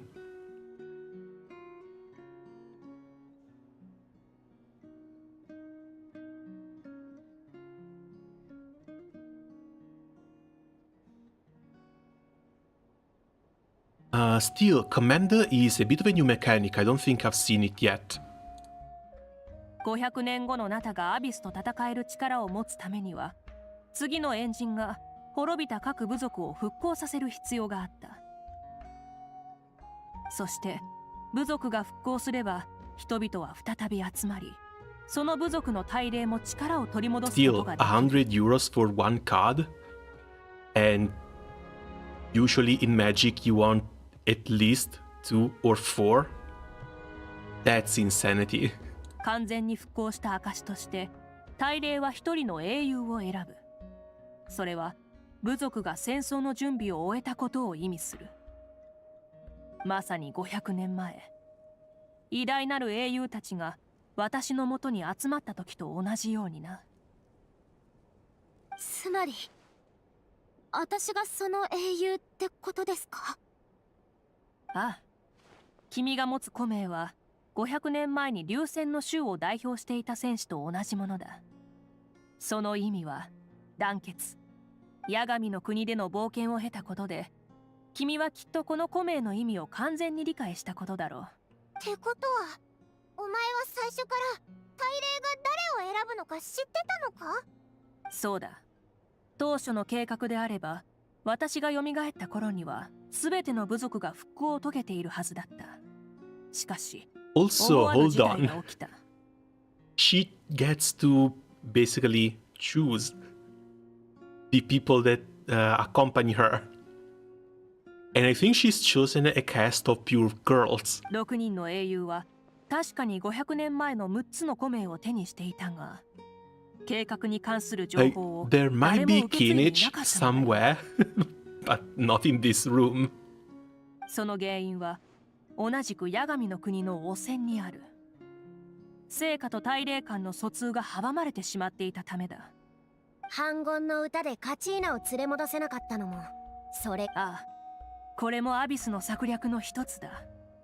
知恵こそ持たないが、昔から実に厄介な相手だからな。その計画を再び巡らすには私一人だけでは足りない。古名の所有者もその古名と同じ覚悟を示さなければならないのだ。そう悟った時から私はその6人を支援しようと決めた。現在、児玉の子のシロネン、かがり木の民のキーニチ、それから北条の国のイアンサが認められている。Oh, cool. When it comes to Xilonen, we don't even have to go through her awakening phase. She comes in nice and powered up already. そしてこたびの剣を経て、ムアラに君も無事大霊に認められ、古名に刻まれた古の英雄の記憶を手に入れた。でももう1年もないんだろ？そうだ。だが仕方がないのだよ。英雄が集まらない以上、計画を始動させる条件も揃わない。Oh, wait, the hero is Xilonen. It's not Kachina. And this only leaves 2 tribes. 切迫した状況であるにもかかわらず、依然として行動に移せないのはこのためだ。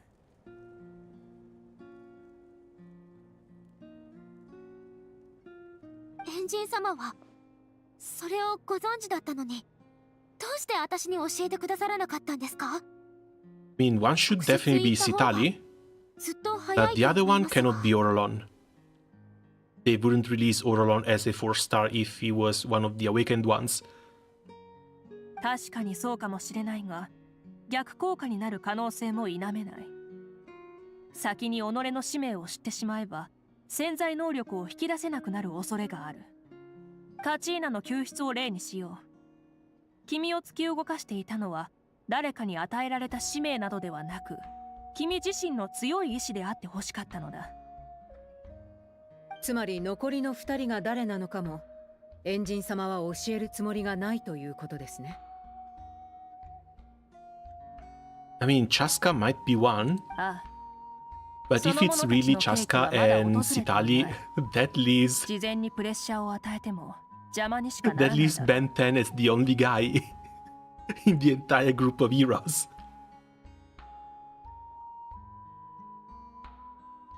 大霊の目利きを信じるしかないな。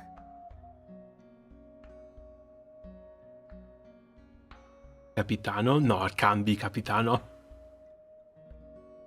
Like Capitano is a Canaria person. 私一人でこの危機を乗り越えようなどとは一度も思ったことはない。信じ、頼ることを選んだからこそ計画を今の段階まで進めることができた。ナタを救えるのは神でも特定の誰かでもない。我々だ。君は実に鋭いな。悟られないうちに話題を進めようと思っていたのだが。そうだ。ここにあったものはどこ行ったんだ？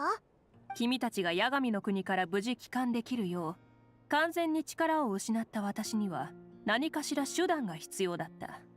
何せあのような危険を冒すことを進めたのは私であり、そしてムアラにも肝心な英雄の一人だったからな。ここにあるものは単なる記念品などではない。その本質は燃料という役割の方が大きいのだ。Oh, she burned them? 燃料？だからあの時エンジン様は。ああ、記念品に込められた物語は確かに大切なものだが、もっと重要な共通点がある。どれも英雄たちが肌身離さず持っていたという点だ。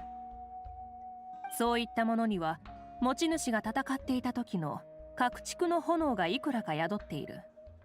当然ながらその力は限られたものではあるが、だが塵も積もれば山となるというように、いざという時には役立つものだ。先ほどはそれらを燃やすことで核蓄の炎を生み出し、それを利用して2つの世界の境界線をつなげたのだ。ただ極めて乱暴なやり方なため、見ての通り力は一瞬にして尽きてしまった。でもあれってどれも大切なものなんだろ？はあ、だからあんたたちをここまで連れてきたんだ。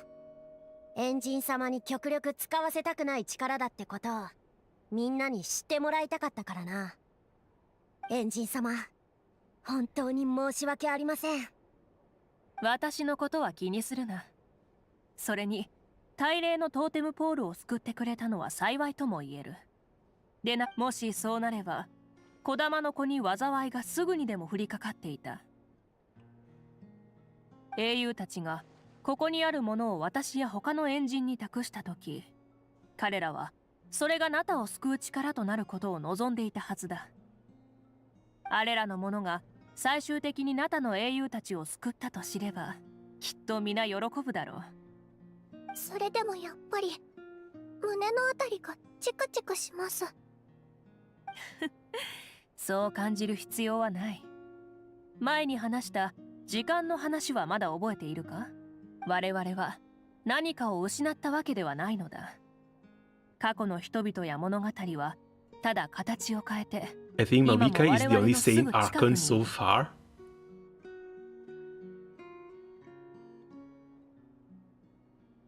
Maybe. Like, Zhongli seems pretty sane too.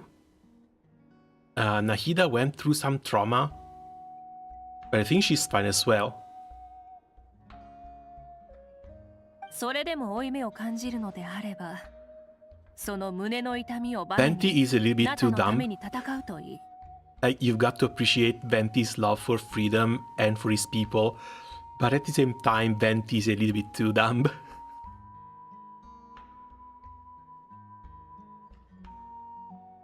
君たちの物語はまた新たな伝説となり、新しい力を生み出す源となる。Zhongli only really faked his death to get away from his obligations and contracts.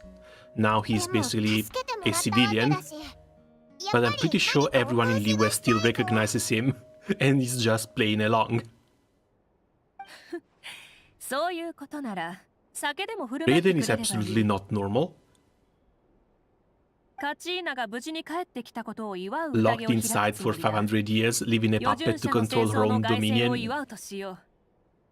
That's not how you rule a nation. 君たちをねぎらうと同時に疑っていた者たちを黙らせることもできる。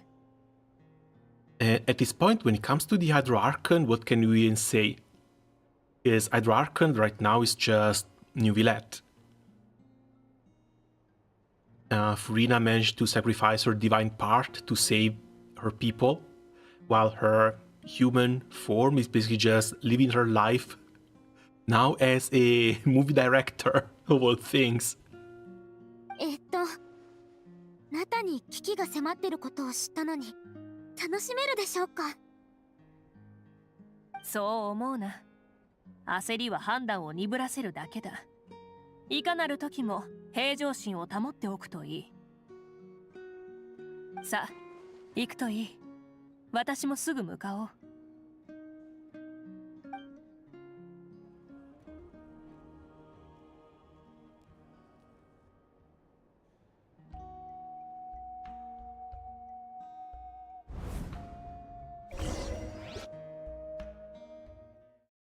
They're leaving us just like this?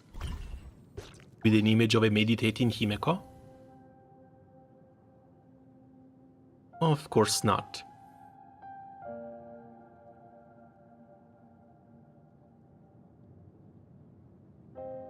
小さい頃から温泉の近くに座って戦士たちの物語を聞くのが好きだった。湯の中を人が行ったり来たりして部族に関係なくみんなが友人だった。温泉は決して流泉の衆だけのものじゃない。戦友たちをつなぐ絆なの。部族の子供たちがどんどん成長していく姿を見れて本当に嬉しい。私も温泉の本当の意味を少しずつ理解できるようになったわ。青春や活力、情熱にあふれている。なんて元気で、なんて憧れる存在。たとえその子たちが問題を起こしても、心の中の怒りは一瞬にして慈愛と寛容へと変わるわ。本当に不思議。ムアラニが大きくなったらきっと立派な戦士になるでしょうね。あの子には無限の可能性が秘められてる。私にはわかるわ。いつか私の力が衰えて戦場に出られなくなったら、ここに戻ってきてあの子に、そしてもっともっと幼い子に物語を聞かせてあげたい。あんたもしっかりエンジンをやってね。だってそっちの方が語れる物語も増えるでしょ。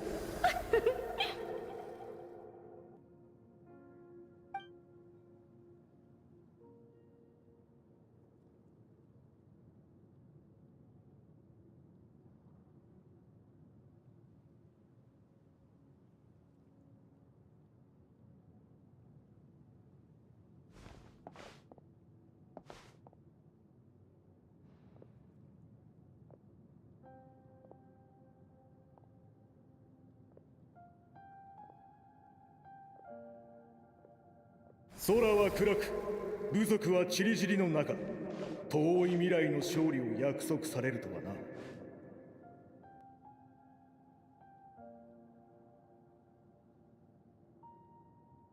あの狡猾な敵たちと幾度も刃を交えていなければ、とてもじゃないが君の用心深さを理解できなかったろう。我が怒りは静まることなく、我が力はもう君のために振るわれない。それでも君は俺に会いに来た。きっとたった一言で俺を説得できると知っているからだろう。分かった。今の英雄が血と炎で道を切り開く。だから俺の分まで勝ち取れ。でなければ昔の借りを含めてまとめて返してもらうぞ。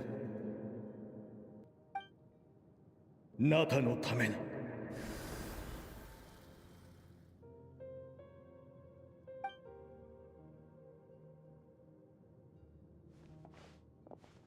And yeah, for being rulers of a nation, of course, the expectations on their shoulders are always very light.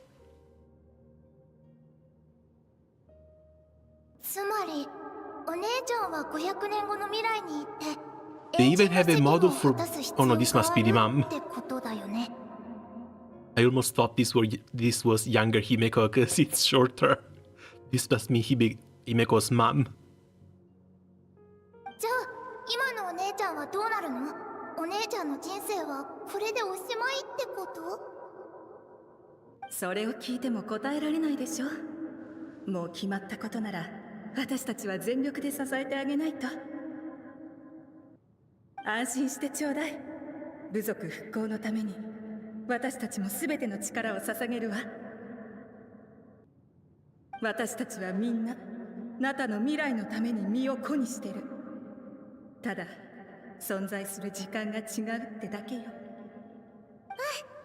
お母さんの言う通りだね。私たちはもちろんお姉ちゃんのことを一番応援してるよ。もうこんな時に限ってなんでお父さんはいないのかな。何を言えばいいかわからないからいっそ来ないことにしたのよ、きっと。お父さんのことは放っておきなさい。ああいう人だから。未来がどうなっても私たちがあなたを愛していることを忘れないでちょうだいね。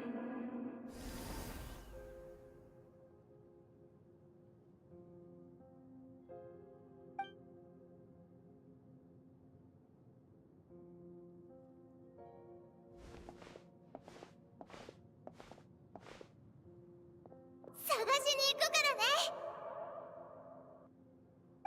その時代まで生きられないのは分かってるけど、なんとかするつもり。きっとあると思うの。500年後に再会する方法が。それを見つけてみせるから。だから絶対私のこと忘れないでね。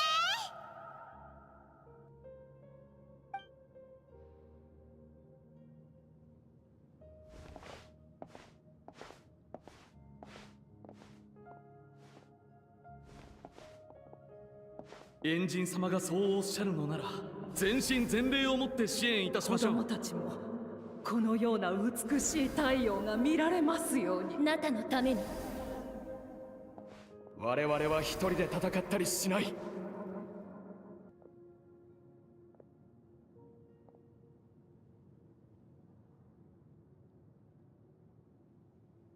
ルールは我が遺産であり、次の最悪に対抗するための力でもある。戦争は六大部族を鍛え上げ、戦の真髄と愛し方を教えてくれたわ。この全てを終わらせるのは果たして誰なのだろうか。I was thinking about the voices we heard when Natlan was first revealed. If you remember, Himeko was in a cave. Someone spoke to her. But this doesn't sound like the same.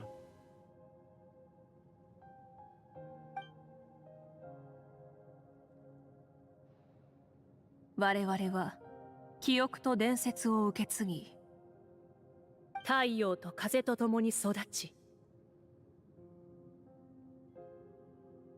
運命と未来を築き上げた。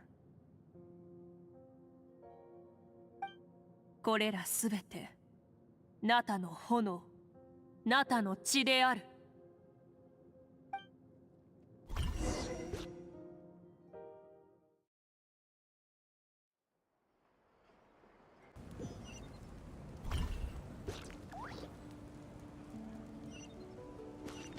And this is just for 5.0. We still have something a little bit more to go through.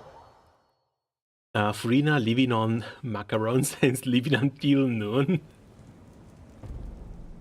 Nahida might be in a very similar situation. Ever since she became free of the academia, who knows what she's doing there. Can't wait for the Cryarchon when she finally gets to her throne and she reveals herself, saying that the true Cryarchon is dead already. Taking off her mask and she reveals her true identity, Shanling.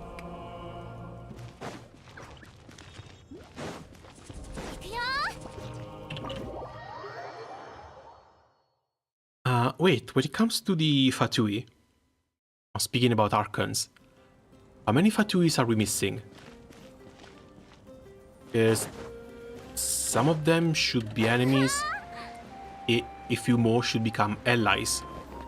Capitano, we still don't know if he's going to be released as a playable unit. Everyone is saying, yeah, of course, but there has been no official announcement, there's no guarantee. And even some of the leaks only point at Capitano being released, maybe once Snezhnaya is finally out.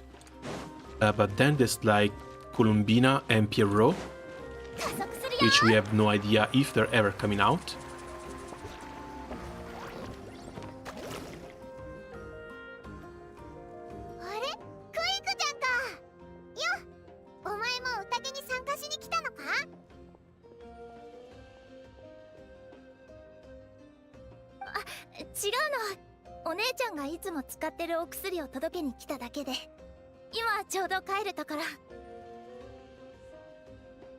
The dwarf guy? Yeah, that should be either Pierrot or Pantalone.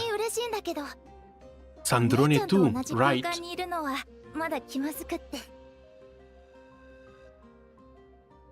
Right, Sandrone also reminds me of one of the Honkai Star Rail characters. The little girl from the Annihilation Gang.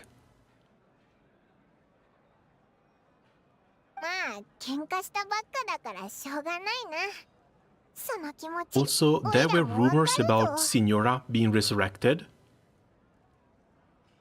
Annihilation Gang. I don't know, man. Like, they had such nice designs, then they decided to just give up on them completely. We're getting Rappa instead of the people from the Annihilation Gang.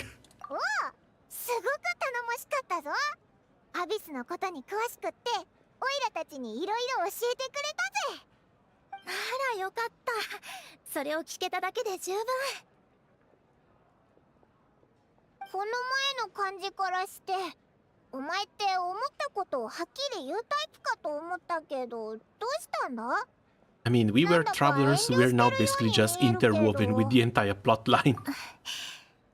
私も分かってるのよ。出発直前に喧嘩するなんてタイミング最悪だって。でもあれにはちゃんと理由があったの。Oh no, she's just worried about how she's being perceived. Yeah, no, you're a worried little sister, though. お姉ちゃんってね、 Understandable. 闘争の衝動に飲まれやすいの。いくら精神力が優れていて They も。 made 5 peak designs just for Acheron's side note of screen. それにあの時あなたたちが何を相手にしようとしてるのかも私は知らなかったから。Duke Inferno, maybe, okay. Like, you present him as a villain, it's unlikely that you get a playable character with its head on fire. That's sort of understandable. But the others, they're just scattered around. They're no longer causing trouble, they're not trying to take revenge. Nothing. それってつまり Like, they could have set up something nice, like a little bit of rivalry between the Annihilation Gang and the Galaxy Rangers. ちょっと不器用よね。でも確かに Which, 有 mind 効な you, 方法なの might よ。 still come out. 少なくともしばらくの間、 But we don't know お when. 姉ちゃんを冷静にさせることができる If わ。 we see something, we might see something in the later stages of 3.0. Because 3.0 should be new planet plus filler content. And then we get to 4.0, which should be the entire version dedicated to the Fate Stay Night collab with the new planet. Or at least like 4.0 to 4.3 or Fate Stay Night. とにかく無事に帰ってきてくれてよかった。それだけが私の望みだから。 I think there might still be something in the works, but at the same time it might just still be insane amounts of copium. そこまでして背負う必要があるのか？ちゃんと話し合えば。ダメダメ、絶対お姉ちゃんには言わないでね。お姉ちゃんって愚痴を人に、特に家族には言わないタイプだから。理解してくれてありがとう。まあそんなに心配する必要はないわ。 Yanjing 2 no? どう Yanjing に 5 方法を star. 考えて、お姉ちゃんの負担を私も背負うから。 No, wait. Yanjing is the... 先に失礼するわね。 Yanjing is already a 5 star. Somehow. それと、もし何か不調を感じたら、すぐ私に連絡し Honestly, てね。 the thing I hate the most about Yanjing is the fact that he's voiced by Marina Inoue. Especially if that means that Marina Inoue might not get another voicing role in Star Rail. Because she went from Elysia in Honkai Impact to Yanjing in Star Rail. Never have I seen a bigger downgrade. 言っちゃった。でも、悪い Oh, のは and 全部 speaking of Honkai Impact 3rd, the collab has basically revealed that we're going to get Sparkle in Honkai Impact 3rd as a playable character.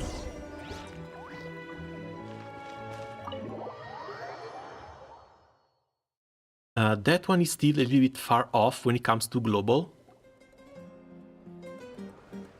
but it does look very interesting.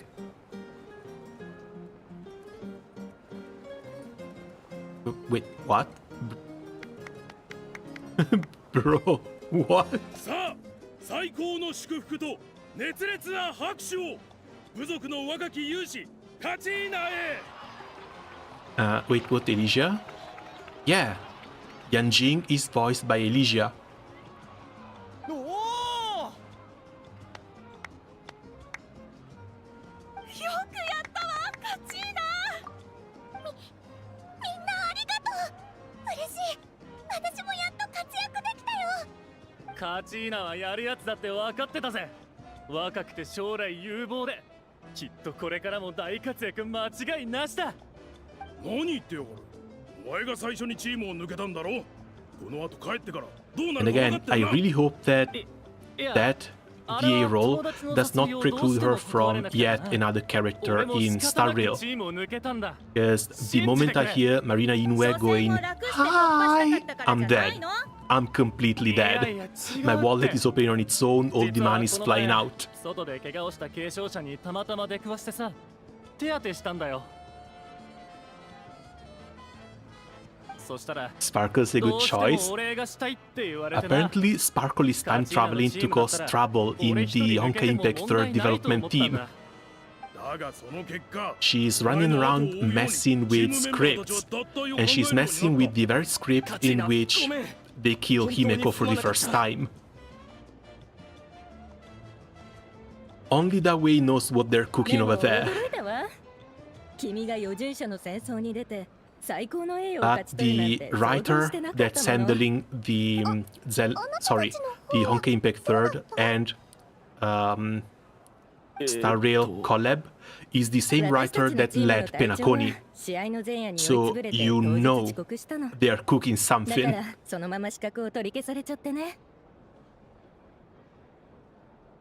Is that guy doesn't miss. 同情する余地もないな。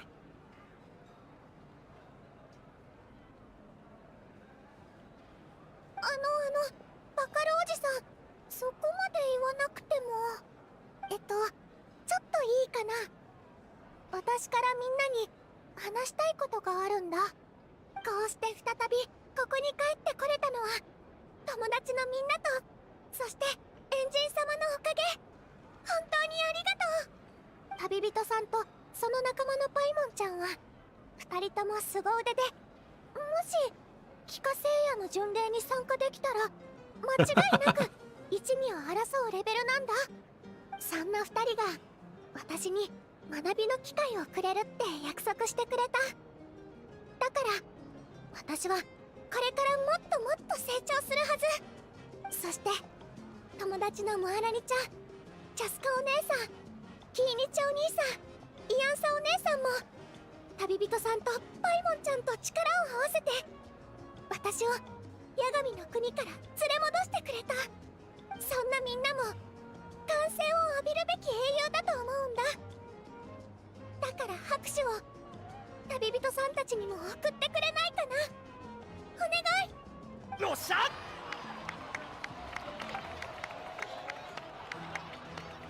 このお酒で英雄に乾杯。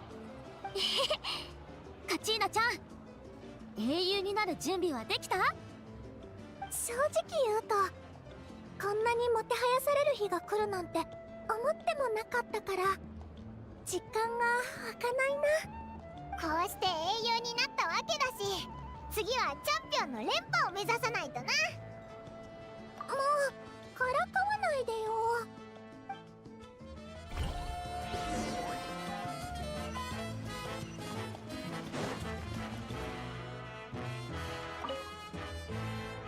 ああ、よく来た。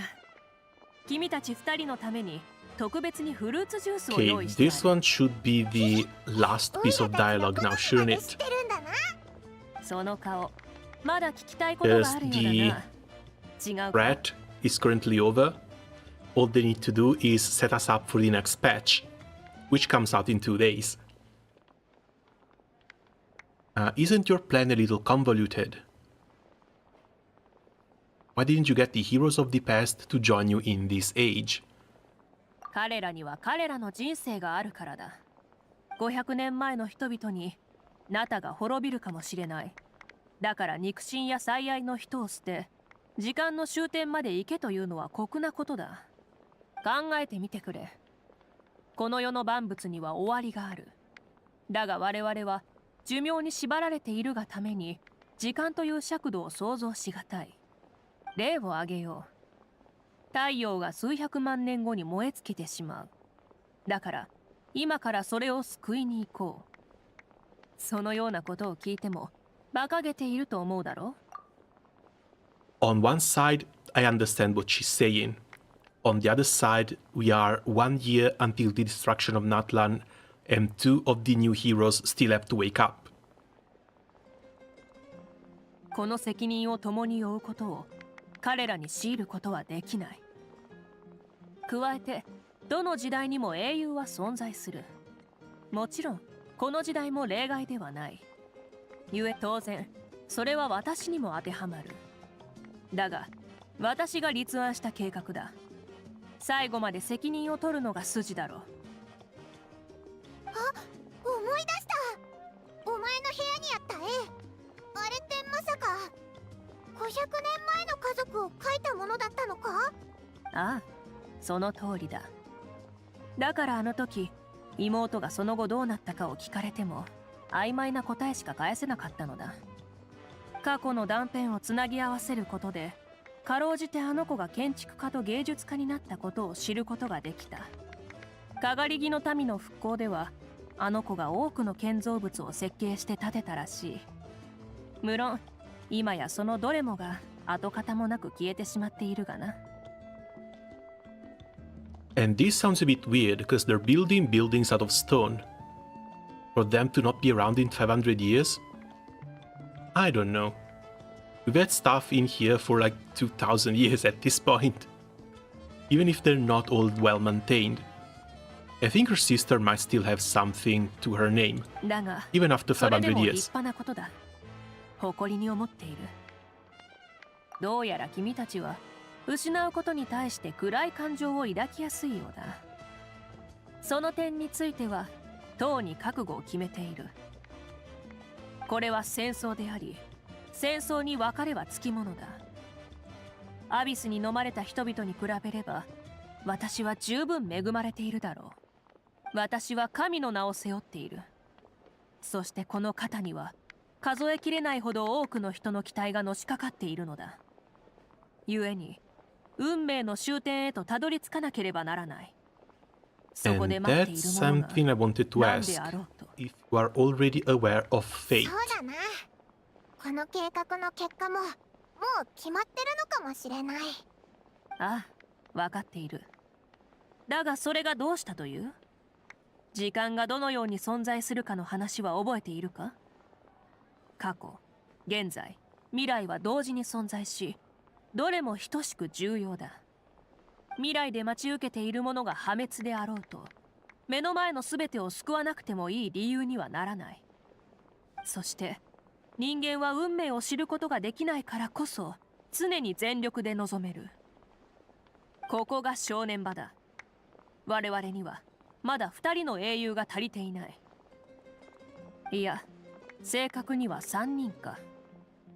もう1人どうしても力を借りたい人物がいる。君のアビスへの耐性は実に印象深い。この戦いにおいて間違いなくキーマンとなる。うなずいてくれるのならば、君の旅を最大限支援すると約束しよう。それだけではない。君のために新たな湖名も作る。 But does this mean that Novika also gets to know about the Traveler's past? Because the Traveler are like 10,000 years old or something. 湖名って作れるものだったのか？ああ、厳しい条件はあるがな。それに作れなければ受け継がれる湖名は減る一方だろ。湖名を持つようになれば、ナタでの冒険が全て記録され、未来のナタ人も君たちのことを知るようになる。So she's basically turning our role on our heads on this one. Because our journey through Tevat is also being us recording Tevat's history. Since we're not linked to the Tevat's reality tree, it's also why we can remember stuff like the old Dendroarchon. どんな代価を払おうと必ずこの約束は守る。八神の国から君たちを連れ戻した時のようにな。 You don't have to promise me anything, I just want to help out the people. 決してない。そうだぞ。もう放っておけないからな。そうか、よかった。ならばこの後すぐ職人のシロネンに連絡する。ナタ人以外に湖名を作るのは前代未聞だが、彼女なら何とかしてくれると信じている。Wait, what is this smile? Himeko, what is this smile? I need a screenshot of this. This is devious. What the hell?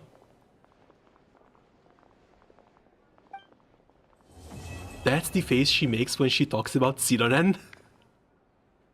隊長様、偵察より報告がありました。エンジンは力の大部分を失っているようです。Oh, and we're back to Capitano. お怪我をされているとは思いますが、今こそ神の心を奪う絶好の機会かと。勝負とはただ結果を追えばいいわけではない。そこにはルールが存在する。俺は相手の隙をつく真似など一度もしてこなかった。こたびの剣も同じだ。お前こそまさかあのような目くらましが本当に役立つとはな。どれだけ濃い霧だろうと、太陽が存在する限り昼が夜になることはない。Wait, isn't this child? あの方はできないのではなく、そうする気がなかっただけだろう。君に残された時間はもう長くないぞ。その上怪我まで負った。次はどう打って出るつもりだ。お前の価値をもう一度検討すべきかもしれないな。ここから何かを聞いたのだろう。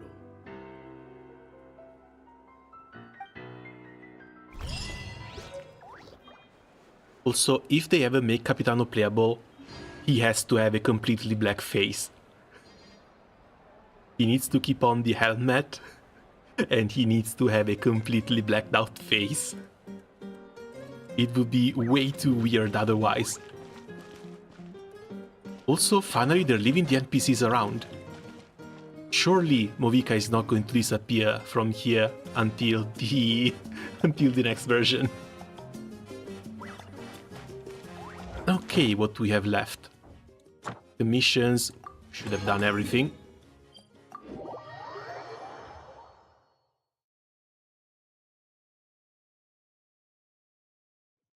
The one little thing I want to complain about this story is that they recycle the themes a little bit too much. But other than that, they're doing a pretty damn good job. Weeklies I haven't done. Anything I can craft nice and quickly.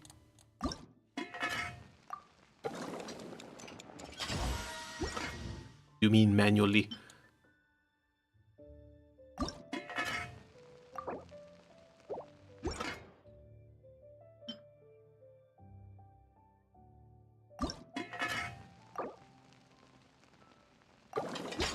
There.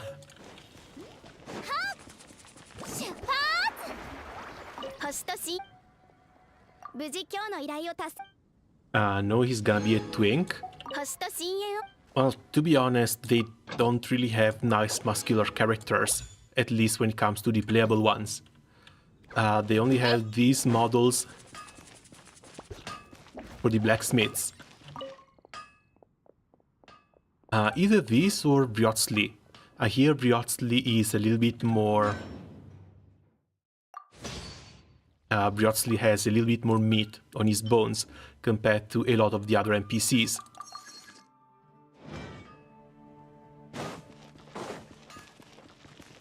There was a way to check them, wasn't it? Character archive. We're looking for adult male.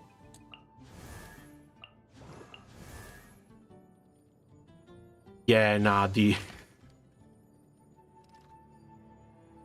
most of what I see of Briotsli is the art that is being posted on Twitter.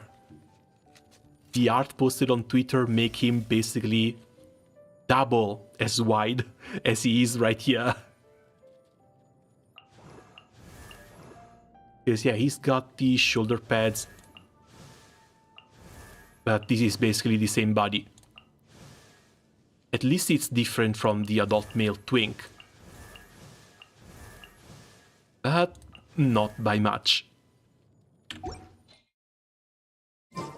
Oh right, speaking of non-twinked out characters, weren't there rumors about the Adventurer Guild General? That he was supposed to be coming out somewhere, sometime?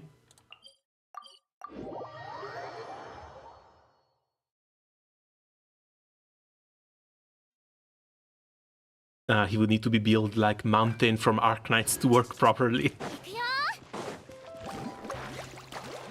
Honestly, yeah.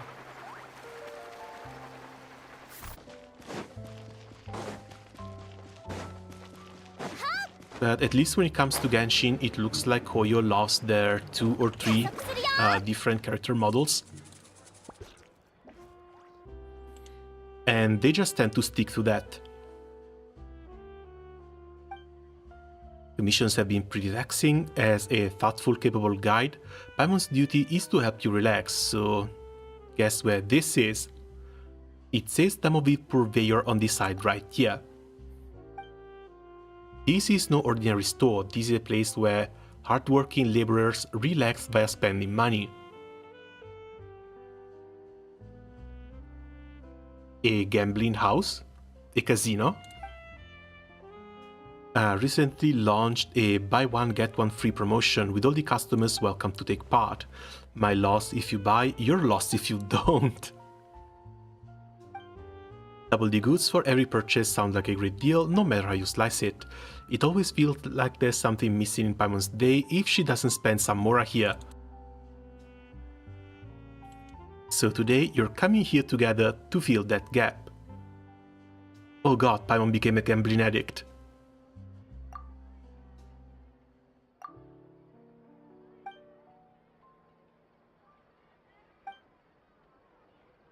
Have one package, one moment.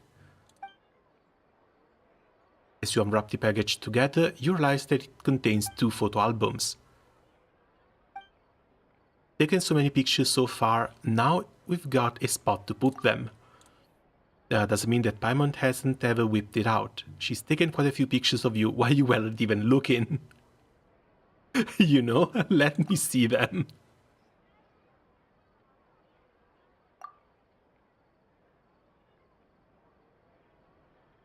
You mean the ruler of Mondstadt, Barca? Yeah, that guy. Like, he was supposed to be the ruler of Mondstadt, but he's leading an expedition I don't remember where.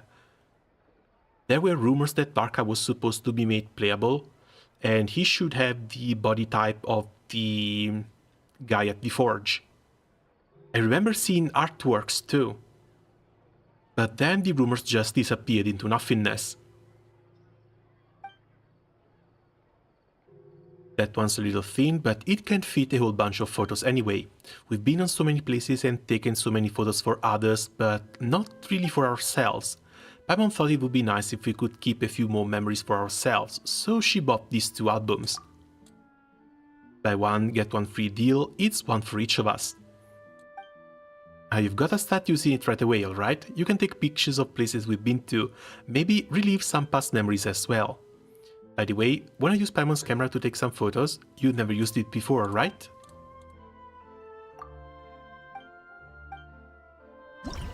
Oh, it must be one of the special ones.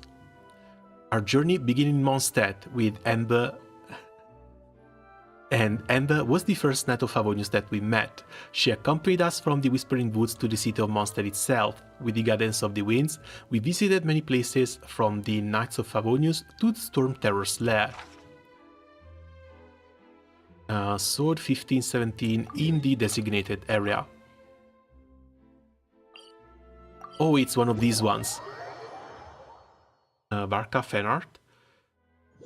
Yes, but oh, hold on, because I remember him being in some of the leaks too. But those have become pretty old as well. I need to look them up on Discord, maybe. Because they were the leaks when Sumeru was first getting leaked.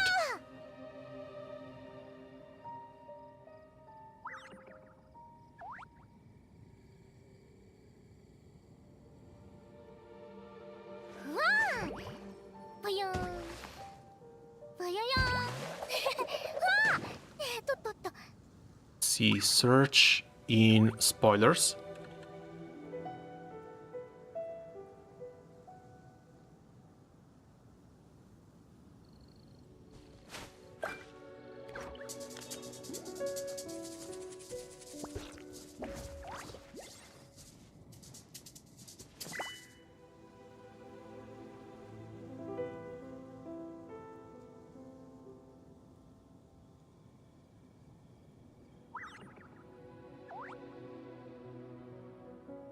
Okay, I think I found them.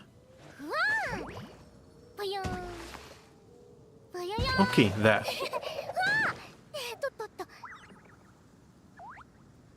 Do you remember these?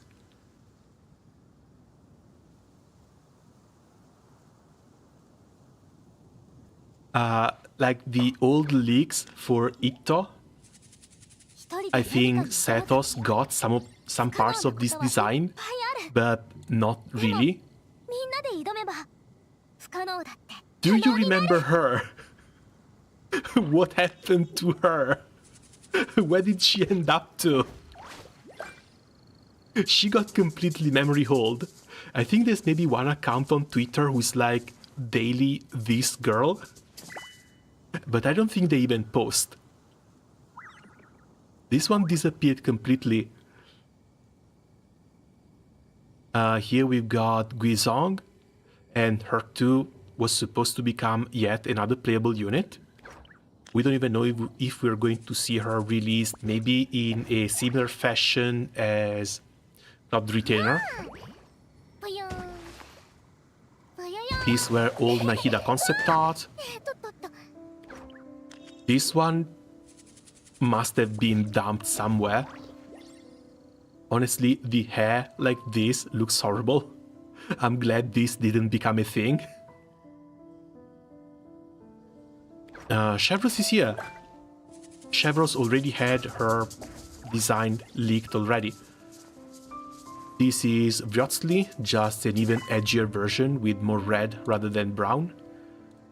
And this is the other different body types. They were claiming that this was going to be the Vyotsli body type, compared to the usual lanky male that we have. But that doesn't seem to be the case. There is something in between these two. If I remember correctly, this one was either Capitano or Barca down here. This one was supposed to be Barca. And we were supposed to get other larger tall males instead. Sorry, larger tall males as well.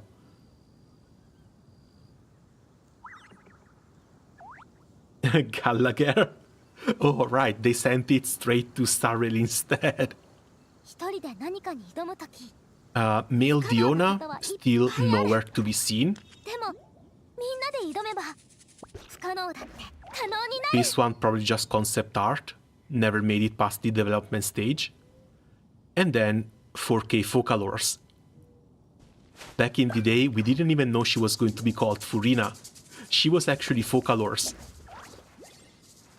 More concept art, more random crap. This was supposed to be Chlorind.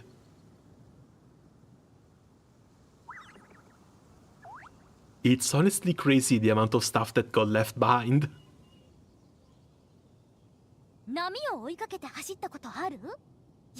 Oh, right. Emily. Emily's old design.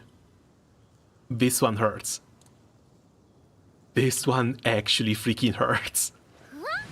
Because instead, we got this.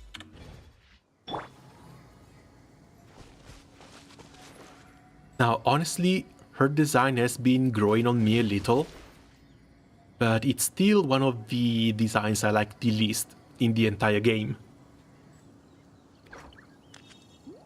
Emily's design were fire, I want a real witch. I still think we're bound to see someone, because the Hexed Z-Kills should be coming out eventually. Oh god, Skirk. These were the old designs for Skirk. We've seen some pretty amazing stuff in here. Yet another Emily dropped design. Yet another design that was better than the one we already got.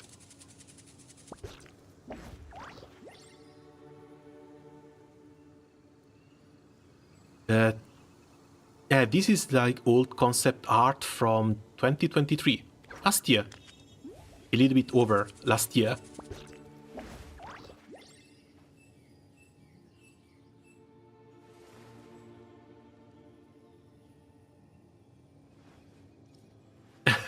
Holy shit, I'm mad. Yeah. Oh, right, the other. These were supposed to be the Hexed Z-Kills. Hey, please, for the love of God. These look so damn good. But we can't have them. We need to get something like Emil, and we need to get something like Chaska instead. And you need to wonder, if they have designs this cute, I think this one might be one of the earlier designs for the Hydro Healer, by the way. This one kind of gives it away. But they have designs this cute, so how does something like Emil even get past them? Yeah, Seguini.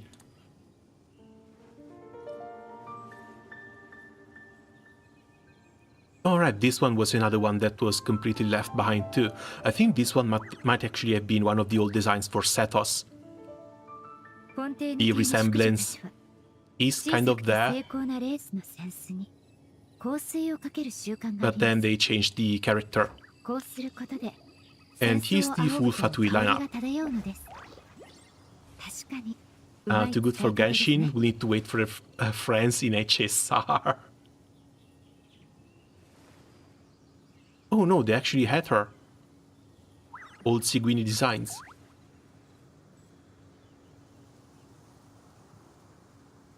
But yeah, when it comes to Genshin, we're just going to have to wait and see.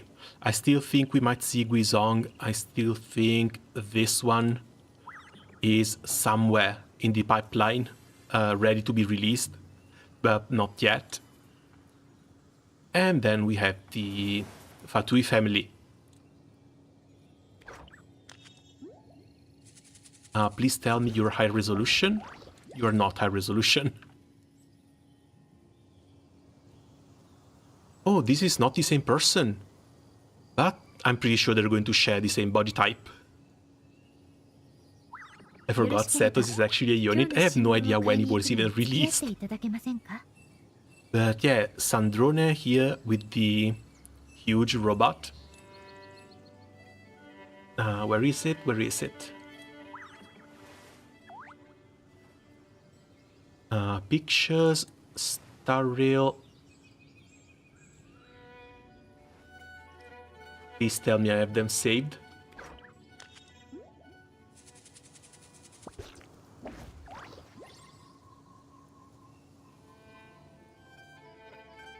Okay, I might not have them saved.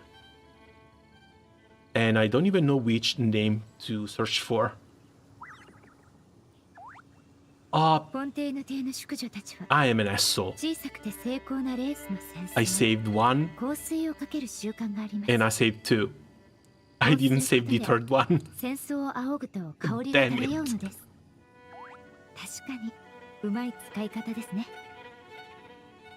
Does anomaly in Zealous Zone 0 scales off of levels? You know that I have no idea. It might be possible though.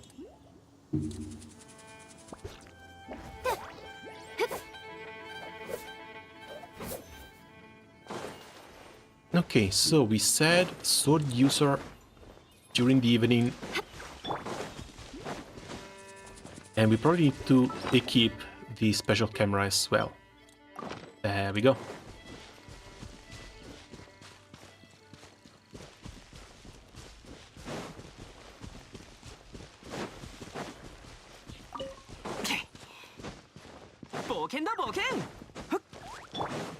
Well, yeah, I mean, they're either scrapping them or leaving them behind. But if you're just leaving them behind, there's a small chance that we might see them eventually. Because if Kafka is anything to go by, and they release Constance and the other one, then yeah, you'll see the player base just completely on their on their knees.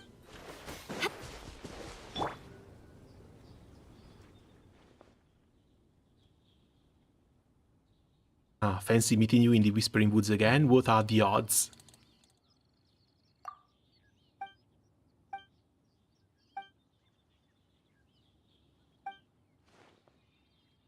Put up so many missing posters, it seems I wasn't of any help.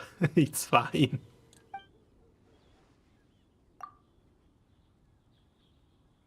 Let's go with the fun pose.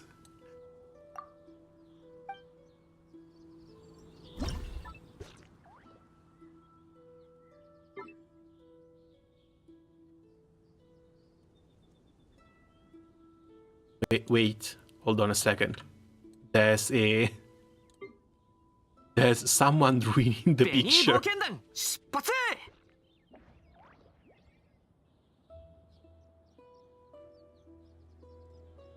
Can you put this in focus? What the?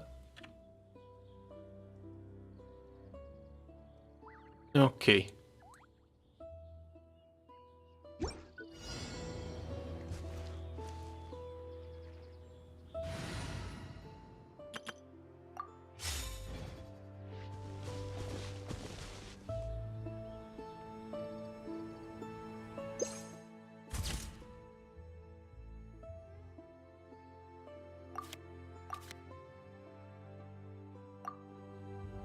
Oh, the time was not right. 15 to 17.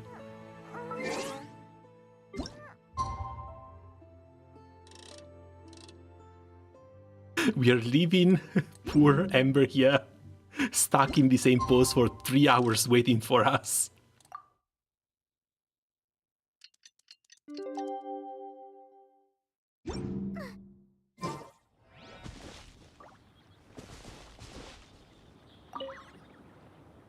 That's the only event. Yeah, thankfully it's also going to be nice and easy.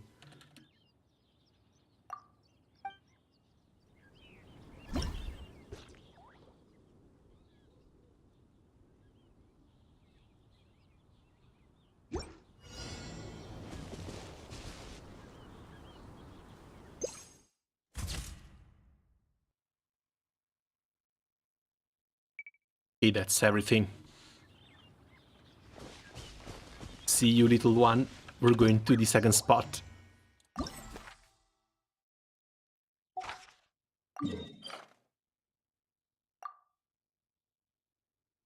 This one at 4 in the morning. I can't wait for Skirk in 8.5. If we even get there. Because surely they're going to have to expand on the lore behind Skirk and behind the other dimension eventually.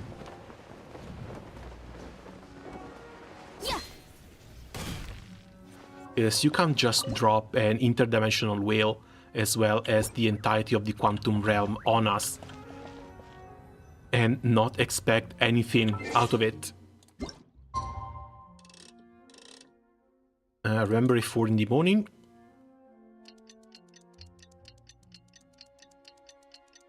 Me about to uninstall Wuthering, gets Shorekeeper and her weapon early. Guess I will play the update a bit. Do you think they've done that on purpose? Because I managed to do the exact same thing. Another 50-51 in less than 40 pools. Oh, character in idle animation. And let's wait for the idle animation.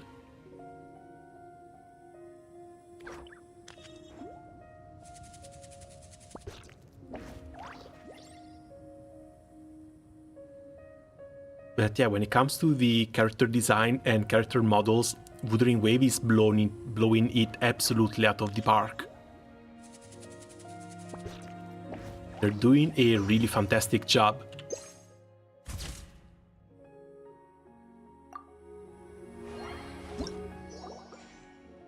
The main problem with Wuthering is that there's not enough time to play it.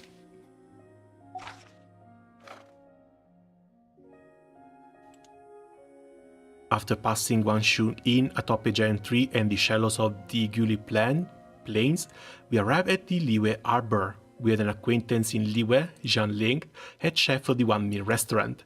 No matter how far we come, we always return to Liyue for the Lantern Rite each year, sampling our old favorites at the One Meal restaurant and spending the holidays with our friends.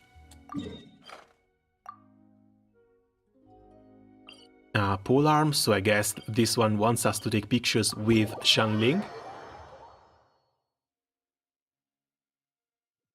They're nice, but Genshin has a charm too. Genshin, I like the lore a little bit more. Also, I've been playing Genshin for 4 years. 4 years at this point. It kind of feels like a second home. Like, every day you come back home, you log into Genshin, you do your dailies, and you farm something random a little bit.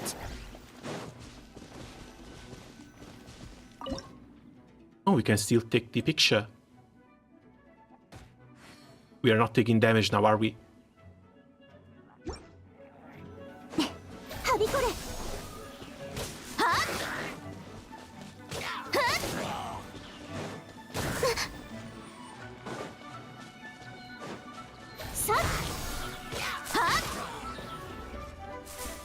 Oh, come on, it's not burning.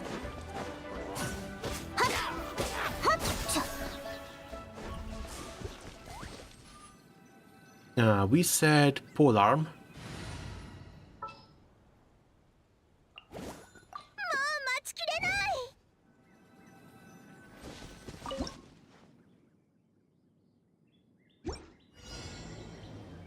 Polearm idle in the designated area.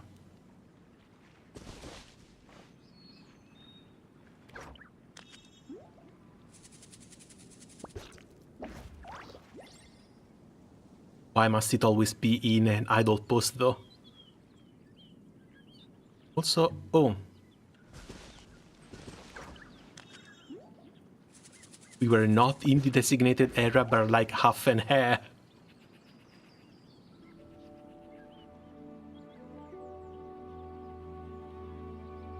But yeah, no, like, Genshin is a little bit lighter, is a little bit more casual.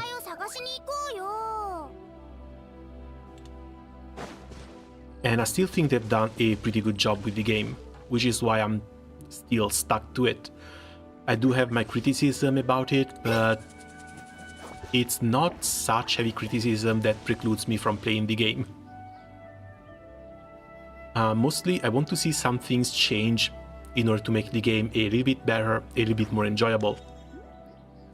And I'm pretty sure I vented already about all this stuff.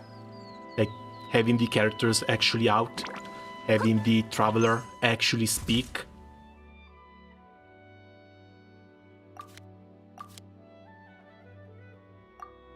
As well as having a bit more endgame content outside of Abyss.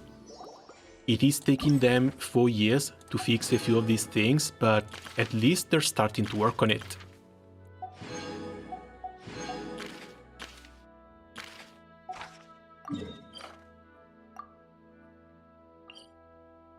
This one, 10 in the morning.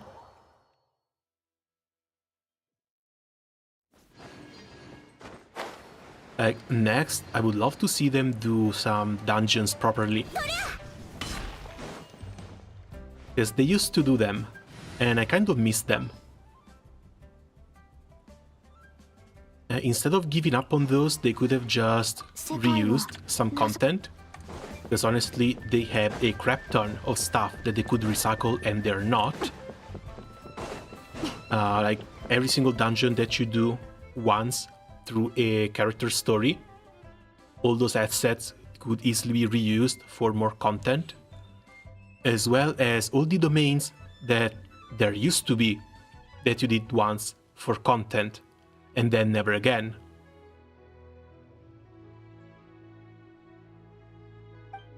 All that stuff, all those assets... Oh, sorry, I've got something stuck in my throat.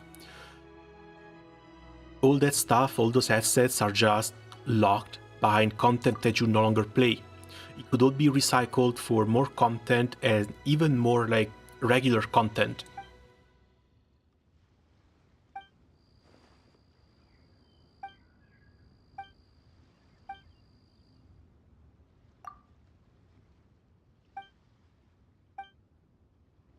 Like, you have this huge cast of characters, but you're not really doing much with them outside of the main story event and some of the other events that are running around. Say you leave them around the world.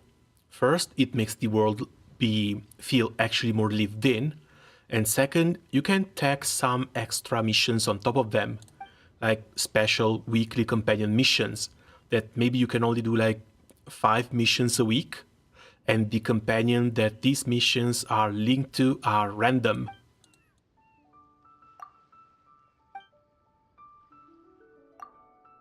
It would be something different to increase the... hold on. Would be something a little bit different to increase the friendship level with the units, but it would be a little bit more content on top of the stuff that you already normally do.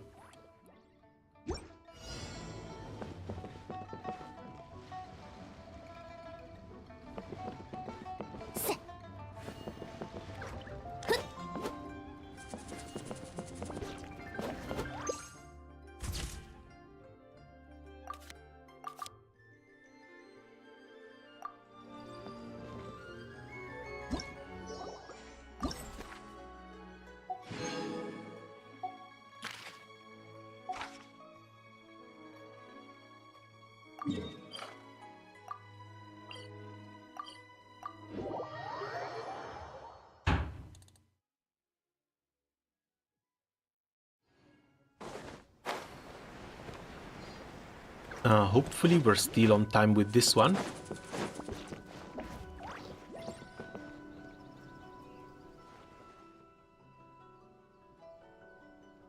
I wouldn't play if Jinshi and Yinlin weren't so hot, not gonna lie.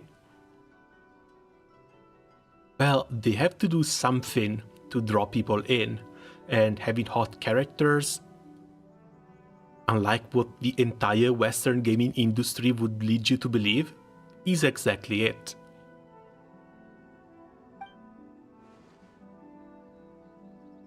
We're taking pictures around Inazuma.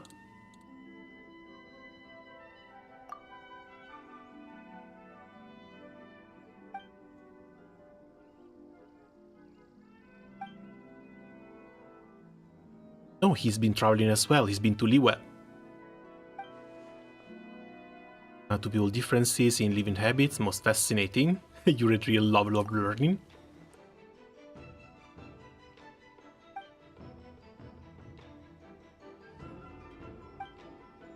Returning every once in a while, seeing people I knew in my youth, spending time in familiar places. I feel as I still have roots here, which relieves the chaos of my wanderings. Use cameras to immortalize such memories is a wonderful idea. We wanderer need our anchors more than anyone after all.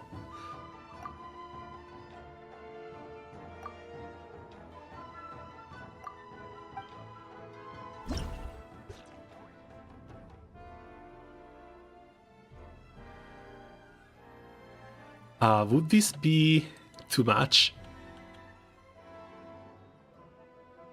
With the goddess statue behind there?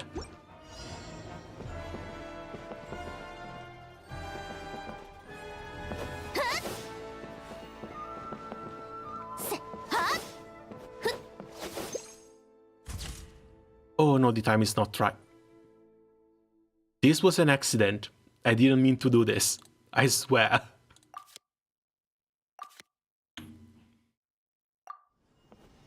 (17 to 19).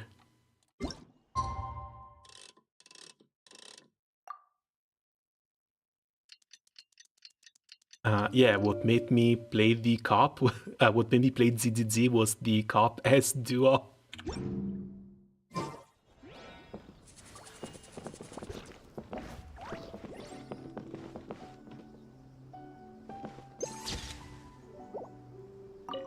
Oh wait, the...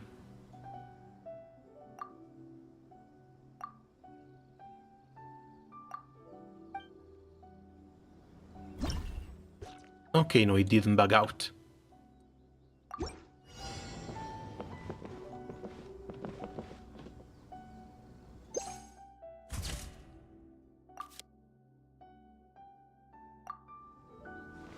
How am I not in the designated area? What the hell is going on? Sure, accident. I swear, officer. I just set the camera down. I didn't know what was gonna happen afterwards. Okay, now everything checks out. There we go.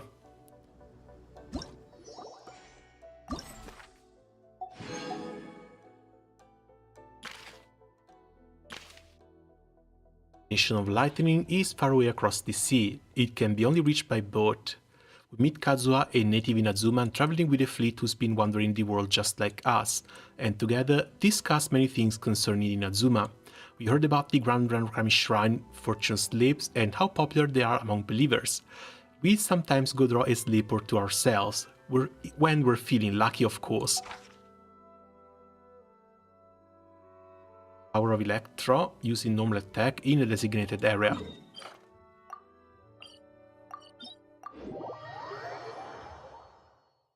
Please tell me we're going to be meeting Yai as well.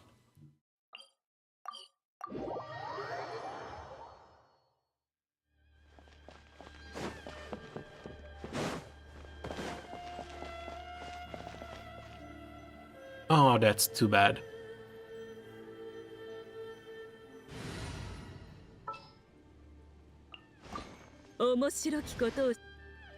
Doesn't mean I can't bring out my own.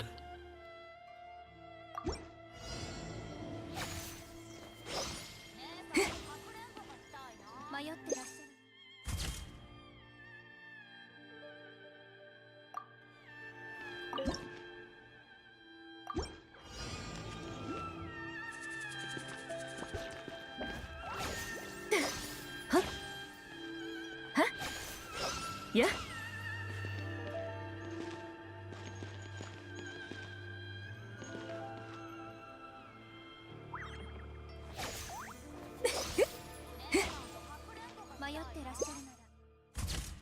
There we go. No, still... How are you moving out of the designated area? She doesn't walk when she does the normal attacks. Okay. I swear to God, it's driving me insane. Next, Sumeru has both rainforest and desert within its bounds. We met and made friends with Kollei, a forest ranger, on the way to Sumeru City in the heart of the rainforest. After leaving that region, we plunge into sands that stretch across the horizon, with the mausoleum of King Deshret leaving a deep impression. Traveler.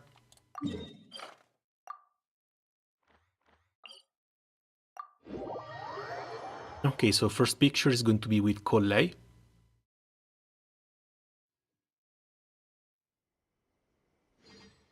Can bring the traveler back out. やるべきことは、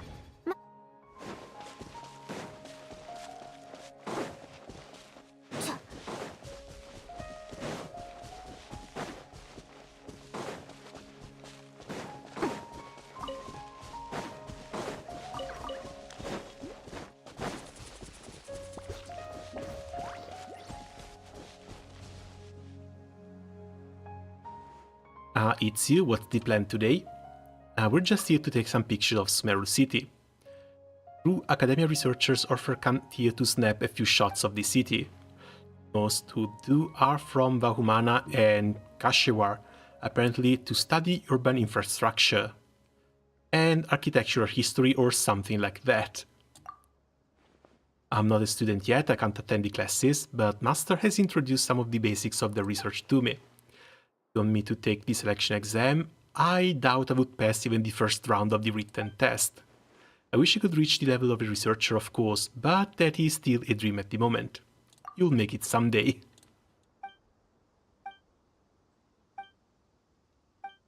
I mean, she was basically illiterate when she was found. Well, saved. And on the bright side, she's at least starting to learn how to write.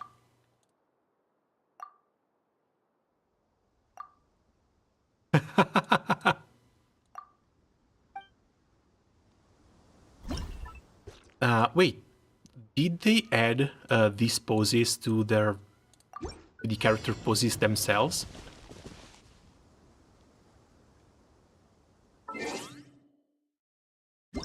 Because I remember there's something you can do to unlock some extra character poses for the pictures and selfies, but I don't know if these are the ones.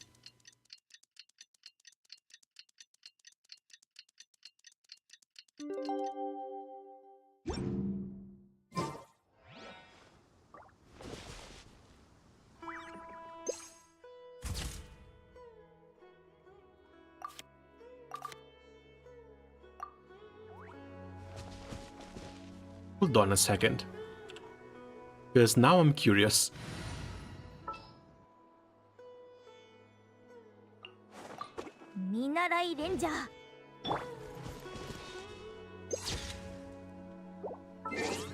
Not that camera, this camera.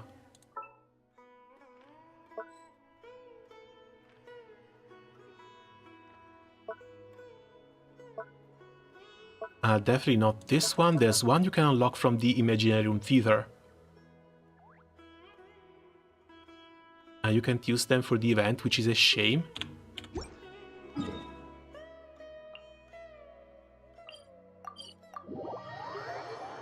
Where do you unlock the poses from here?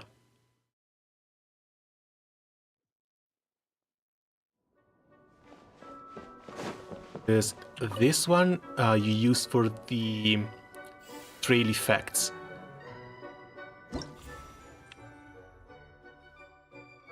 Okay, these are only trail effects.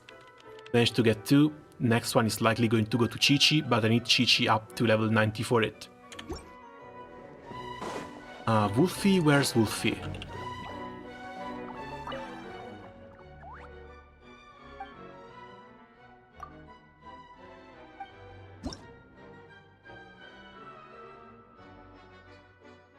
Okay, thanks a lot.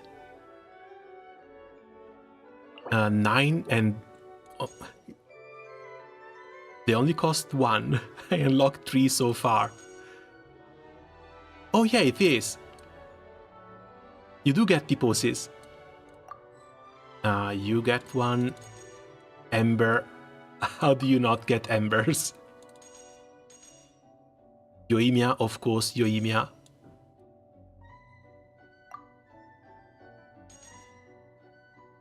Her I left behind last time. It's time to get it. New tricks for Venti, Toma. Oh god. Absolutely.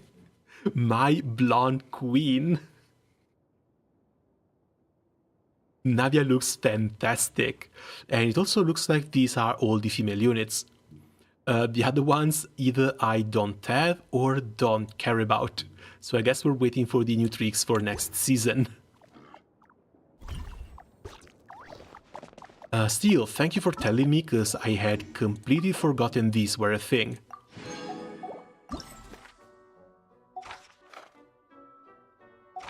On to the next one.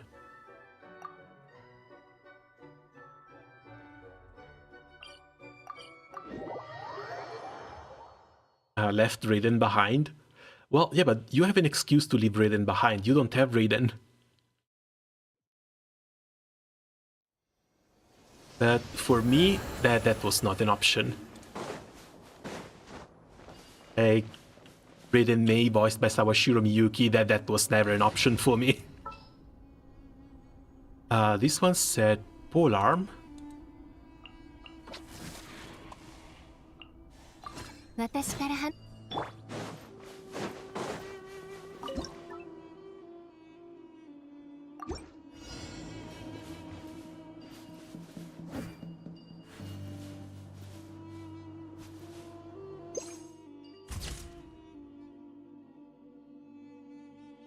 She can join my roster as soon as she can cook. Dude, no, like, when Raiden came out is basically when I stopped listening to any and all content creators. Because before Raiden came out, everyone was shitting on her, everyone was shitting on her kit. That she was going to be useless, that she didn't generate enough energy, that she didn't deal damage. Then she came out. And she was one of the best characters of the time period.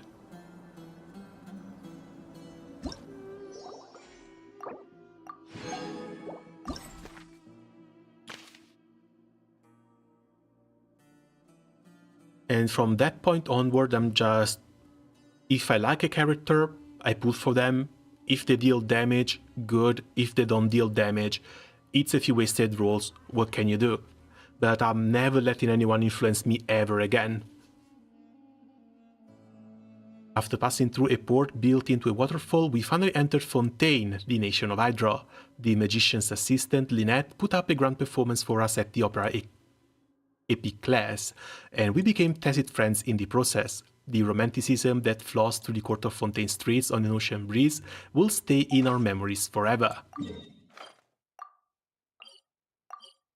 No, this one should be outside.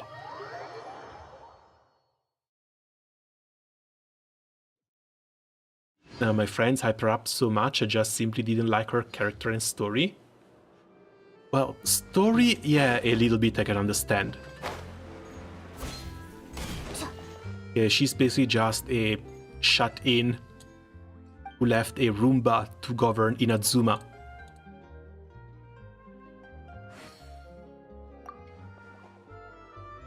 The character, once she opens up a bit, she's actually quite nice. Not to mention, I was a bit attached to the character from Honkai Impact 3rd already.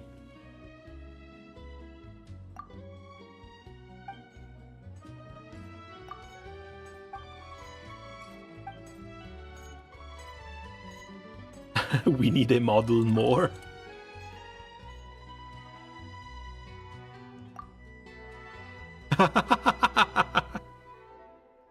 This is her idea of a fun pose.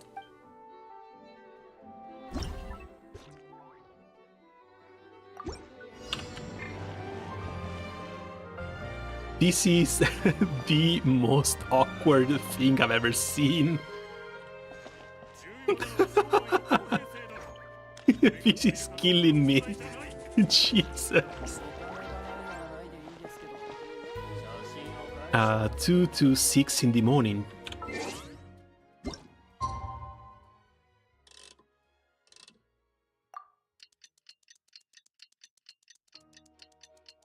understand, but she's not for me, and nowadays I don't think I need her as an electro DPS. Oh no, nowadays probably not. If you've got Chlorine, you're fine already.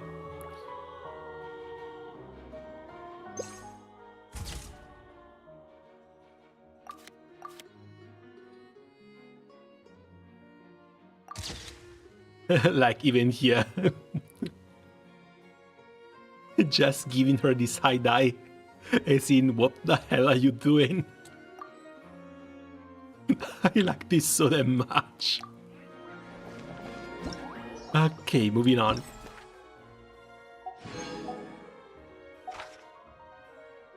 Hydro using a charge attack.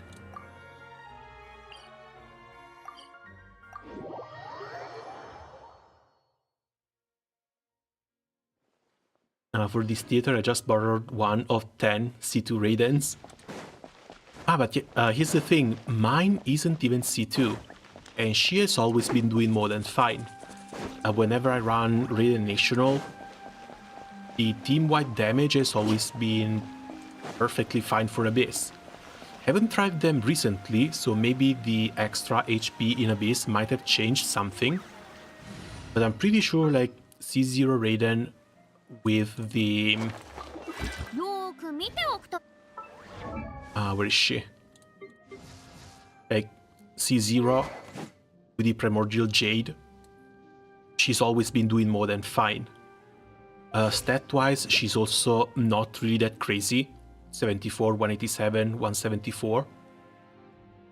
And I never had a single complaint to lodge about her. And one thing I might have wanted to try, but I never did, was going full Dragon's Bane, full Elemental Mastery to run her with Nahida. But I already have my electro damage dealers. One here, another one here. So I never had any need to try an Elemental Mastery Raiden.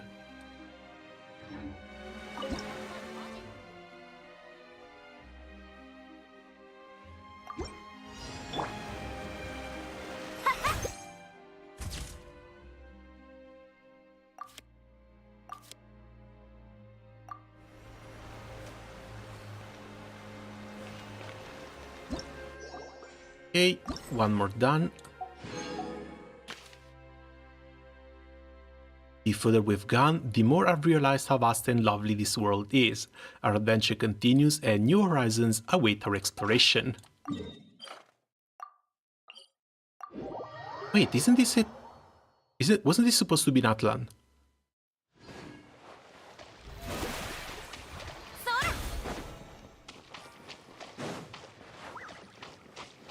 My Electro DPS is Fischl, Chlorine is just there to funnel Fischl.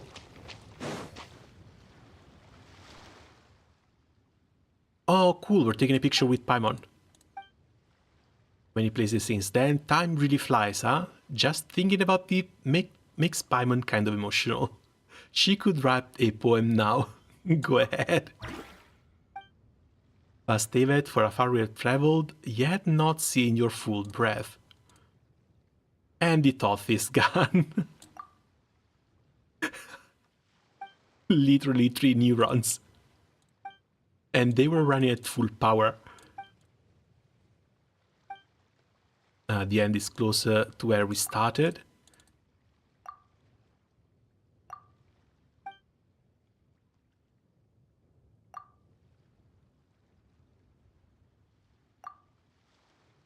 The little thumbs up. This might be just a quick stupid event, but at the same time, they managed to make it fun too.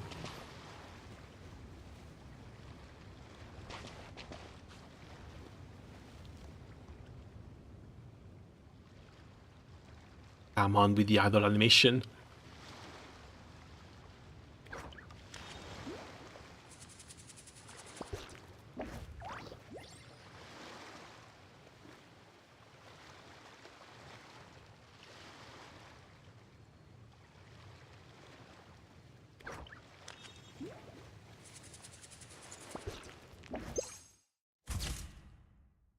Okay, Just one missing and the entire event is done. Took like 20 minutes. Okay, this one is for Natlan. Also, I can't believe I played Sucrose National for like 1 to 2 years. Hey, if it's good, it's good.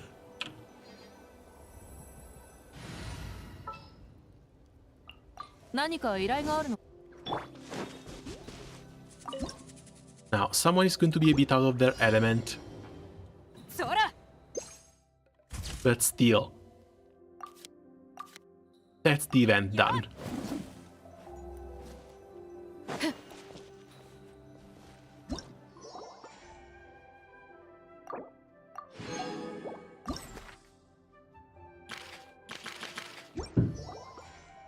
Okay, is there anything else left to do before the patch comes in? I guess the Kinich character story. Don't really want to get into that right now. I'm losing 50 Primo Gems. I don't... Oh, 60 Primo Gems. I don't really care about 60 Primo Gems. The Sword Fixer, actually. Oh yeah, it's really nice. Again, black and red.